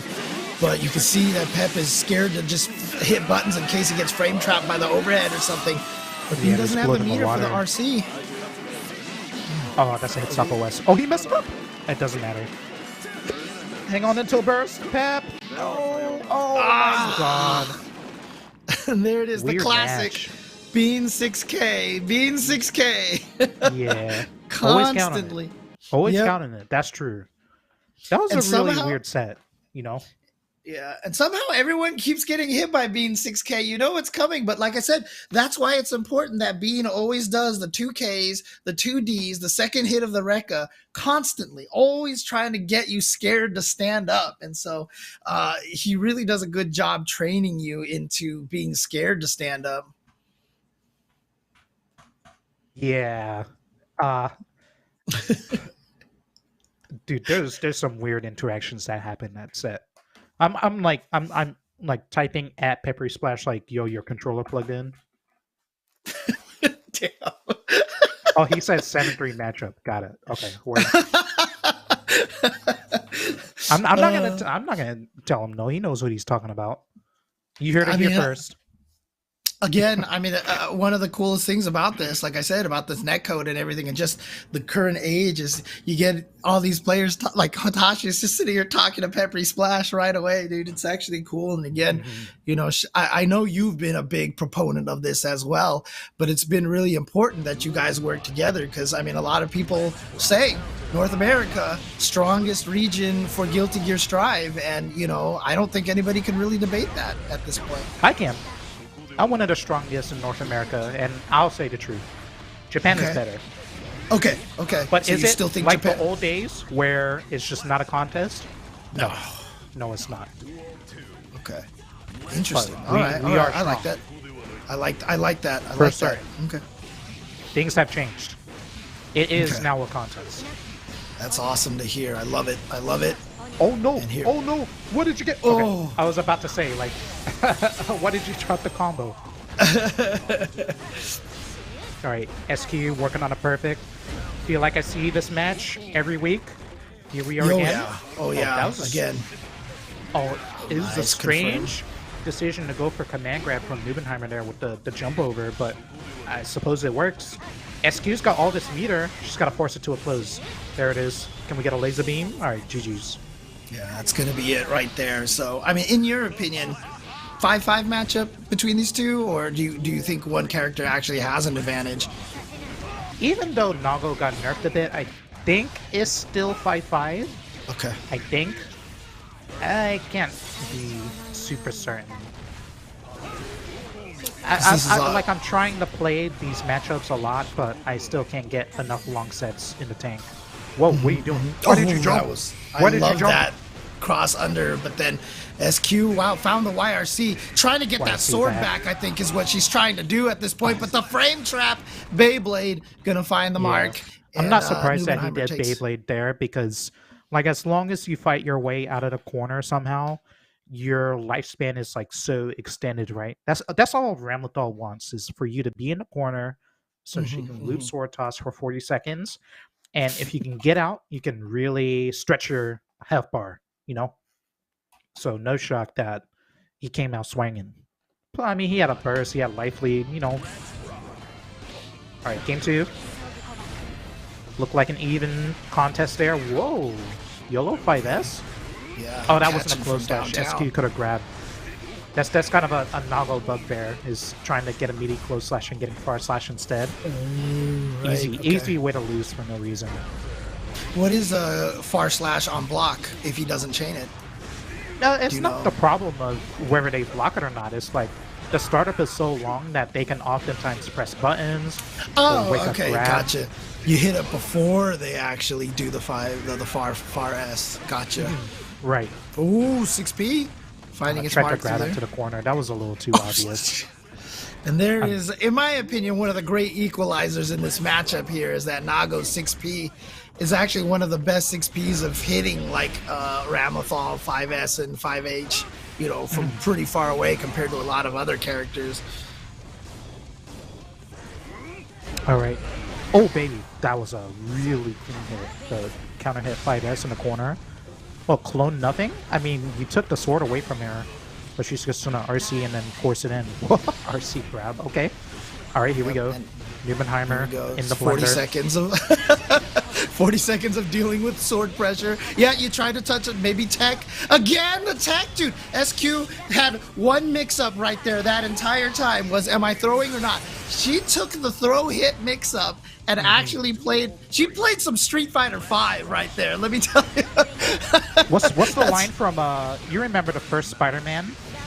And the Bonesaw just says, like, it's 2 minutes of playtime. That's that's what it feels like when you're blocking Ram in the corner as Nago.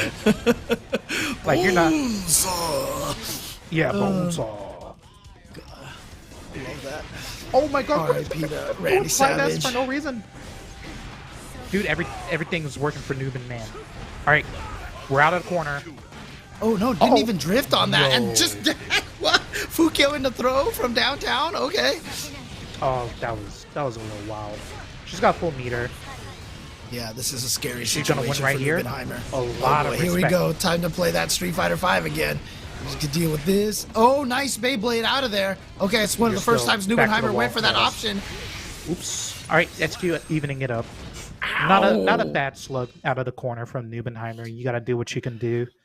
Yeah. I feel like I was supposed to say, I feel like that, you know, there you saw the nerf of Nago. I don't think he would have died if they didn't have nerfed that blood gauge life right there, because he had one whole bar there. But then again, Morobato does do a lot of damage.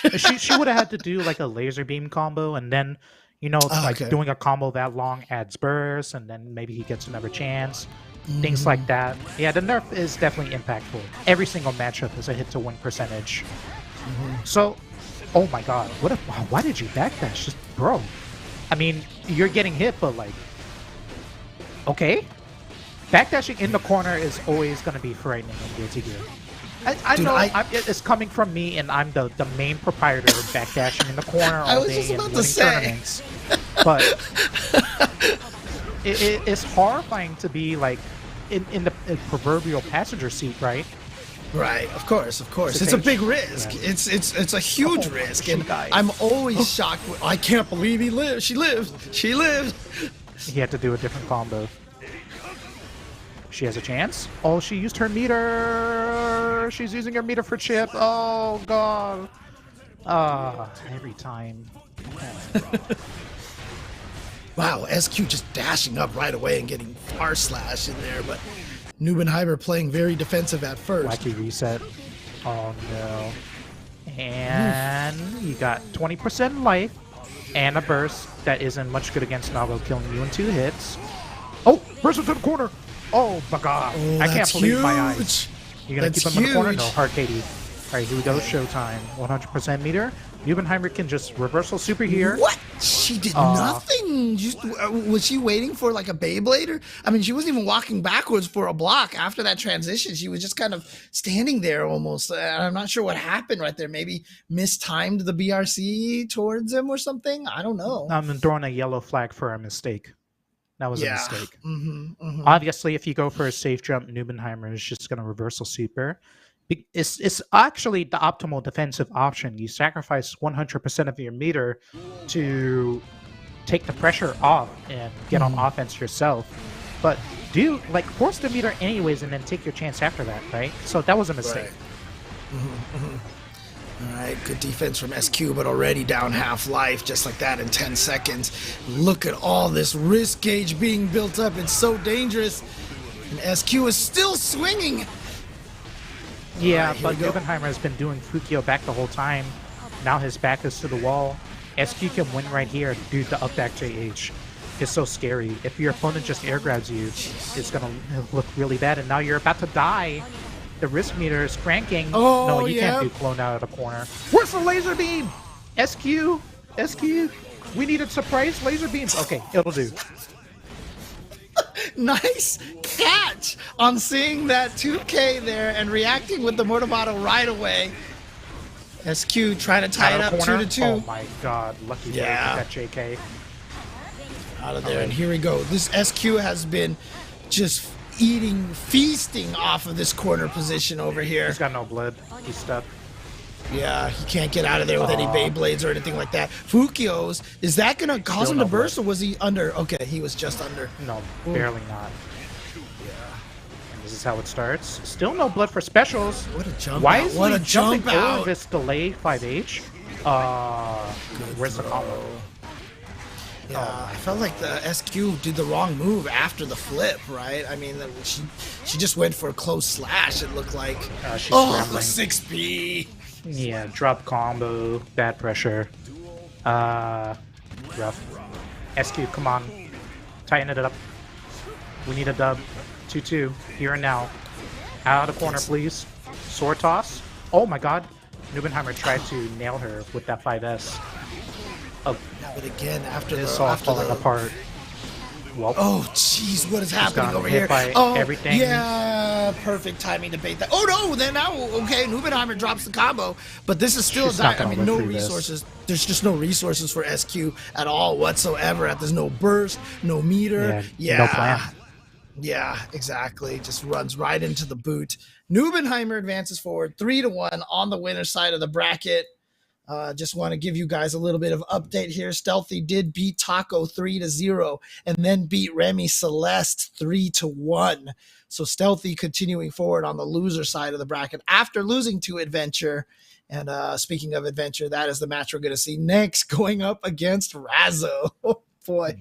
I suppose the best thing to do would just be to move on from that match. I feel like it should have just been 2-2 and then we're looking at a final game situation, but too many mistakes. It's simply too many mistakes. That's that theme again right there. Too many mistakes. Again, it's especially in a game like Strive where any small mistake is just the biggest momentum swing in the world. Yeah, super amplified. Yeah, it's very, very scary. It's very scary. I mean, I know I've talked about this in like Marvel games in the past as well. You know, you make one mistake and that could just be the end of your entire Then you get game. touched by Virgil, and then he does X Factor 3. And then you lost one character, you lost your last character, and now Doom is coming in. I'm like, Doom's not going to fight Virgil in X Factor. Nobody is. Hidden missile. Yeah, right. Dude, he's going to teleport behind you, nothing personal, kid. Helmbreaker you. That's exactly what Nago does, you know, if you give him a chance. Oh, I mean, a lot of the characters in this game are like that, right? Once they just start getting the momentum. I mean, we see this a lot in modern fighting games. It's really, very offensive, right? I mean, we hinted at the Tekken situation before. It looks like they're even going that route with 8 potentially. Oh, ow. Here we go. Razzo. Not a hard knockdown, though. And Ed has the BRC available. Something modern fighting games, you know. Yeah. Oh, beautiful flash kick. Oh, this is a win. Yeah. I'm not shocked that she went for the flash kick there. Just to make sure. Just to make sure. Yeah, just to be sure. Ed working on 50% meter. This is not a kill. Okay. Maybe taking positive bonus. No, once a corner. Go. Now you got to deal with this. The tap dust. Razzo had a Razzo chance. not expecting that at all. Yep. Close. Looks good for both players. Nice clean match here.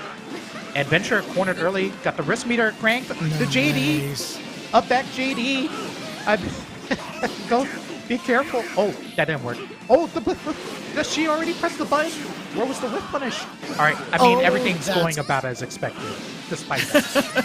Well, not dead quite yet, but I mean, this is one of those hopeless situations there. Even if you are kind of, even if you are Jacko and can get that corner pressure, it was not looking good. Right.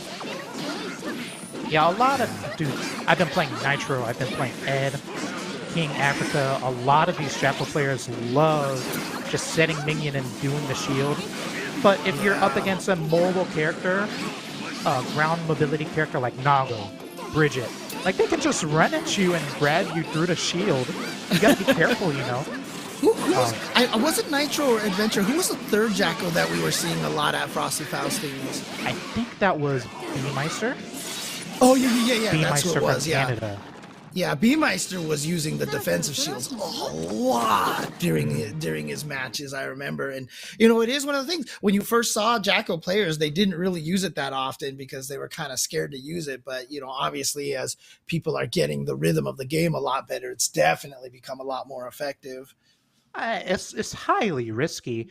But when you're up against a character with, like, dominating ground tools like Leo, you got to kind of make something up, right? So varying your options like that.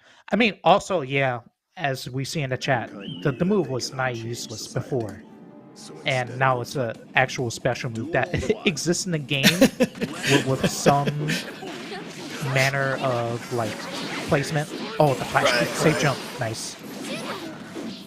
Yeah, shout out to Jonathan Tene in the chat. Oh, turbulence, not the choice. Jonathan Tene, of course, with a great performance at Frosty Faustings as well. Oh boy, here we go. And gonna go for the super, get the hard knockdown here in the corner. Could this kill? Yeah. Barely not. Oh no, never mind. Oh gosh. I thought that wall break was gonna be enough. No. Razzo thought she was gonna get 50% for the flash kick RC, but it was gonna be hard to win nonetheless. Game 2. The whistle, -3, making that 2D so good. Oh, YOLO 5H, holy crap. Everything's going Ed's way, positive bonus, holy moly. Razzo's gotta be frustrated, nothing's working.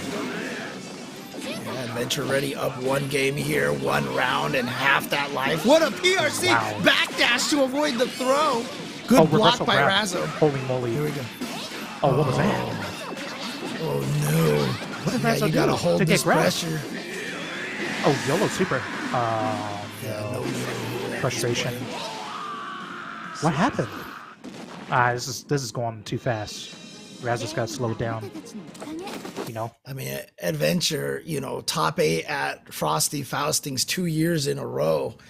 Previous year was that epic match with Flash in top 8, and then top 8 this year as well. Mm-hmm. So Adventure, I mean, always doing well at Frosty Faustings. Hasn't won a Series E event yet, I don't think, but I feel like Adventure is definitely. Too much happy chaos. Yeah, fair. There you go. This is just what it comes down to. Yeah, the shield move is very good against Leo fireballs. I think the best thing to do as Leo is just keep moving forward. Don't let her get set up. Wow, what a grab. Another flash kick. That it's just not going to work. Avoids the flash kick entirely. It's going to be huge damage off of that super. Second order damage. That's another safe jump. Wow. Oh, I'm shocked that she could still hit the minion before then. Ed taking every grab. Oh, yeah. JD, when you use it that way, it's going to be plus. And the screen moving the minion towards Razo as she IED'd in. A shame. Okay. And working on a 3-0. Razo needs some help here. Would not have Holding expected the this. burst. If I was a betting man, I would not have guessed a 3-0 victory for Adventure over Razo, but that is what it's starting to look like over here, because look at this, it's going to do some big damage here. Is it going to be close enough for the wall break here? No. Just packing on the damage, that's all you need. Keep it stable. Keep Razo jailed. Running. Yeah, the run acceleration. No. Frustration. That should do it right Shame. there. Yeah, definitely a very, and look at that, a quick quit as well. Definitely a lot of frustration on Razo's part there. So I'm not sure, what was going on in that situation. But like I said, I would have never guessed a 3-0 for Adventure out there, but Adventure looking really solid in that matchup. Rough. I mean, the first game was really close, and then things started to swing out of control. A lot of reversal flash kicks against safe jumps, reversal supers, just clear frustration. Jacko is one of those mentally tough characters to fight.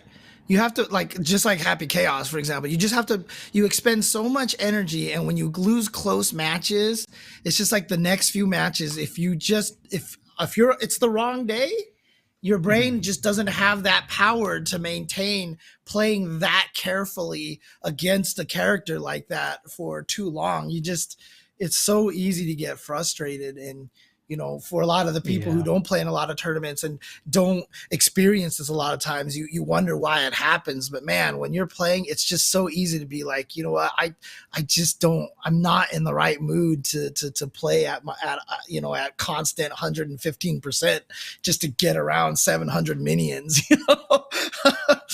I mean, I'm no surprise that Ed is playing so well, because any matchup where it's not Ram and not Happy Chaos, he's like, yes, I can do this. I've talked to him about it before. Good try for Razo. She'll be going down to losers to play against Rox Bridget. And right now on the SQ stream on Twitch, we have Kazam versus SQ, and it looks like it might be over. I see a GG's. I'm just trying to figure out what did I start, Zone Boy? You keep telling me I started something. I'm not sure what I started. Oh man. Yeah, it looks like SQ takes down Kazam 3-1. GG's. Oh really? Okay. So no more Testament. Yeah, Testament very rarely seen, and there's a reason why. It's Happy Chaos and Ramlethal. You're gonna see a recurring theme with the quote unquote meta of the game. So yeah, for sure. I mean, obviously those two characters have always been eaten well. I mean, every time a new patch comes out, you're like, so how are they going to nerf Ramlethal? And it's like, buff. You're like, what is happening here? What is happening? We've seen it in Guilty Gear Xrd that they want, whatchamacallit, a easy, popular character to be strong because they think it's funny. I've heard from some battle designers about that, right? They're not actually trying to balance the game. They want some characters to be strong. So we'll see if Ramlethal actually shifts position. You know what I'm saying? Okay. Well, I mean, speaking of extremely powerful and almighty, let's throw it back to Yeso back in the studio and see how he's feeling about these matches. I mean, James, hey, I'm feeling pretty good with you gassing me up like that. Almighty power. I don't know. Let's calm down on that front. All right, I'll leave that to you and Hotashi. But that's first 2 rounds done on the winner's side, and some really interesting results. And I love the point Hotashi talking about Adventure. Right? If you don't have to run into the Ram or the Happy Chaos, Adventure's feeling great. It was only a couple of weeks ago where Adventure was joking about going back to Anji Venture after running into Umisho. And we'll have to see how things shake out. Of course, Umisho on the other side of the bracket here today. So at the very least, with SQ going down, Adventure doesn't have to worry about the Ramlethal or the Happy Chaos yet. But if things shake out in Adventure's favor and Umisho stays alive, that will end in winners finals. But we'll have to see how things shake up. But just a quick rundown of what we've seen here. Umisho taking down Remy Celeste.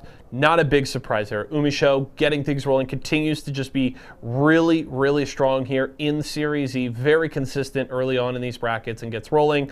That matchup with Bean, though, is going to be a fun one to watch. Of course, Bean going a full 5 up against Peppery Splash. I told you guys earlier on that I had my eye on that matchup, and then Peppery Splash is consistently really good here in Series E and gave Bean all that he could handle, but Bean ultimately does take that set and move on. Then, of course, Neubenheimer and SQ, and Neubenheimer taking care of business, continuing to show that Neubenheimer is the premier Nago player right now and looked really good in that set. It's going to be interesting, though, up against Adventure, because Adventure's looked dominant today, really carrying the momentum from that really good performance at Frosty this past weekend, has yet to drop a game in the first 2 sets here on the day, taking down both Stealthy and Razzo. The Stealthy matchup, and no knocks against Stealthy, but the Axel has just not been as good of late. Stealthy has been consistently struggling in Series E at the very least. Of course, young kid, very, very talented. Sky's the limit for Stealthy there, but the struggles have certainly been there as of late. But a 3-0 set up against Razzo, that's really good. And you could just tell that Adventure was playing with a lot of confidence, and Hotashi touching on it, that outside of those other 2 matchups, Adventure feels like really anybody can be beaten, and I think it really showed in that set. We'll have to see if Adventure can keep that rolling, though, up against Neubenheimer. Quick check-in on the loser side. Great job by Hotashi checking in on SQ's stream there, seeing the win up against Kazam. Peppery Splash, unfortunately, getting caught with a couple of tight matchups in a row. Loses the 3-2 to Bean, also loses 3-2 to MFCR down in the loser side of the bracket. So unfortunately, Peppery Splash going out earlier than I definitely would have expected here today as MFCR moves on. Also, Stealthy, though, staying alive on the loser side of the bracket, was able to beat Taco, also beats Remy Celeste, so does have a matchup against MFCR. So getting the momentum going on that loser's bracket run, but this MFCR set should be a pretty tight one, so we'll keep an eye on how Stealthy's able to do down there. And then, of course, as Hotashi mentioned, Razzo up against Rox in that set, up against the Bridget. Of course, the winner of that one will have a date with SQ in the next round of losers. So that's where we sit right now. Really curious on what your picks are for the next round here on the winner's side. Umisho versus Bean, Neubenheimer versus Adventure. I'm going to spice it up a little bit. I'm still going to take Umisho up against Bean, though I think it's going to be a tight set. I'm taking Adventure over Neubenheimer. I'm buying into the momentum. Adventure looks really good today, has yet to drop a game. I don't think that we see another 3-0 from Adventure here. Neubenheimer's cooking, looking really strong, and that Naga matchup can be a bit of a nightmare, but I still think Adventure can get it done. So I'm going to take Umisho and Adventure in winners finals, and then would probably pick Umisho in that matchup. No Adventure, we know Adventure doesn't like it, but anything can happen. So we'll see how it shakes out. Production, are we going back to casters? Let's do it. Awesome. We've got more sets to come. Winners semifinals on deck. Let's hand it back over to Hotashi and James.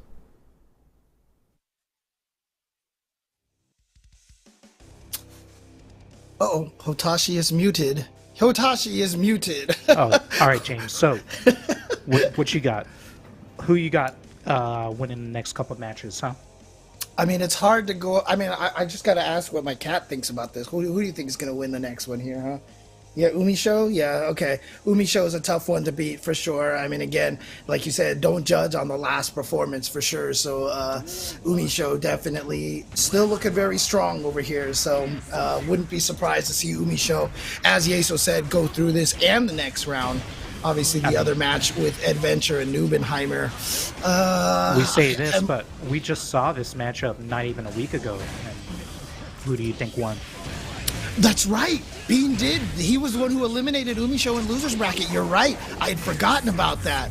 Umisho was sent to losers by, what was it, Ooey Gooey Chewy Snickers, I think it was. And then I'm impressed that you got it right. Was he? Do we know any history about Ooey Gooey Chewy Snickers, or? I got nothing. Okay. So kind of a player that kind of came out of nowhere. Here comes the roll. Yep. Damn. It's coming. Man. You know? No, yeah, absolutely. Again, I think that we talk about Happy Castle. The reason why I keep talking about that particular thing, because I think it is one of the strongest things that Happy Chaos has, is the ability to roll through and shoot you like that. Mm-hmm. Oh, why the I-80 back? Maybe it's because she's been doing dash 2K. I mean, that's really the only button you need in this matchup. Chip has got to come to you, and all it takes is one clip to, delete chunks of his life. Alright. Bean. Pressing Umisho in the corner, lands a YOLO counter hit bar slash. Usually you don't go for like fat buttons like that after you've done Rekka 1, Rekka 2. But you gotta mix it up. Sometimes you just gotta be unsafe. Oh, Steal turns, man. It's all about stealing those turns. If you know your opponent's respecting you all the time, that's your opportunity to steal those turns like that. The unsafe stuff. Oh, wow. The shots were missing, but then the curse landed and suddenly Beam was getting shot. Wisely choosing to burst Umisho into the corner, but tries to get this Rekka overhead, and she's mashing 6B. Wow, impressive. Ooh, How does she get behind it? Crazy. During the roll, that was actually pretty clutch right there. But speaking of YRC, wow, okay. Against YRC. Generally a terrible option because you can be true comboed off a YRC if you're not blocking. But Bean knows that Umisho wants to roll. Right, wants the side switch really. Wow, Umisho has not died yet. Man, okay. Right. Still has a chance. Okay. No, not. Down Okay, for the count. Okay. She spent almost the go. entire round in the corner. All the attempts to escape, like I-80 out and stuff like that, they haven't really been working. She gets a couple hits here and there, but somehow always ends up in the corner against Chip, Sorry about that noise. That is definitely the cat having fun with the microphone over here. So, hi. Oh, man. But yeah, I mean, as you mentioned, I had completely forgot about that Bean was the one that eliminated Umisho. So Bean definitely putting in a lot of that work against Happy Chaos and really starting to learn that matchup really well. Yeah, here she goes. The first game. Oh, the DP. It's not a good DP, but if you have a DP, it's going to be good enough to get the job done against Happy Chaos. Oh, there's the 2K. Burst into the corner. Another DP. If Umisho legit just does YRC into 2K, Beam will just get hit. This is the second time in a row. Oh, he's cursed. It might be it. Oh, she's got no bullets. Yeah, so this is a tough situation for Umisho right here. Got to find a chance to reload. Hasn't even been able to find a chance maybe to drop out a clone to cover space. Gets hit by the overhead and no reason to burst. No reason to burst there. Not sure what she's looking for. I mean, you're not going to win the match blocking forever, especially with no bullets. So, like, what are you going to do? Wow, JS barely doesn't work. She did too low to the ground. Oh, gets hit by Gamble Blade. No. Umisho, get out of the corner. A burst? Yeah. No, letting it go. I mean, that's one of the things. Umisho has always been really, really key for the defense, but she's been getting opened up by Bean here pretty consistently so far in this match. This is going to be a good opportunity even when for Bean is like forcing her to YRC, he's just right with the greedy offensive options. Oh, burst into the corner after YRC. You hate to see it, but you do what you got to do to close the match out. But where's the combo? Look at that forward dash. It just called out Umisho walking backwards. Can he get the wall split and the kill? It's enough. Bean 2-0. Everything. No combo until wall break. I'm sure it would have killed. Yeah, but I don't know. Right now is just definitely seeming like he has been doing a lot of studying on this matchup versus Umisho because it's a 2-0 start here, man. Yeah, it's just looking rough for Umisho. I mean, if anybody can do it, it's her, right? 3-0 against Bean, no big deal. But she's really gotta figure out what to do on defense. It feels like she just gets touched once and then the round is over. This cannot be stuck in the corner. Oh no! And the burst right there at the very, very beginning of the round. So there's that roll in the gunshot again. Watch the focus. Unblockable practically. She did the roll, but didn't actually shoot the gun. Oh, escapes the corner. All right, this is what we needed. Now it's You're going right, to take him a Umisho- long time. Umisho has to read these DPs from Bean. Bean has been, what, 100% on these DPs so far. Yeah, no exaggeration. Okay. Wisely escaping the corner, doing the Yori kick. Or what is that called? The taco kick. Yeah. All right. Double backdash. Bean playing Fuzies. Keeping the legs open, though. If that was a 2S, like right here, it would have just worked. The super is not going to be enough to kill, but she's going to get a full clip. Are we going to get a It's focus, or is chip. she going to run yeah, in? Yeah, you're right. A lot of First ball. scaling there. It's onside. Hello?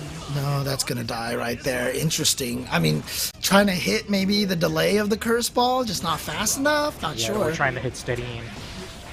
Finally, she's won the first yeah. round. Ooh, Oh, that missed was the real. She mix could up have right just pressed there. the triangle button. Right. All right. Epic Chaos But time. This is going to be a gonna get the positive corner? bonus combo? No. Barely No, not. didn't get the wall splat. Interesting. And look It's at hard this, to Bean judge. finding the way in with the dash in. Does she Continue want the positive? I don't know. 6K. Not spinning that burst just yet. YRC. Here's the YRC. No DP YRC this back. time. Yeah, I like that option. Nice. What a Good check! answer to What a Gamma check! Blade. All Hit right, there's both the save Gamma count. Blade and Chip. That's a punish. Oh, clone Wise. Nah, Fuzies. Dude, Bean, the way Bean is playing this, I think if she just used 2S, then he would just be getting hit. But, you know, with no focus and no bullets, you can't convert it, right? Ah, Boy, there's the and- 2S, and it just barely yeah. didn't work. He was running into it, though. Burst into the corner. Yeah, Bean knows, like, any touch like that is just gonna end it. Good confirm on the counter hit into the overhead. burst Baits bait. out! The bad burst. Greedy. You rarely see Umi show with a bad burst like that. But there Yeah. it is. And she is definitely in a lot of curse. trouble. He Oh could, boy. he could lose here. No DP, it's a YRC. And he's baiting the YRC Stagger, back. stagger. 6K. And- Wow, another 3-0. Damn, The GG's. classic from Bean. Do you know what the score was at Frosty Faustings? Was it 3-0 for Bean It was over 3-0. Umi Show? Wow. Okay. So Bean definitely getting a lot of this this happy chaos. Like is he the happy chaos killer now? Is that what Bean is at the okay. I'm certain if you actually looked at the records, I don't think the record for Umisho versus other chip players would be close. Sure, Bean's got 2 in a row, but that I don't think that makes... Nobody is a happy chaos killer. You know, Okay. Fair. yes, good players are allowed to lose. All right, it's as simple as that. Fair. Fair. Oh man. Is- Well, are things- certainly Bean. the momentum is going Bean's way. Now he's gonna play the winner of Nubenheimer and Adventure. Not bad. Good play, Bean. Yeah. I will say something, Hotashi. I'm really impressed by the eye roll that I just saw from you there. Oh, did I? Yeah. When you I've said heard it nobody is so the many happy times. chaos killer. You that someone needs to turn that into an animated emote for you, dude, because that was that was an epic eye roll. Dude, Omido can win like 30 tournaments in a row, lose one tournament to Naga, and then all of a sudden, people will be like, "Oh my God, is Faust a Johnny killer?" Like, like why? Oh man. All right. Okay, well, Adventure now coming in here with this corner position. Yeso said that he felt like Adventure might take this just because of the momentum that he's playing on, and it's starting off right now, but it's just the first round here, and here comes Nubenheimer. Oh, Oh, Adventure getting hit. Simply put, just getting hit. Rough. Ed was looking dominant that round with the burst bait, and then things just went completely wrong. That's going to be one of those rounds that just got away if Ed doesn't win this first game, you know? and you know, you talked about, you know, too many mistakes, you're just making mistakes. Sometimes when you get opened up, you can't call it a mistake, right? Because sometimes the Yeah. mix is just good, and so you don't want to interpret that as a mistake, but still, it's rough when you're dealing with that and getting opened up in those kind of situations. Yeah, yet again, we have another one of those rounds. And yeah, perfect from Ed. Well done, well done. Dominant. Still no burst in sight for Nubenheimer. This is super bad. Oh, Okay. YOLO Baku kill Beyblade. Okay. Start the Jacko round cornered. off with a No with answer to the a- Fukio forward. This is not going to kill. It's gonna hurt. Yeah, the Oh, risk meter was cranked. It wasn't quite the right hit, but this is going to leave Ed on last rights. There's a goal burst in sight though. Oh, no, never mind. Just goes right in there for the command throw. Just no fear. And there you go. Sometimes you just got to do it, you know? You mentioned it, right? We talked about stealing turns, and sometimes you just got to go for the big brave risk thing, but that's when you sense your opponent is in that nervous, scared, defensive state. And if you read that, that's how you get those free openings like that. Mm-hmm. I mean, the obvious thing to do if you were Ed would be to go for the goal burst, and the whole room can see, like, yeah, it's time to goal burst. So oftentimes you do the opposite of what is intuitive. But it just, Nubenheimer was on the next level. Right. Nubenheimer. And this is a strange series of activities that has occurred. Nubenheimer has done Fukio back Beyblade for the second time and completely swung around off that one interaction. Wait, where did Nubenheimer's burst go? What happened? Why did the round go that way and Nubenheimer has no burst? I thought he spent it in... Oh, actually, no, I don't remember now. I think I missed it as well. Yeah, for real. Alright. Adventure successfully pushing Nago off. Nice backdash. But he's back in, spending his meter. That was he meant to do close slash, but he got a far slash instead due to proximity. And any one of these touches is going to be lethal. Ed needs some space. Can we get a summon? An IAD? No, counter hit. Just got caught by the Beyblade. Yeah, Beyblade not a low, but Nubenheimer. Adventure just must have pressed a button or something at that point. Oh, you see, this is very interesting in the chat. Nago versus Jacko is so hard for Jacko. Now, what if I told you Jacko actually beats Nago like very convincingly? Really? What would you say? No, absolutely.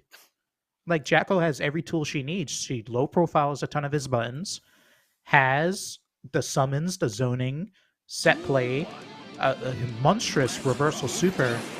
Like, you know, sometimes things just don't go your way. In fact, I've seen this exact set, and I believe has favored Ed in the past. You know? I'm sure you've probably played against Adventure a bunch of times in the past, right? So you definitely have a lot of experience in this match. Absolutely. So wow, obviously a lot of people are gonna try to debate that just because it's Nago, right? But obviously you have a lot of that. They would debate it because it's just not what's happening on screen. Fair enough. Look at this. This is Nubenheimer should have won by now, but he baited the burst and then dropped the combo. Now he has to deal with this pressure. He's almost out. And actually getting a single hit like that is actually not bad. Holy Dude, crap, the he weathered the storm. defense. And you know, when your risk gauge is up like that and you just get hit by a single hit, that's almost like the best scenario, right? Because then you lose a lot of that risk gauge. Oh, the Fukio, back Fukio in the Beyblade. Yeah. If that was 2D, I'm pretty certain Nubenheimer would just get a hit, but he hasn't done it yet. Woohoo! Yeah, that's what I'm talking about. You see how Nubenheimer did 5k, and she's just low profiling everything, massive damage, keeping a corner. Oh, doesn't want man, the wall this splat. corner. But you're out. Back to You have neutral. meter. Back to neutral. Yeah, if you're What are you a gonna do? Nubenheimer, this is your chance right here. Killing all the minions, trying to get around the minions. Oh, getting stabbed by that one, but finding the standing five, the 5 slash to get through everything. But you mentioned the monstrous reversal, and Adventure busts it out and takes the round with it. You know, Nago isn't exactly the best at doing like reversal safe pressure. Dude, the burst on the first touch. It's okay. Oh my god, he's gonna die. Maybe that's why we didn't see the burst that other round. Yeah. Probably did it the just same went thing. that fast. Yep. But look at this, Adventure is down, and so It's bad. Well, what that was a moment. reaction. Oh. Well, if a matchup is bad, then one of the ways you can speed things along is play aggressive as possible early on in the round to make it so you don't have to deal with it, right? Yeah. I mean, I talked about Zangief earlier. I talked about Potemkin. Both of those characters, the reason why they're not bad is because if they run their game on you, you can die. Just like that. You don't have to worry about the neutral or the matchup if you just get your game going and don't let them play. So, and that's basically what you do in bad matchup situations. So just do your game. I gotta give credit to Nubenheimer that one time he was up against the super minion pressure in the corner, and he managed to weather it all and live. Defense. That was pretty OD. It's pretty OD. I would have got hit like 80 times. Might be the best Nago. Blah blah blah. So we're gonna see Bean and Nubenheimer in the winner's side. Oh dang. Okay. Gosh, I'm trying to remember how many times I've seen them fight against each other. I don't have a recollection of that right now, but that is going to be a match, or that's going to be a good one right there. I can't wait to see that match. I mean, we've seen it like numerous times. I can't even count. I don't even know who's won the most. I just don't know. It's just all a little bit ephemeral, right? But I mean, what do I know about this matchup? I know Nubenheimer Yeah. hates What's Chip. your opinion on the Nago versus Chip matchup? Yeah, I was just about to ask that. So, I mean, the Chip and Nago players, we argue about it constantly. The Nago players say Nago loses. The Chip players say Chip loses for various reasons. 5-5. Right. I just put it under question mark. Yeah, I mean the classic one. The classic one is Super Turbo. No, actually not Super Turbo, but like Hyper Fighting, I think, or sometime around. There's the Balrog versus Dalsum. I think it is Super Turbo. That was one of those matches that you always I see don't go understand back why and that forth. would be even, because isn't Sim like the god of zoning and Balrog is just a simple brute? You know? Yeah, kind of like that, but right? yeah, and it's the same kind of situation though. Once Balrog gets in on Sim, it's just like it's painful right there. So that's one of those matches that if you talk to the Sim players and the Balrog players, they're just going to be downplaying that match all day. Like, oh my God, Balrog players are like, Balrog totally loses, and Dalsum's like, Dalsum totally loses. But yeah, Dalsum. So the Sim players are the down players. Basically, yeah, because Sim is kind of dumb. I gotta remember this for when Street Fighter 6 comes out. I gotta watch out for him. Dude, didn't you see like when one of the patches came out? I think it was the season 5 patch. All the Dalsum players were like, "Dalsum is useless now. They nerfed him. They did all this stuff," and then he turned out to be like the best he's ever been. Winning a whole bunch. So, yeah, I know. Yeah, exactly. So yeah, Sim players. Yeah, you heard me. You Sim players, you've been downplaying your whole entire lives. Okay, Dalsum has had the first broken dive kick in fighting game history. Okay. James, you can have that one. There's no Street Fighter players here to argue with you. You know? Right. I can get away with saying anything at this point. There you go. Oh man. So while we're waiting, hold on. Let me see. Are we getting a next match? Oh, we are gonna go to Bean versus Nubenheimer.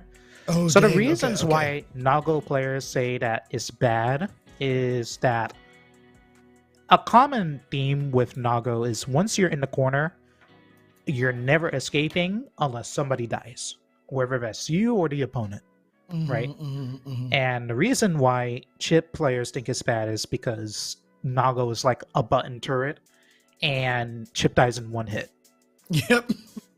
So everybody's complaining. There's a lot of emotion. I think maybe it's even. Now it's edging towards Nago losing because his like disadvantage state is so much more severe, right? The damage nerf you're talking double about, damage right? and Blood Rage level 2. It counts for a lot.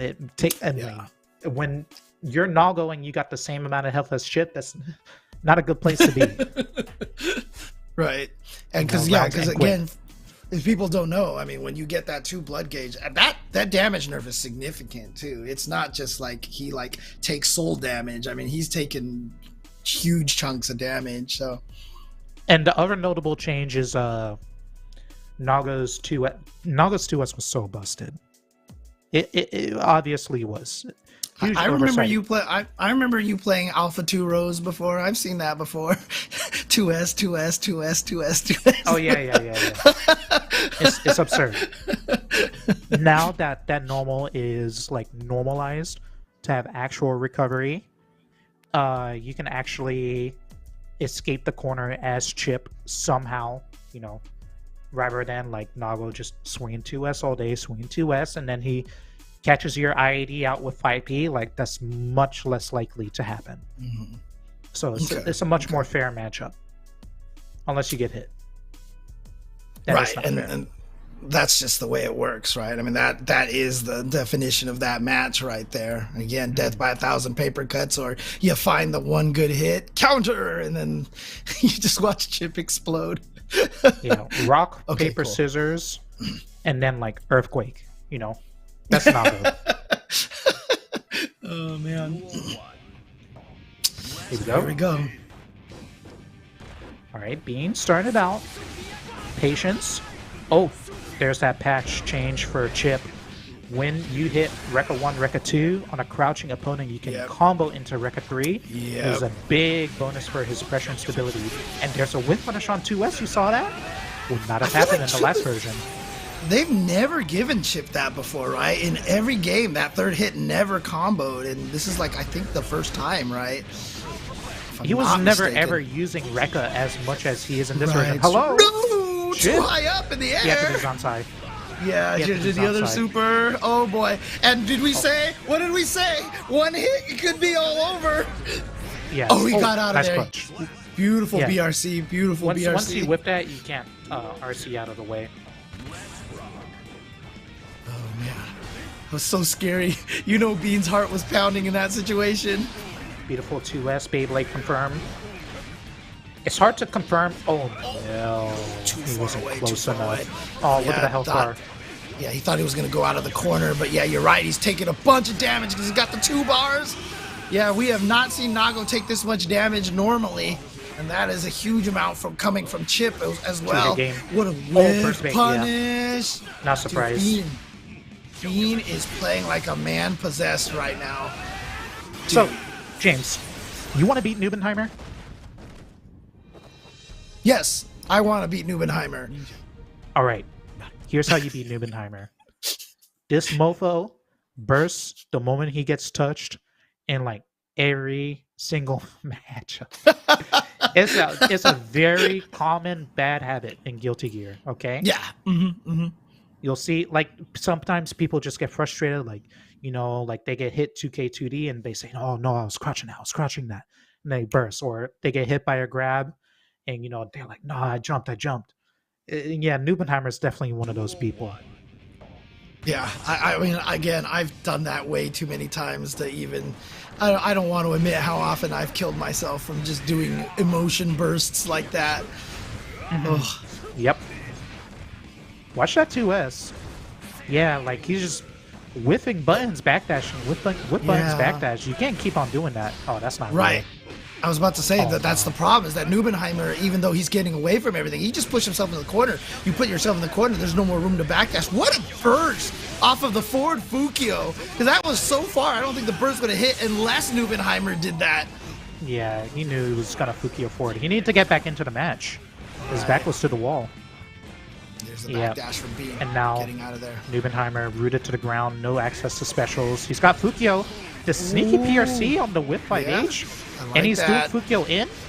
Oh, grab The it to the back corner. throw! Oh, what no. a smart move. The back throw, and he's going to use the clone to get in there for the pressure. Here we go. But yeah, didn't frame trap with the low Rekka. He's scared of the chip That's damage a lot right now. of respect. Bean just let this minus 14 5H go through. Why? And now Nubenheimer, he's petitioning in neutral for this 50% meter. YOLO Beyblade! My god, that was going to be a Blood Rage if that didn't work. I mean, you miss 100% of the shots you don't take. Who was it that said yeah. that? Kevin Durant? I don't know. Michael Jordan? Somebody's. I think it might have been Jordan. Because Nubenheimer is definitely looking like Michael Jordan this round. Yeah, It was he is KD? good. No, it wasn't KD. No, that quote has been around for a lot longer than KD's been playing basketball, dude. Wayne Gretzky? Okay. Okay. Oh, Bean, working on the comeback. We're gonna take pause it. No, keep him in the corner. He's got meter though. Tried to go Dude, for a he's shimmy. smashing out Go block. for a little bit of shimmy. Oh, no. Got him with the frame trap on the 2D, Not enough. and he's gonna get the wall break, but not. Oh, he didn't have the gonna meter for BRC? the super until yet. No, he's gonna slug 5S. Man. Wow. Okay. That was He got the close. trade, but still, why not BRC in there just to get the offense going at that point in time? Saving the meter. I mean, you know what? It's Bean. He was hungry for the 6K into RC, dude. He wanted the meter for the 6K into RC. Well, I mean, if you go back to that quote, you can't just play scared all the time. Sometimes you just got to go for it. I don't blame him for doing 5S, but I mean, it was a trade with Naga's 2S. Maybe not the perfect thing to do if you don't have the life to live. Neuenheimer was expecting the burst there. Now he finally got the burst out of there. Oh, with punish on 2S. Punish. Huge. Yep, and there's that buff on that crouch block, on the crouch hit. Here we go. It snuck in that Gamma Blade in there. Nice defense from Neuenheimer. We saw this against that's Ed, the burst. but does get the burst out of there. That's Oh a yeah, three-frame took punish. advantage. Yeah, I knew he Yeah, didn't you can't want to go Beyblade into the into follow-up. chip and not get Yeah. punished. Oh, there's that PRC again. And another thing too is Bean read that if he had actually done a follow-up special move to try to frame trap, he would have went into Bloodburst at that point in time too. So he knew he could challenge that Beyblade. Yeah, this is the problem with this matchup. You get cornered, you're not leaving until you die. Or they die. But usually it's going to be you dying. You're the one on defense. It's your punishment. Oh, that's a lot of blood. Oh, this is not working out, dude. Neuenheimer. Yeah, he's already over 2 bars, and look at this. He just went over, so he's going to be taking a little bit of extra damage. Fortunate to drop right down into 1 blood bar right now, so it's not going to be as much damage, but it's still a lot of damage. Positive bonus, too. He's Fukioing that chip and not getting anything done. Like, all these dashes, they count. Oh, he's just getting hit. Well, shows what I know. Another But DP. the He's going to dash out of the corner. DP. He's gonna save Neuenheimer this hasn't for spent burst. his burst yet. There it is, finally. Maybe he was hoping to get some sort of gold burst right there, but didn't quite get it. Gets the command through. Damage. Oh, No, he's my dead. God! All right, criticism for Bean. Why are you just watching Nago shoot clone and not jumping over it? You make Nagoriki's clone so much worse if you jump. It's so much harder for him to get pressure started if you jump it. I mean, that was a shameful thing about the controller disconnect against Latif, because Neuenheimer had some ridiculous comebacks for Latif to get it into that last game. And it was really unfortunate, but Bean says, you know what, you're not getting any comebacks on me. Bean going up 2-1 with a perfect.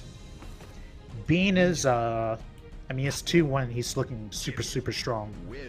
Almost every time Neuenheimer has entered the corner, he's perished. I mean, it's just the way the matchup goes, but he's trying to pick options. He's trying to poke back, and Bean has just he's been right every time. With punishing 2S, counter hitting off of Rekka 1, it's hard. It's very hard. Neuenheimer has got to be careful with this blood because he's going to need it to come back in case he gets cornered. There we go, Bean already getting this corner pressure start. Okay, that's a lot of blood gauge built up right there. That's 2.5 right there. Yeah, 1 special in the tank unless he hits a normal. There's IAD. No burst from Neuenheimer. Oh, there is a burst. What did you burst? The end of the combo. Well, he got away from the super at least. Who but cares? Just the back is to the wall. You gotta win the round after that. What is happening? Okay. So in other words, it would have been better to take the hit from the super just to get back to the neutral, you feel like, after the wall split? I mean, the writing was on the wall. It doesn't look like you're gonna win the round. Right, You're gonna okay, need that gotcha. burst for other situations. Gotcha. Just save it. Right. Yeah, just save. Oh no, he didn't mean to do 2H. That was a Beyblade. He messed up. Oh no, big errors. Mistakes, like you said. Those are the mistakes right He's there. looking stable enough to maybe get this round if he goes through the wall. Are we gonna get mixed? No. Positive bonus. Bean, Sends him he's through gonna the die in 1 touch if he gets hit. Oh no! We need a burst. But he's got a burst. He's got a Okay. burst. He got the burst. He's still alive here, it's but he just runs over. into an attack. Yeah. Has the RC ready for it. Bean 3-1 over Nubenheimer. I mean, And I Bean understand. is in grand finals. Yeah, I understand why you would do Fukio forward, because you got the full salvo, 100% meter. Chip is like this like scrumptious piece of garlic bread, and you want to tear him apart, right? But I mean, he just snapped back. That was very brave from Bean. Impressive. And Numenheimer, he didn't play bad. It's just like you gotta be careful with these bursts. Now I just want to see one of those memes, where you just have a picture of Chip and it says garlic toast, and just well, Naga with regular toast, I mean, he is a vampire, It's not like Naga would just be going after garlic bread. I just thought of something fair, that was fair. like easy to destroy, right? Yeah, okay, fair. Nago is probably pretty buff. I don't think any garlic is gonna take him down. Not like Dracula in freaking Simon's Quest, dude. Simon's Quest, you just drop the garlic down and he just melts. It's really kind of sad. I am hungry. So if you're Nubenheimer and you want to run it back in grand finals, I think you got to think about resource usage. Try and save your burst for when it's most pivotal. And I would also think about saving meter for Reversal Super. Reversal Super is super clutch against Chip. He has to respect much more instead of just repressuring. That's the big problem with Chip's Rekka too, is just so it's like this, it puts him in this range and this frame data where it's like this magic number against Nago, and he doesn't really have the perfect answer to deal with it, especially after 2S got nerfed, right? So that's where I would be.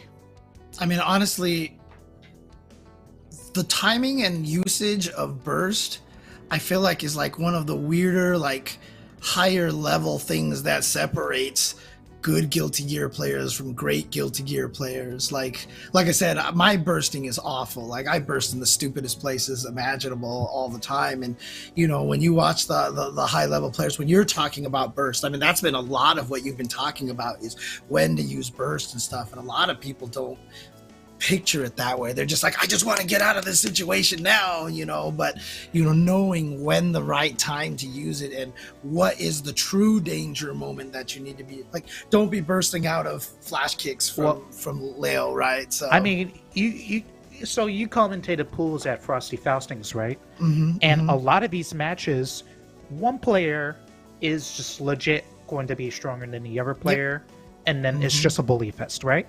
Yep. And that's oftentimes how matches and fighting games go. But when you're at this level, using your resources flippantly is going to count for a lot. When underneath that, maybe it doesn't come up. But this is the game. It's like a game within a game that we're playing now. When you use burst, when you use meter, you got to be careful. It counts for a lot. Yeah, and honestly, I don't think this is part of our conversation, but Zone Boy talks about pride, but a lot of that happens too. A lot of times you just burst because you just hate that you got hit by a certain mix-up, and so you just burst. You're like, I can't believe I got hit by that burst, right? When it's not gonna kill you, or whatever like that. You just feel bad that you actually got hit by something, and sometimes you just gotta let it rock. There's a lot of those situations. If you're a strong player watching the stream tonight and you want to take it to the next level and you're watching people study how they use burst, study how they use YRC, a lot of the time you can tell that people have certain habits, like they fall into different brackets. Like some people are just like addicted to gold burst. Some people, they burst on, like their Nubenheimer, they burst on the first, almost always burst on the first touch. Sometimes they're OTG bursters. Sometimes they use their resources after they get hit by overheads, almost every time. Like sometimes they use it, like me, like always on a delay after you use meter on a combo like an RC.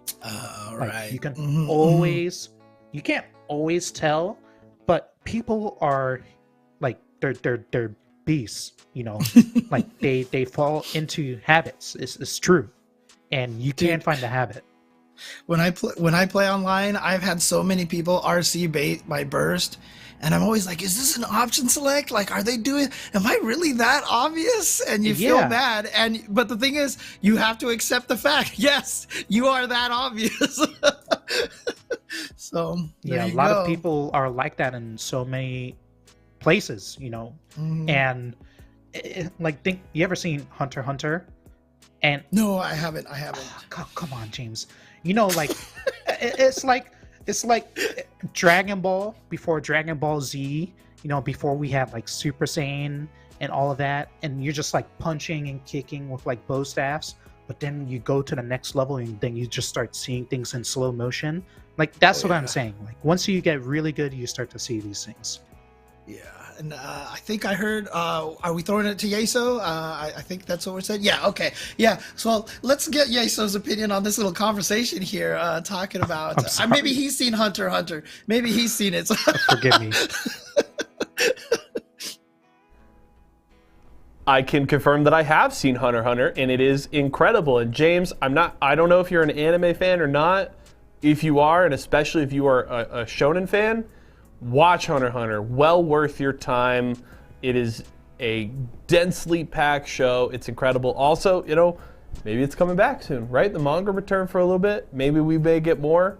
But Hunter x Hunter is incredible. Chimera Ant arc is goated. Go watch it. It slaps. It slaps. I'm just here to take my take my punishment for completely whiffing on my predictions. And I love that, you know, Hotashi, I blanked on it, but Hotashi immediately reminded me that, yeah, Bean just beat Umisho not less than a week ago. And, you know, maybe it kind of an important event. And Bean did much the same here. 3-0 in that set, 3-0 on the other side. So both winners semifinals sweeps. And it Bean and Nubenheimer taking them, so both of my predictions are wrong, which immediately throws out my winners finals prediction there. Ultimately, Bean ends up taking the win there 3-1, and the chip's looking good. The chip is looking good. Bean is on his game today and is now into winners finals, and we'll have to see, you know, if you remember back in, if I remember correctly, late season 1, the first time we saw Bean come into Series Z, I believe it was back-to-back weeks. First week that Bean got invited, came in and won, and I believe won again either the next week or 2 weeks later. So Bean, no stranger to victories here in Series Z, but I will say has not been on that podium here in Series Z in a little while, and we haven't seen him get a win this season so far, but now in a very good position, getting into grands from the winner's side, taking a strong victory against both Umisho and Nubenheimer with, you know, when you look at this bracket, especially with, as we have recently found out, Razo getting knocked out, those are your two big contenders, right? Those are the two toughest hurdles you're going to have to deal with in this bracket, and Bean meets them in winner's side, beats them both, only dropping a single game between the two sets. So Bean's going to be a tough one to beat here tonight. We'll have to see if he can keep that rolling. Of course, Nubenheimer heading down to losers finals, and a quick peek at just where we stand on that loser side of the bracket, because that's where we are headed here after this next break. And just want to peek at who's alive right now.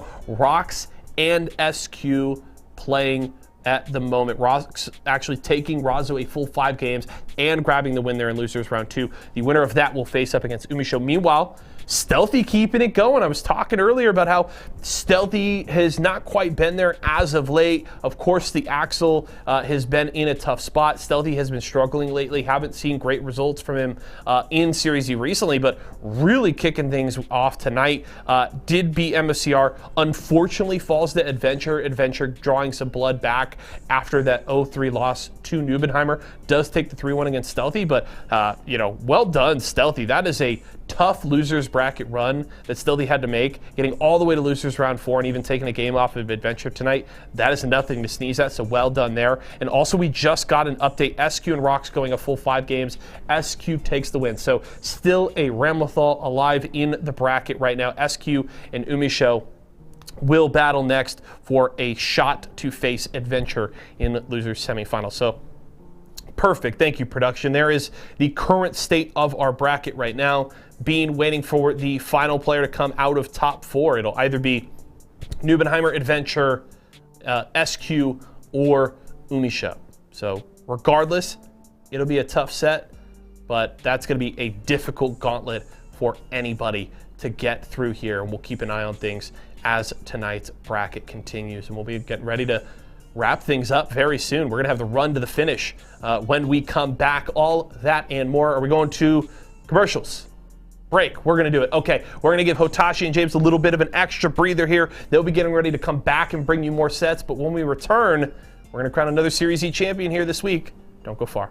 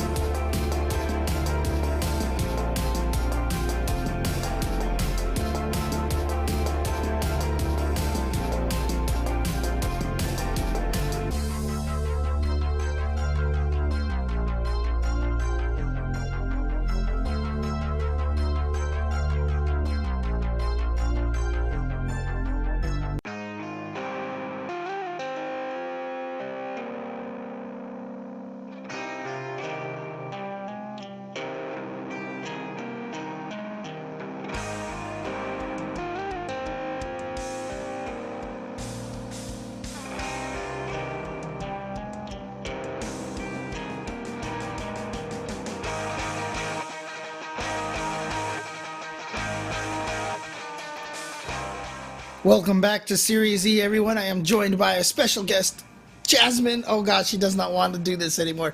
Hello, and I am here with Hotashi, who is being censored for the safety of the stream right now, so he is a little bit blurred. Okay. Whatever it wasn't me. It's my defense. Let me see. Oh man. But again, we are running through this bracket here. It's been a crazy bracket here so far. We are going to the loser side of this. It's going to be SQ versus Umisho. Thoughts on this matchup here, Hotashi? Some say Realmakal is the only character who beats Happy Chaos. And I don't know. They're both super strong. Generally, when one character gets a turn in the corner, it's over. Which you say might be a recurring theme for Strive, but it feels like this is very extreme when it comes to these two. So maybe it's like a first touch wins type of thing. Yeah, the SQ, as we mentioned, was able to defeat Kazam and then was able to beat Rox 3-2 in losers bracket, so it was a close one. And now she's coming up here against Umisho, and yeah, Umisho with a good start this round. I'll clone PRC. Good luck fighting back. You got no meter. I mean, you got meter. Hello? She got... Oh, I was wondering, like, what is this pressure? And it was actually Umisho getting a accidental 1 or 2H while trying to do, like, a Happy Chaos pressure. I see. Oh, no! That was a huge whiff on 5H. Okay. Yeah, but here we go. Shot into the corner and gets the curse in there. Just runs right in there with all of the bullets. Finds the hit and is going to be able to reload with the super here. Oh, man. Dominating hard. Yeah. Positive bonus. Very offensive style here. You got one chance. YRC. Burst the YRC into the corner. But, I mean, look.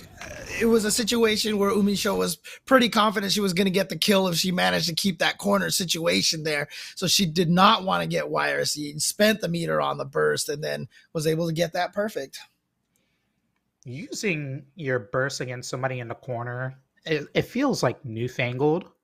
I see a lot of the other top level players doing it. I mean, if you're an offensive based character, like, you might as well, I guess. I don't know.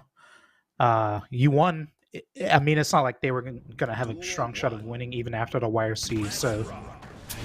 I mean, I feel like it's a change in the style of game, right? Strive is definitely more Street Fighter 5-esque, in which the corner is really scary, because, I mean, back in Exerd, like, everyone could drop something on you for a meaty mid-screen, and so, you know, keeping corner and getting corner, I feel like in Strive is just so much more important. So I think that's why we see a lot more of those offensive bursts. Crap. I'm shocked that Umisho didn't roll. Oh, there it is. And now, SQ's in the corner, but she's got 100%. A hard bait from Umisho. No punish, expecting an RC. That was super greedy from SQ. But I love that late RC into the throw, catching Umisho off guard, and is going to manage to take the round for that reason. Okay, that was close. Needed a little bit of luck for that to go in SQ's favor. Umisho bursts off the table, rolling through, no curse, so it doesn't exactly work completely properly. No combo on the counter hit far S. SQ really needed that hit. Are we going through the wall? We are. Yep, got super full clip. SQ really high on meter again. You got from Mortabato. That did hurt. Yeah. Why does Happy Chaos get to do that much damage? Shimmy the grab and a sleep base. What a pickup. Well done. And SQ tying it up 1-1. Do want to mention that Stealthy was sent to losers in the first round, if you remember, by Adventure. Has defeated Taco 3-0, defeated Remy Celeste 3-1, defeated MFCR 3-1, and then got double jeopardied by Adventure 3-1. So Adventure managed to beat Stealthy 3-0, 3-1. So good job to Stealthy to make it all the way back. But man, that's a rough one. Yo, James. Oh, I gotta go on strike again. Give me 1 minute. All right, well, Umisho has the corner here. SQ. Oh, no, there's that roll again and gets the burst out of SQ. Finds the 2K2D under there and is going to confirm. Oh, my gosh. I almost thought Umisho had that full entire confirmed there, but she still has the corner position. Almost looked like that 5P was supposed to be an anti-air, but hit on the ground, interestingly enough. Ooh, the jump H! The classic jump H. SQ again with the jump H. And now has his corner position over here. Going to keep the pressure going. This is now where Ramlethal shines, which is why you see the YRC. And a very fortunate clash right there for SQ to be able to try to keep this corner, but get caught low with the dash of 2K. Umisho, she's going to get the whole corner carry. Nope, doesn't put her through the wall, though. Didn't have the meter either. Oh, tried the hero throw. And that means SQ is going to get the punish. No burst available. And SQ stealing that round right now from Umisho. SQ trying to go up 2-0 here. Gets the dashing 2K, but nothing else afterwards. Interesting. And now all of a sudden, Umisho trapped in the corner again. That's why you see the empty air dash out of that corner. Empty air dash just in case they do a 6P. But again, SQ gets the hit. Perfect gold burst timing for Umisho, however. And now Umisho, here we go, towards the corner, gonna spend the bar for the focus here. And gets the curse, gets the She-Hulk perfume on there. And here we go with the super through the wall. Dude, James. have you seen the show, dude? She's got the No, She-Hulk dude. perfume. I'm She's not glowing watching green. that. Come on, man. Glowing green, dude. She's got the green scent on her, dude. Okay. All right. Well, Umisho's gonna die next hit. Okay, nice YRC. Weather the storm. Oh, in the corner. Still cursed though. And what an air throw. What an air throw. And here we go. Pressure. This is scary. Tries to go for the one fadeaway. Keeps the pressure. Gets the sword back. Again. Nope. Didn't quite get the sword back. Got it now. Oh, there was the opportunity. 5D. The YRC on the sword toss to back up the pressure. Yeah, I mean, obviously, if the YRC managed to hit Ramlethal, it would have deactivated the sword. But SQ right there with the nice jump chicken guard was able to block it. And so the sword was able to punish the YRC. Now, the right thing to do when Ramlethals are looking for YRC and they do that jump forward is actually to dash block out and then you'll side switch. I'm not absolutely sure if that's possible, but that looked like the line to me. All right, well, SQ is up 2-1 over here, trying to send Umisho out of the tournament. What a start right now. Just back-to-back counter hits against Umisho. Oh, no. Oh, what a burst. Like I said, no, every time I see don't a get- roll shot, I just get, it's jump scare for me. You burst, Umisho off you, and then immediately got hit again. That sucks. It was looking good for SQ so early with all those counter hits. Oh, we're just brawling now. Holy moly. Now the corner position over here, keeping the pressure going. You see Umisho trying to get out of there. Nice. Finds the 2K, 2D, sneaks in there. Can you Should believe be able that to kill Hollow off goes this? underneath the the JS? That was insane. That punished Ramlethal for doing jump forward JS. Alright, Umisho, wow. first blood. Right under. Can't quite hit the combo, but picks up the pressure afterwards. Oh, YOLO. YOLO Future Arc. Take grab. Umisho in trouble. Yeah, gets the throw, does SQ, and SQ catches the end of the backdash too. Gets hits the up end of the OS. backdash. Here we go. Ow! SQ on match point. Ow! And here we go. Is it possible that Umisho is going to go out of the tournament in loser's quarters here? It is. It's looking tough this round. Yeah, and again, SQ's you already know, cornered. it's a great sign. I mean, again, obviously Umisho dominating for a very long time, but you can see at the parity here, the leveling up of everybody to make sure that they can keep up with Umisho. But this is not looking good for SQ at all this round. Working on a perfect here. Well, that was so extra. I think she could have killed before she just broke the wall with steady aim, but that was flashy. Well, Yeah, Umisho again, some ties rounds it are up. just like that, where you just have like no shot. Even though you burst, you use everything, you just end up cornered and dying. A shame. Now Well. it's evened up. Final game. I guess you're talking about everybody catching up to Umisho, right? Well, Yeah, here's yeah. here Or and at now. least making it harder for Umisho to win these days, right? Obviously, she's still one of the strongest in the scene right now, but, you know, it's definitely not as domination as it used to be, you know, like during a lot of 2022. Wow, excellent defense from SQ. Oh, what was that? 2D. Oh, YRC. We're going to get a roll? Yep, out of the corner. You know, SQ really wanted to burst Umisho back into the corner. Right, Pushing her right, to the right. corner. You see, SQ was looking for like 2K Daro, but she was just doing the Daro input anyway, so that's what she hit. What a What a tech grab by tech. Umisho. Oh, What was but that back to 16? back, no fear. So you can tech me once, but you're not going to tech me twice. Rough. Umisho got nothing now. Got the curse. Huge clean hit to start. Yeah. Are we going through the wall? Big. We are. Yeah, okay. Going for the positive meter bonus here. 50%.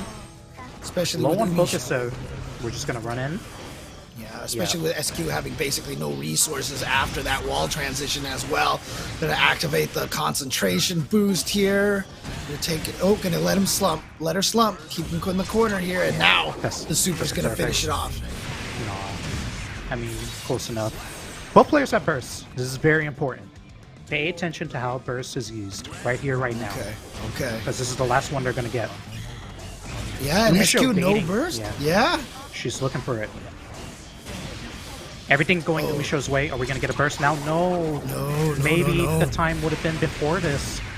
All right. Yeah. Umisho's got no focus. This is Probably why important now. Umisho went with the super right away. Said, oh, you know, let me get this before they burst.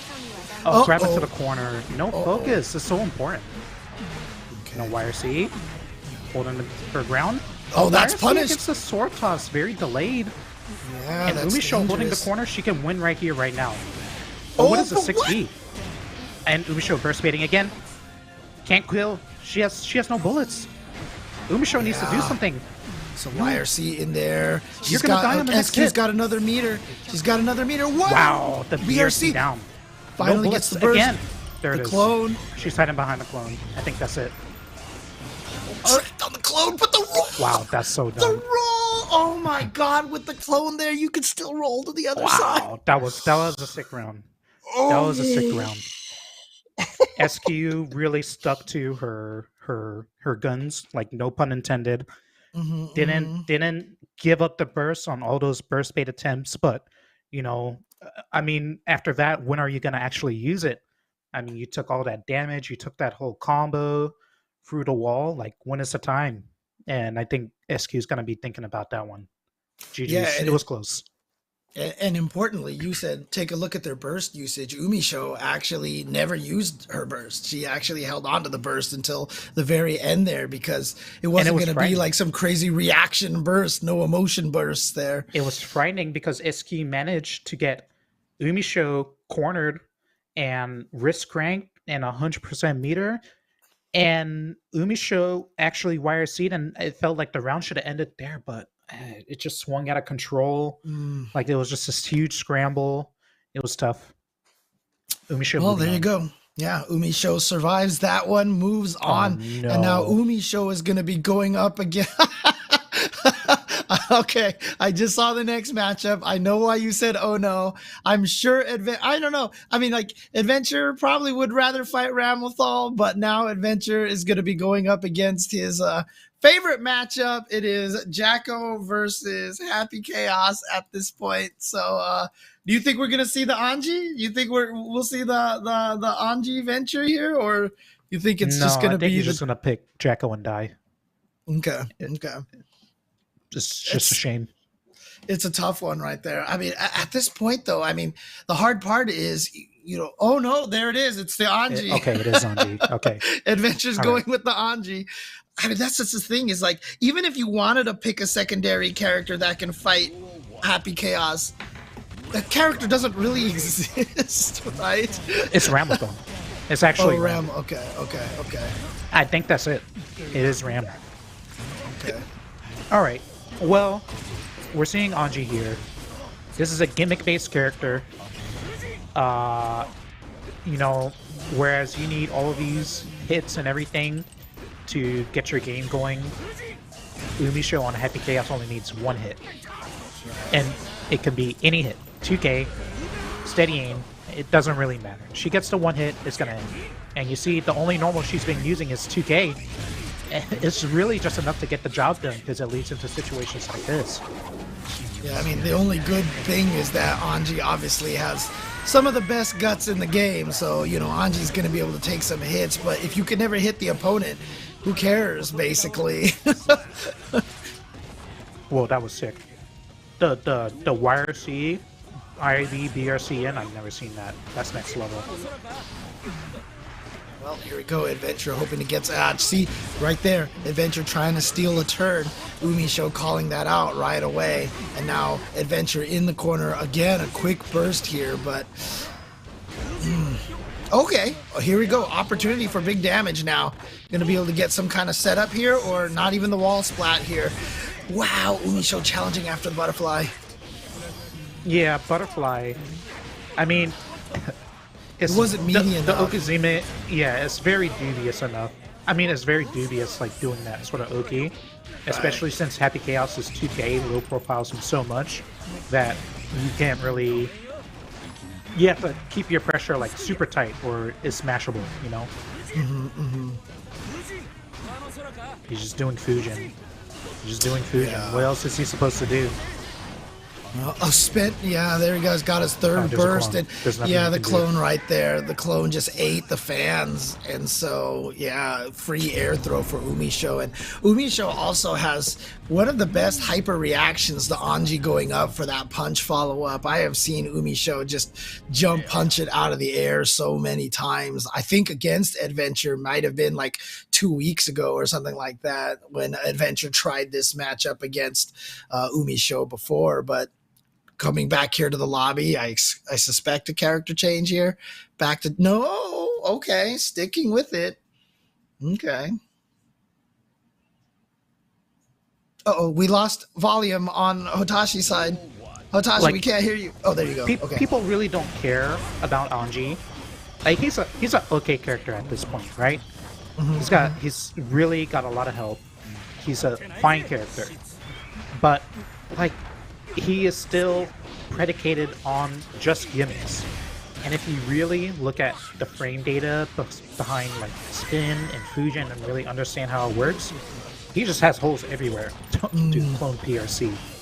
Like, right, you're doing so like good spin and stuff, and then Happy Chaos is doing clone PRC. Like, that's just the power differential on your gimmicks.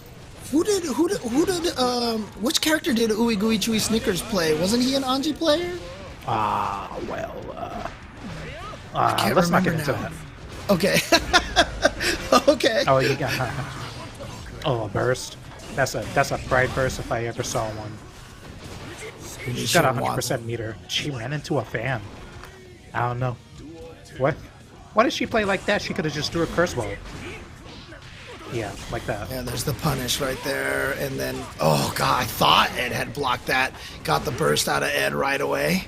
No follow-up to the Fujin, just faking it right there. Gets the overhead. Right. Oh, yeah. Wow.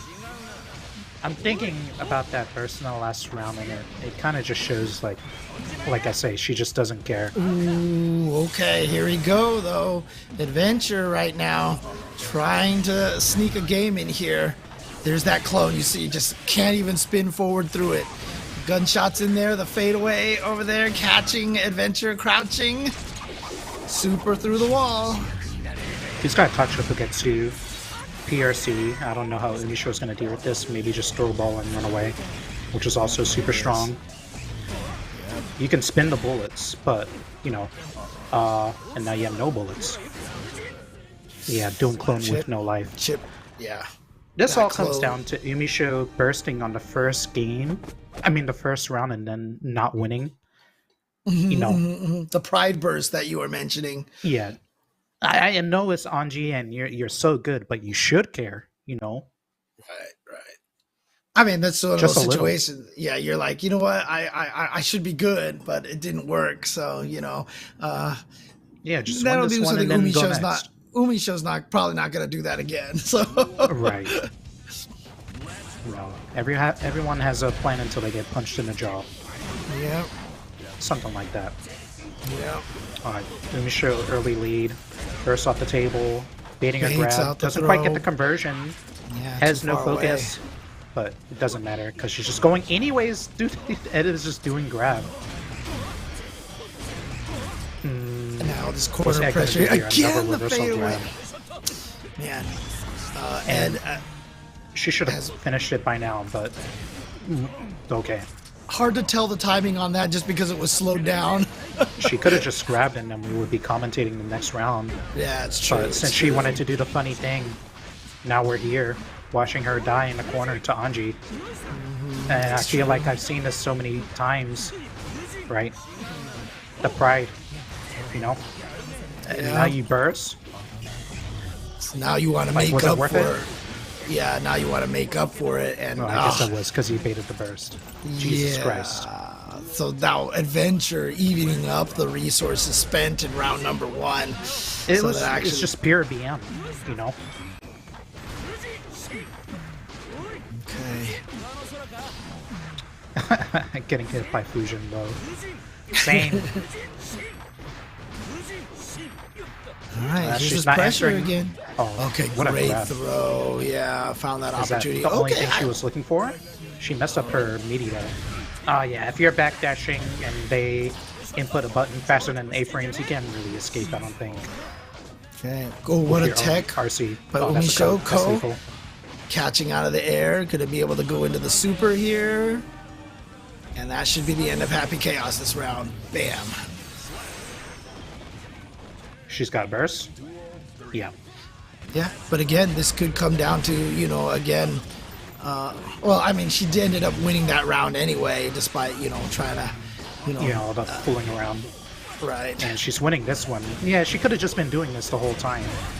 Ed wouldn't have had a chance. He's been mashing grab the whole time. I know Ed, that's one of his bad habits against Anji. She's looking for spin, that's why she's doing run-up grab. That's a punish. Oh, barely out of range. Yeah, because you've seen you've seen Umisho shimmy adventure so many times. There it is again, right there, as you mentioned, just mashing that throw.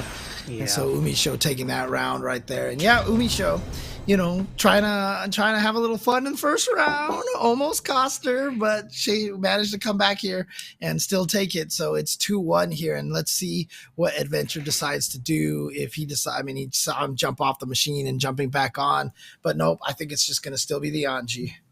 Nobody would doubt Umisho is a better as a player than Ed, playing a better character. Like, nobody would argue that. So why do we have to see, like, the antics, Oh, you see right what an there? answer. I talked about that. That was what Umisho has been so good at, catching the punch follow-up from Anji, the fans. Oh, again, baiting out that throw. You're right, Adventure is just too trigger happy on that throw button. Yeah. I mean, when you're dealing with roll mix specifically, there isn't any other answer besides just a guess. But, you can't just be doing a reversal grab all the time. It's very high risk and the reward is mediocre unless you're close to corner. Here we go again through the wall, and this, like you said, you feel like this is what we should have been seeing this whole entire time from Umisho. Yeah, it shouldn't have been close. And she's showing it, Catching the backdash, Yeah, forcing that the was burst out of almost over. Adventure. Yeah, can't Working get on a through those perfect. clones. Oh no. Could have did a different combo, but still in the corner. YRC, and now you have nothing left. Womp And womp. Umisho just challenging. And yeah, Adventure. Oh man, okay, yeah. I mean, when you're in Adventure's position, this is a tough one. Your main character loses so badly to Happy Chaos. There's just this level of frustration. Like, what am I supposed to do against Happy Chaos? I can't play my main character. My secondary character doesn't really work either. At this point, should Adventure be learning Aramlethal just so he can fight Happy Chaos? Is that the answer at this point? So there was this time where it was before Adventure was playing his top 8 qualifier for Frosties, and I told him, like, you have to decide what it's going to be if you make top 8. Are you going to accept finally that you are one of the strongest in North America, unquestionably, or are you just going to remember as another tournament where you died a Happy Chaos, which did happen because he lost to Aaron and he was helpless, right? On Jacko. Mm-hmm. And Mac. That's just the attitude you got to have about it. Like, you can't change the game, I mean, obviously you can stop backdrawing, you can stop doing a bunch of things, but you can't change the matchups, You'll always be the best, regardless of some top tier character blowing your character out of the water. Well, speaking of top characters here, we've got the Nago versus the Happy Chaos here. Nubenheimer versus Umisho. This is the losers finals here, so whoever wins this will be going back up against Bean. Bean did send both of these players to losers bracket, so both of them looking for revenge. Super jumping forward as Nago. I'm so sorry, bro. Umisho no focus. I feel like this happens so often. Yeah. No, steady aiming again. You cannot just be super jumping in this matchup, even though it's like the only thing you can do. It's so bad. It's just horrendous. You're just a giant moving target. Yeah. You're a free kill. Yeah, unless you have meter for like some sort of crazy drift RC antics, but again, that's more of a Hail Mary than anything. Grasping at straws. You're legit just chum in the water as soon as you super jump as Nago. If they are doing anything besides retreating, you're in deep shit. Yeah, like you can see the super jump is coming. There's nothing else he can do. Whoa, the PRC. Oh, and a wall break. Okay. This is still horrendous. Yeah, but Umisho has the meter. Wow, nice. Nice. Oh, yellow grab. He just guessed. That's not a reaction. Hey, sometimes that's what it takes, man. Sometimes that's what it takes. I mean, the opportunity wouldn't have been there unless he literally flushed out that PRC into the close slash in the corner. You got to make those opportunities happen. And now she's just waiting for Nubenheimer to do reversal grab. Whoa! It's a lot of press buttons. Oh, you're cursed. Oh, sorry. Yeah, and Umisho backing off too, but finds the hit, is going to be able to kill with this super right here. So Umisho takes game number 1 against Nubenheimer. This matchup stinks. It's always been horrendous. Don't listen to the Happy Chaos players. Ignore the stat line of Nubenheimer versus Happy Chaos players. This matchup sucks. It sucks for a couple different... I mean, if you're Nago, like, the best... Like, if you're a character in this game, the best place you can be is if you get next to Happy Chaos, you just blow him out right there and then, and then there is no more matchup. But if you don't do that, if you spend your whole salvo, that's it. It's over. Yeah, and we're in that situation again. Yeah, Nubenheimer, spent all that, was down to, couldn't do any special moves because of the blood gauge.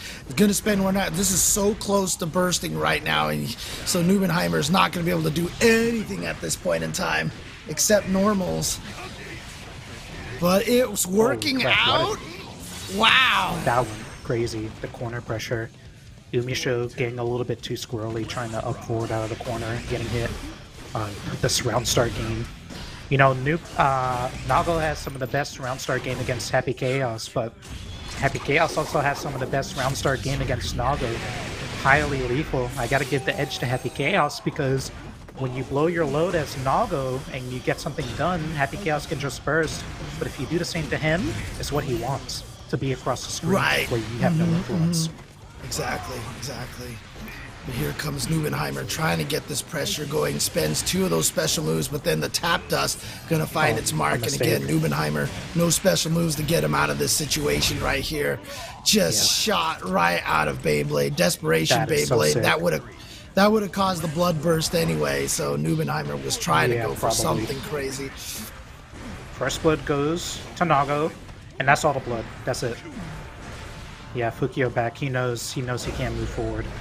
Oh, that is not how you answer super jump forward. Oh, it's a gold burst. Oh, it might not matter. All this meter now for Umisho. Yeah. Here we go. He's got some specials back from hitting some H normals, but good luck. All right, burst. That's it. Clone. Oh, clone is so good against Nago. Why are you running for the clone? All right, reload. Super. Okay. Yeah. Umisho just sensing, I think, blood in the water at this point in time. So there it is, the clones again. Now there are 3 of them. Expect an all-in any moment. He's going to do Beyblade. Yep. Yep, there it was right there. He might do it again.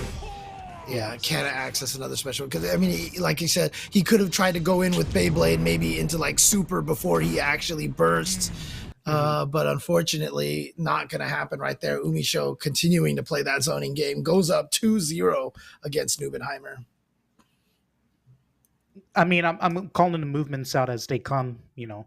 Like, expect the all-in, expect the super jump. Like, he has to make something happen here and now. Like, this is just the way the matchup goes. You have to get something done. Because if you just sit across the screen for the rest of the match, you get chipped, you get no meter, Happy Chaos gets all the meter. It's horrendous. It's one of those situations. This is almost kind of is the argument that, you know, Ramlethal's a stronger character than Nago because she can fight Happy Chaos, right? So just having that benefit, because if you're Nago and Happy Chaos is going to cause you problems, you're going to end up dying to the Umishos and the Aaron Damax and the Lost Souls and stuff like that. So Nubenheimer's got a lot of blood to work with, but oh no, here she comes. Is this going to be a wall stick? Yes. Watch out, boys. She'll Double chew focus. you up. Oh Bates my gosh. No. Oh, Whoa. okay. I see what. Okay. Nubenheimer can lose this. Oh, she's got no bullets. But he's got no blood. He's got no blood. He has a super jump. Yeah, here it comes. Yeah, that's how you answer. You just swing. You just swing. It's, especially if you have the perfume on you. Here we go. The hard knockdown. This is looking so good. I think she's gonna curse ball. Yep. Yeah. Okay. And the clone can't move forward. Oh my god! What did she do? How did this happen? She curse ball clone, focus, and then he was just swinging /through.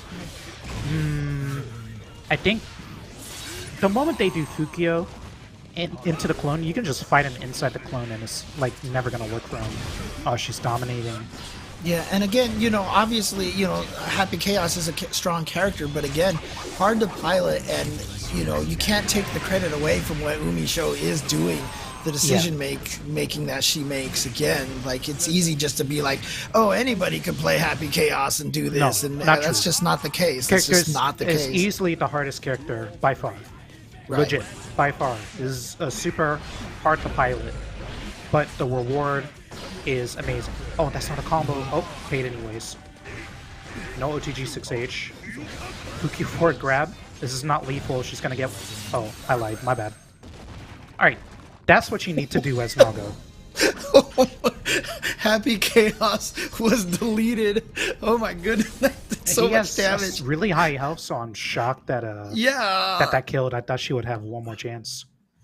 Right, I mean, I've always been surprised that Happy Chaos has like pretty normal guts and stuff like that. I thought, you know, when Happy Chaos first came out, especially because Happy Chaos was originally more of a zoner because it didn't lose the concentration from farther away as much, that, you know, Happy Chaos would have had Axel guts, you know, kind of situation. But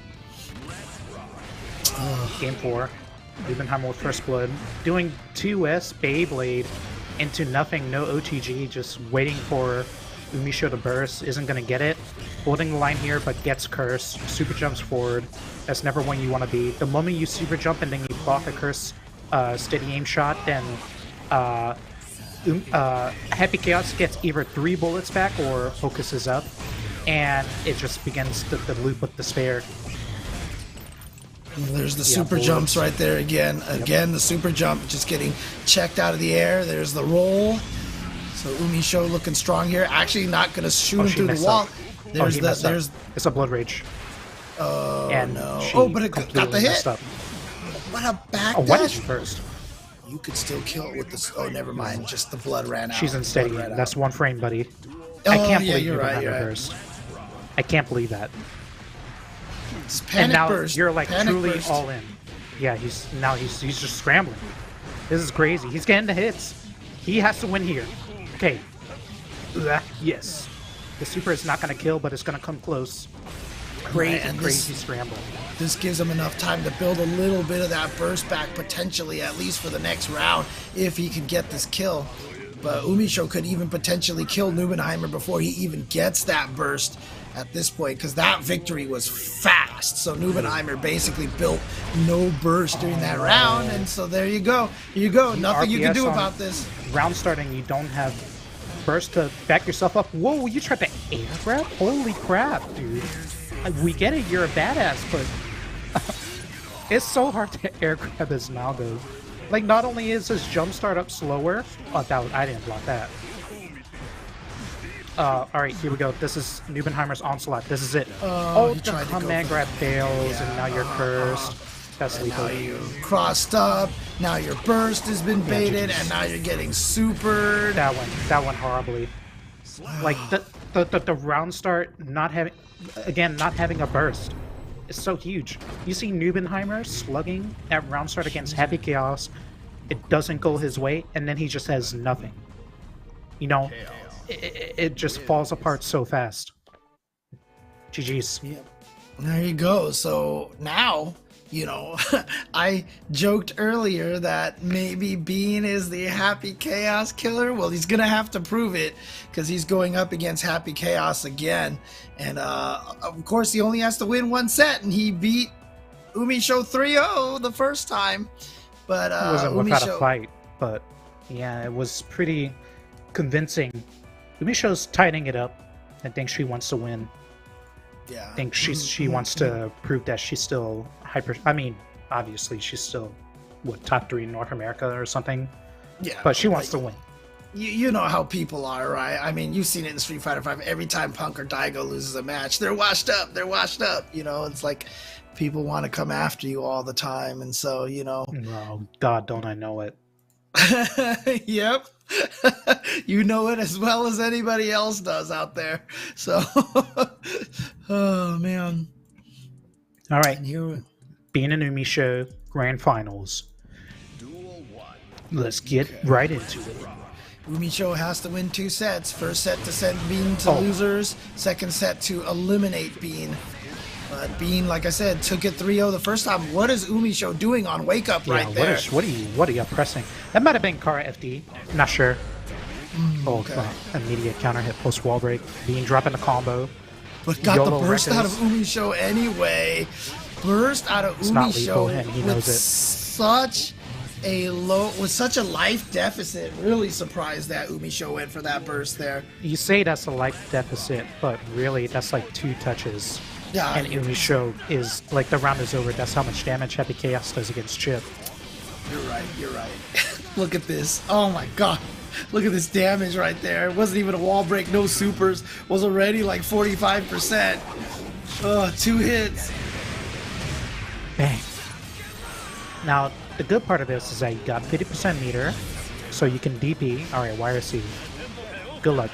You got meter proration now, so you're going to have to work a long time with no meter at all. Backdash BRC, JP. It's so cheap. Wow, I cannot believe that killed. Hilarious. That was backdash BRC, JP to catch the 2S on hit stop OS, roll through, and then still combo for the kill. Insane. That is tech. Yes. Yes. BRCs, yes. Man, those BRCs. And look at this. Look how much damage. Oh, you said it right there. Look at this. That's about what, 70% right there? 75%? Yeah, give or take. Yeah. Oh, he stayed in the and he front. was looking for the front. She stayed in the front, and that's it. Dominating after that first game. Sheesh. Yeah, well, no 3-0s here for being Umisho. Like you said, it looked like she was off to a little bit of a slow start, but after playing all those matches on the loser side, maybe that's actually kind of helped, get her back into the swing of things over here. I mean, as much as Umisho needs that, right? Because like you said, when you're at a high level, you could almost kind of autopilot sometimes, but, obviously you're playing against the best of the best right now, so that's not going to happen here. Sometimes you just need a slap upside the head to wake you up. And I think she's up. She's beating everybody. She beat Nubenheimer. She beat Ed, poor defenseless Ed and such. And now she wants vengeance. Now it counts for something.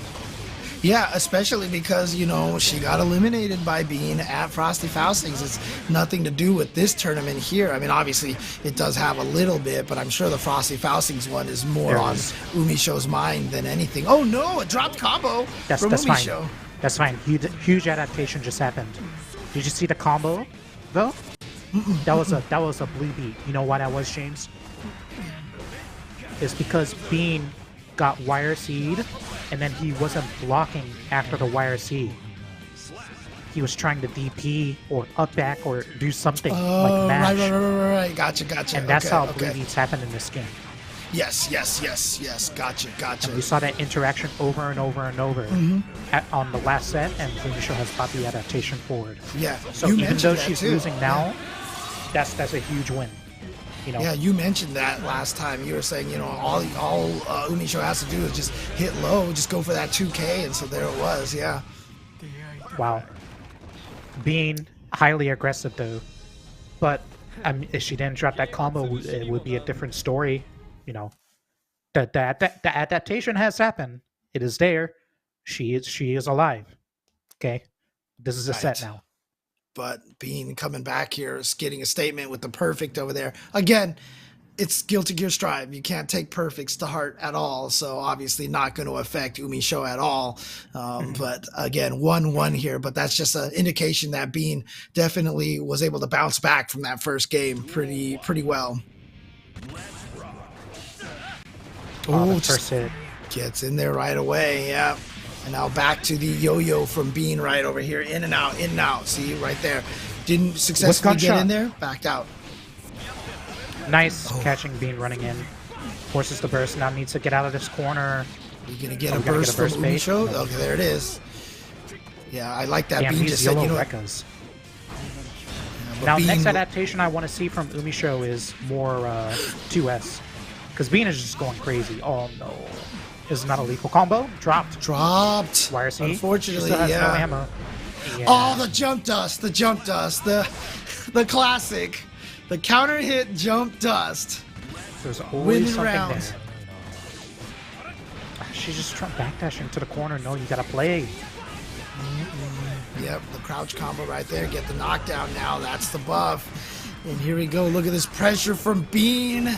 Saying, all right, you took your one game, Umisho. That's enough. I 3-0'd you last time. I 3-0'd you before that. Time to repeat that here. That was a good idea to try and jump and then swing at what she thought Bean would approach with. But Bean was just on the next level. A burst. There's that burst. Yeah, just to get him off of him. Just to get him off. But there you go. Whiff Rekka into follow-up. Going to find the hit. Bean goes up 2-1 now. And so is this going to happen here? Is Bean going to, virtually 3-0 Umisho again after dropping one game and then just coming right back and taking 3 in a row? But if Bean can win this, that's 3 sets in a row versus Umisho of a 3-0 streak. That's a pretty strong statement to be sent by Bean at this point. The way Bean is winning is pure aggression. Umisho looks helpless and neutral. Don't know why. Yeah, Bean is just running forward. She needs to answer somehow, some way. Oh my gosh, nothing's working. Yeah, dash up 2K2D has just been causing so much problems for Umisho. So Bean is legit just waiting for Umisho to whiff 2S and then he's going in. He's leading with gunshot. That is insane. Wow, that might be the lucky break that she needed. So that's his plan, is just like bait out 2S and then running in with punish. But he's leaving his legs completely unprotected, and I don't know if Umisho has seen that line, like to just run forward, you know? That's just the Fuzis that are happening. Wow. Umisho caught a massive lucky break. That was with gunshot. Oh, getting hit immediately again. No. Umisho, come on. We need to get out. Okay. Got him. Yeah, actually low profile with the run 2K 2D, and this is huge for Umisho.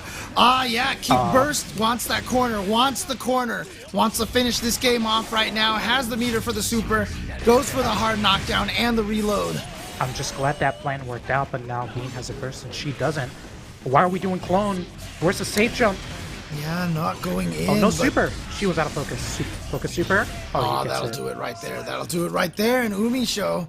Okay. Nope. No 3-0 this time. Okay. So it's 2-2. And again, Umisho, if she wins this, just resets the bracket. It's just back to 0-0. So Bean, if he wins this, it's done. So let's see. I wonder if she's seen it. I wonder if she's seen it. Bean is flipping between two paces. He's either going in or he's waiting for Umisho to whiff 2S. That is it. Very simple. I wonder if she's caught on. There was going in right there, and the frame trap on the low. And there again, frame trap on the low. By everything. Yeah. No, not how you want to start. All she needs is one chance. Again! 3 times back to back. He did it. He did frame trap twice, and then the third time he did not, and then the 4th time he did it again. Oh no! This burst bait. Okay. She tried it again. It didn't work. Oh, she's okay. I mean, YRC. Look for the roll. Very simple, right? Punish for trying to take out the clone. Why is she taking wall break? Oh, it doesn't matter. Gets the kill. That's a common Happy Chaos gimmick, is that they'll let you tech off the wall, and then they'll just like jail you from the air because you don't carry invuln from the wall to the ground when you tech off. Okay, there we go. Beautiful Nice punish. Nice IBs on that Rekka that time, actually, and even on the staggered Rekka, because that Rekka's not guaranteed timing, so that Umisho actually was able to IB the second Rekka. Nice timing. And look at this, Umisho about to reset. She's baiting gold burst, baiting everything. Whoa, okay, that was sick. Was that a 10 out of 10 on the jump cancel? Yeah, on that was the clone? crazy. Wow. Why did she do that? I have no idea. That was next level. All right, statement has been made. Umisho's here to play. The reset has been complete. Now she's just got to carry it across the line. Yeah, Bean? So Bean stand 5K'd the clone, jump cancel to instantly be able to be safe and block, and Umisho read that and just went up in the air with Bean, got the air throw. Genius read. Now the problem is, this is what you need to be doing. He's leaving his feet completely unprotected by playing like this high intensity game. So she's going in with like dashing 2K, and then stay stationary, do 2K there. I mean, that's the cost you're gonna pay when you play like this. Oh, lucky break. Yeah, see, she tried to do it again. You see that? Just a little too slow, unfortunately. RC tried to do. Yeah. Oh wow, huge! This is a boon that he got hit by that. Wow, how did he attack dash? Oh. 2S finding its mark. 2S finding its mark. It might even be able to kill off of this with the wall. Yes, it is. That's gonna kill. Oh my god. Holy crap, everything's going her way. That's the round she needed to fight from back to the wall and then come out ahead. It's exactly what she needed. Okay, Bean scrambling out. Gets the early lead. Umisho back to the wall again. Oh no, tried to hit a button after the 2 punches.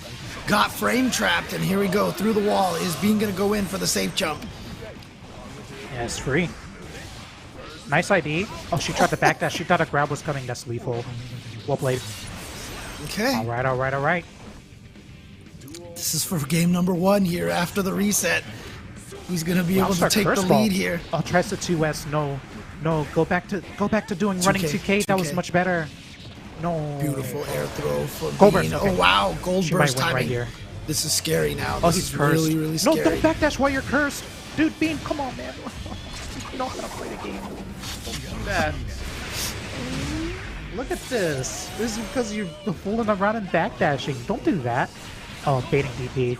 Oh, that was no. RC against a clone, but it's not RC just not actually good gets enough. the hit. Yeah, he's gonna Okay. burst this YRC Yeah, because to he keep the knows he corner. can't block the mix.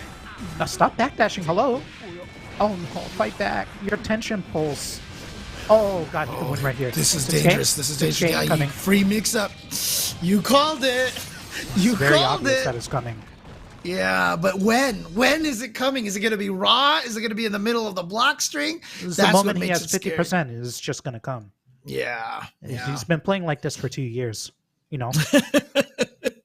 I'm being serious. No, I I called know. it 5 That's why seconds ago. That's why I'm laughing, because I know you're right. Because Everything that's been happening has been like repeated interactions. Like, I mean, if I can see it, whoever is playing can see it too. Right.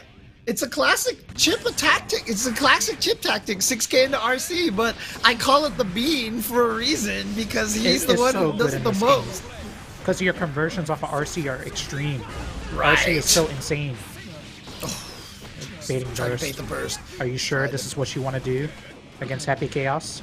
God, I know again, it's worked once, but dashing need everything 2K you to get. no, wow, why you would burst. you burst? You burst. Okay, Umisho wants this round. She believes that she can make the I don't comeback know here. why. And you know what? Here we. Oh Wow, no, YOLO. that's it. Game over. I think she needs to give Bean a little respect because he's just going crazy the moment that Umisho is across the screen. You know, not letting her do steady aim. She really wants to do steady aim. It's really, it's really strong. We all know, but he's playing so obviously. Wow. DP and not baited she's out got no by bullets. Umisho. Got hit by the overhead Rekka into RC. Here we go. Keep him in the corner. I don't think she's evaded one grab. She's got no bullets. Oh yeah. Oh, you're now she's right. got some. Okay, there. a Oh, put the DP while DP bleeding. again. That was all in. Now Bean has her trapped in the 50%. corner. That was Oh, a what? mistake. That was an execution error for sure. Or just a I- bad confirm. What? And that was the worst one. Was that? That's not a kill. Expect 6K any second now. There it is. There it was. She knows. Take on the air grab. Oh my gosh, she did 2S to pull out the blicky. Oh, big mistake. If Bean doesn't get the 3-0 in the previous set, working on the 3-0 over here, up 2-0 over Umisho. And like you said, it's just been rushing down. Dash up 2K2D has been far more effective than I would have guessed. But you mentioned it. We saw Umisho with her own dash up 2Ks kind of playing a foil to that. But I don't feel like we've seen Umisho do that as much anymore. She's backdashing after blocking Rekka 2. Why? He's negative on block. Hold your ground. Okay. This might be the last burst she ever gets. Okay, here we go. A YRC. Yeah, Forcing him nice off meter. YRC. Oh no, getting frame trapped by that She's not second dealing wreck with again. Rekka well at all. Yep. Tried to dash forward, get the dash block, but then, like you said, has not escaped the throw. I think Bean has almost been 100% on those throws there. Yeah, the defense is not there. Like that I-80 into the corner, that was an easy opportunity. Oh, And Bean again- a little nervous on that conversion. Can't quite get it. She's going to roll? Yep. And Absolutely. again, Umisho is, I mean, one of the things that makes her so good compared to a lot of other players who use Happy Chaos is her defense. Her defense has always been one of the best, but Bean has Not just here. been getting the opening up Umisho all game, and here he is at tournament point. Backdashing all the way to the corner for what? Why? I don't know. What an air throw. I don't know what's happening. Yeah. Oh, finally. Umisho's putting herself in this position, but yeah, gets this. Okay, converts off of the backdash. Punish. Can she finish it? Oh no, BRC with just the chip. BRC'd into the block, yeah. Bean reading that blue RC, throwing out the slash right away so that you BRC into it. And now here comes the pressure, but not this time. The BRC comes forward, gets the throw. Wake up DP from Bean. just doing Reckham. Oh, is this gonna kill? Is this gonna kill? No, it's not. Oh, but she has no life. He's gonna do Gamma Blade. No, Alpha Blade. That's it. It's over. GG's. That was weird. Bean with another 3-0, the third 3-0 in 4 sets against Umisho. 3-0 on the winner's side at on the loser side at Frosty Faustings. 3-0 at the winner's side here at Series E, and then 3-0 in the reset bracket here. Wow. Very strong statement here from Bean. She's got to work on that chip matchup. That's it. That was just so strange. Like, every grab worked. Pressuring after Rekka, it just worked every time. Always either baiting DP or getting hit by DP. The neutral. She's got to tighten it up. Yeah. Bean definitely has figured something out here. And, this could just be a situation where Bean has really studied what it is that Umisho does on defense and that, been able to mix it up well enough. But, as I mentioned, I feel like Umisho, one of her biggest strengths has always been she has blocked things that, like, I swear nobody else would have blocked and survived through. But that just didn't happen in any of these matches versus Bean. Bean was able to keep the mix up. And even in situations where you're like, here comes the 6K. The 6K came and Umisho wasn't ready for it. Yeah, it seems a little bit uncharacteristic. Like how many record threes worked, like the flame overhead kick. Almost every single one. Never there was. It's a massive punish on block, but she was always getting counter hit, always backdashing, always something. Like every grab. I mean, we didn't see any leaf grabs. He didn't really have to do anything like that. I don't know. Good game, Sabine. Yeah, absolutely. So there you go. Bean coming in here, taking this tournament, continuing that momentum that he got from Frosty Faustings. And so Bean is our champion for this week. Well done for Bean. I gotta say, this is the first time I've commentated with you. Pleasure commentating with you, sir. Definitely very educational. I learned a lot. So I hope you don't mind that I asked you so many questions all the time and everything like that. But it's always Knowledge good should to be free. Yeah, it's good to pick your mind like this and stuff. But before we throw it to Yeso, any last thoughts from yourself? Bean winning tonight was not on my bingo board. I thought it was going to be Umisho or Neubenheimer, but Chip is superior tonight. Chip Bros, let's go. And there you have it. Thank you, guys. That'll be it from me and Hotashi. Yeso, final thoughts on this event. My final thoughts is all the Happy Chaos haters are going to be labbing the chip all week long. Everybody wants to deal with the Happy Chaos, and it would seem Bean is giving you the blueprint because Bean dominant. And good job by James laying out all the sets in the last week that these two have faced off and how dominant Bean has been across that time span. Granted, small sample size, right? Small sample size, short time frame, but still very impressive. And Bean taking his first Series E championship here of Season 3. Looking damn good while doing so. Umisho, credit on the run. Really strong loser side run. A lot of really tough matchups on that end, coming through relatively unscathed there, looking good while doing it, and even able to force the reset there, going a full 5 games, but being able to settle in that second set and really take care of business when his back was against the wall. So well done to Bean. Congrats. And Umisho, another strong showing here, finishing in second place. That is going to do it for us here tonight, folks. What a bracket. A lot of monsters in the bracket today. A lot of great matchups. Really, really fun to watch. I hope you all enjoyed it as much as we did here. Guilty Gear, honestly, it's just such a blast for us every single week. I think Thursday has quickly become our favorite day of the week just because the players, the talent, the community, it's such a fun show to put on and so much fun to watch. So thank you so much for continuing to come out and support us here and enjoying all of this with all of us. that is going to do it for tonight. We've got Multiverses tomorrow to wrap up the week, so don't miss out on that, kicking off here at 4 p.m. Pacific time tomorrow afternoon. I'll be here with all of you to check out all of the fun. That's going to do it for us here, folks. So for myself, the entire live broadcast crew, and everybody here at Esports Arena, thank you so much for joining us here tonight. We'll see you again tomorrow.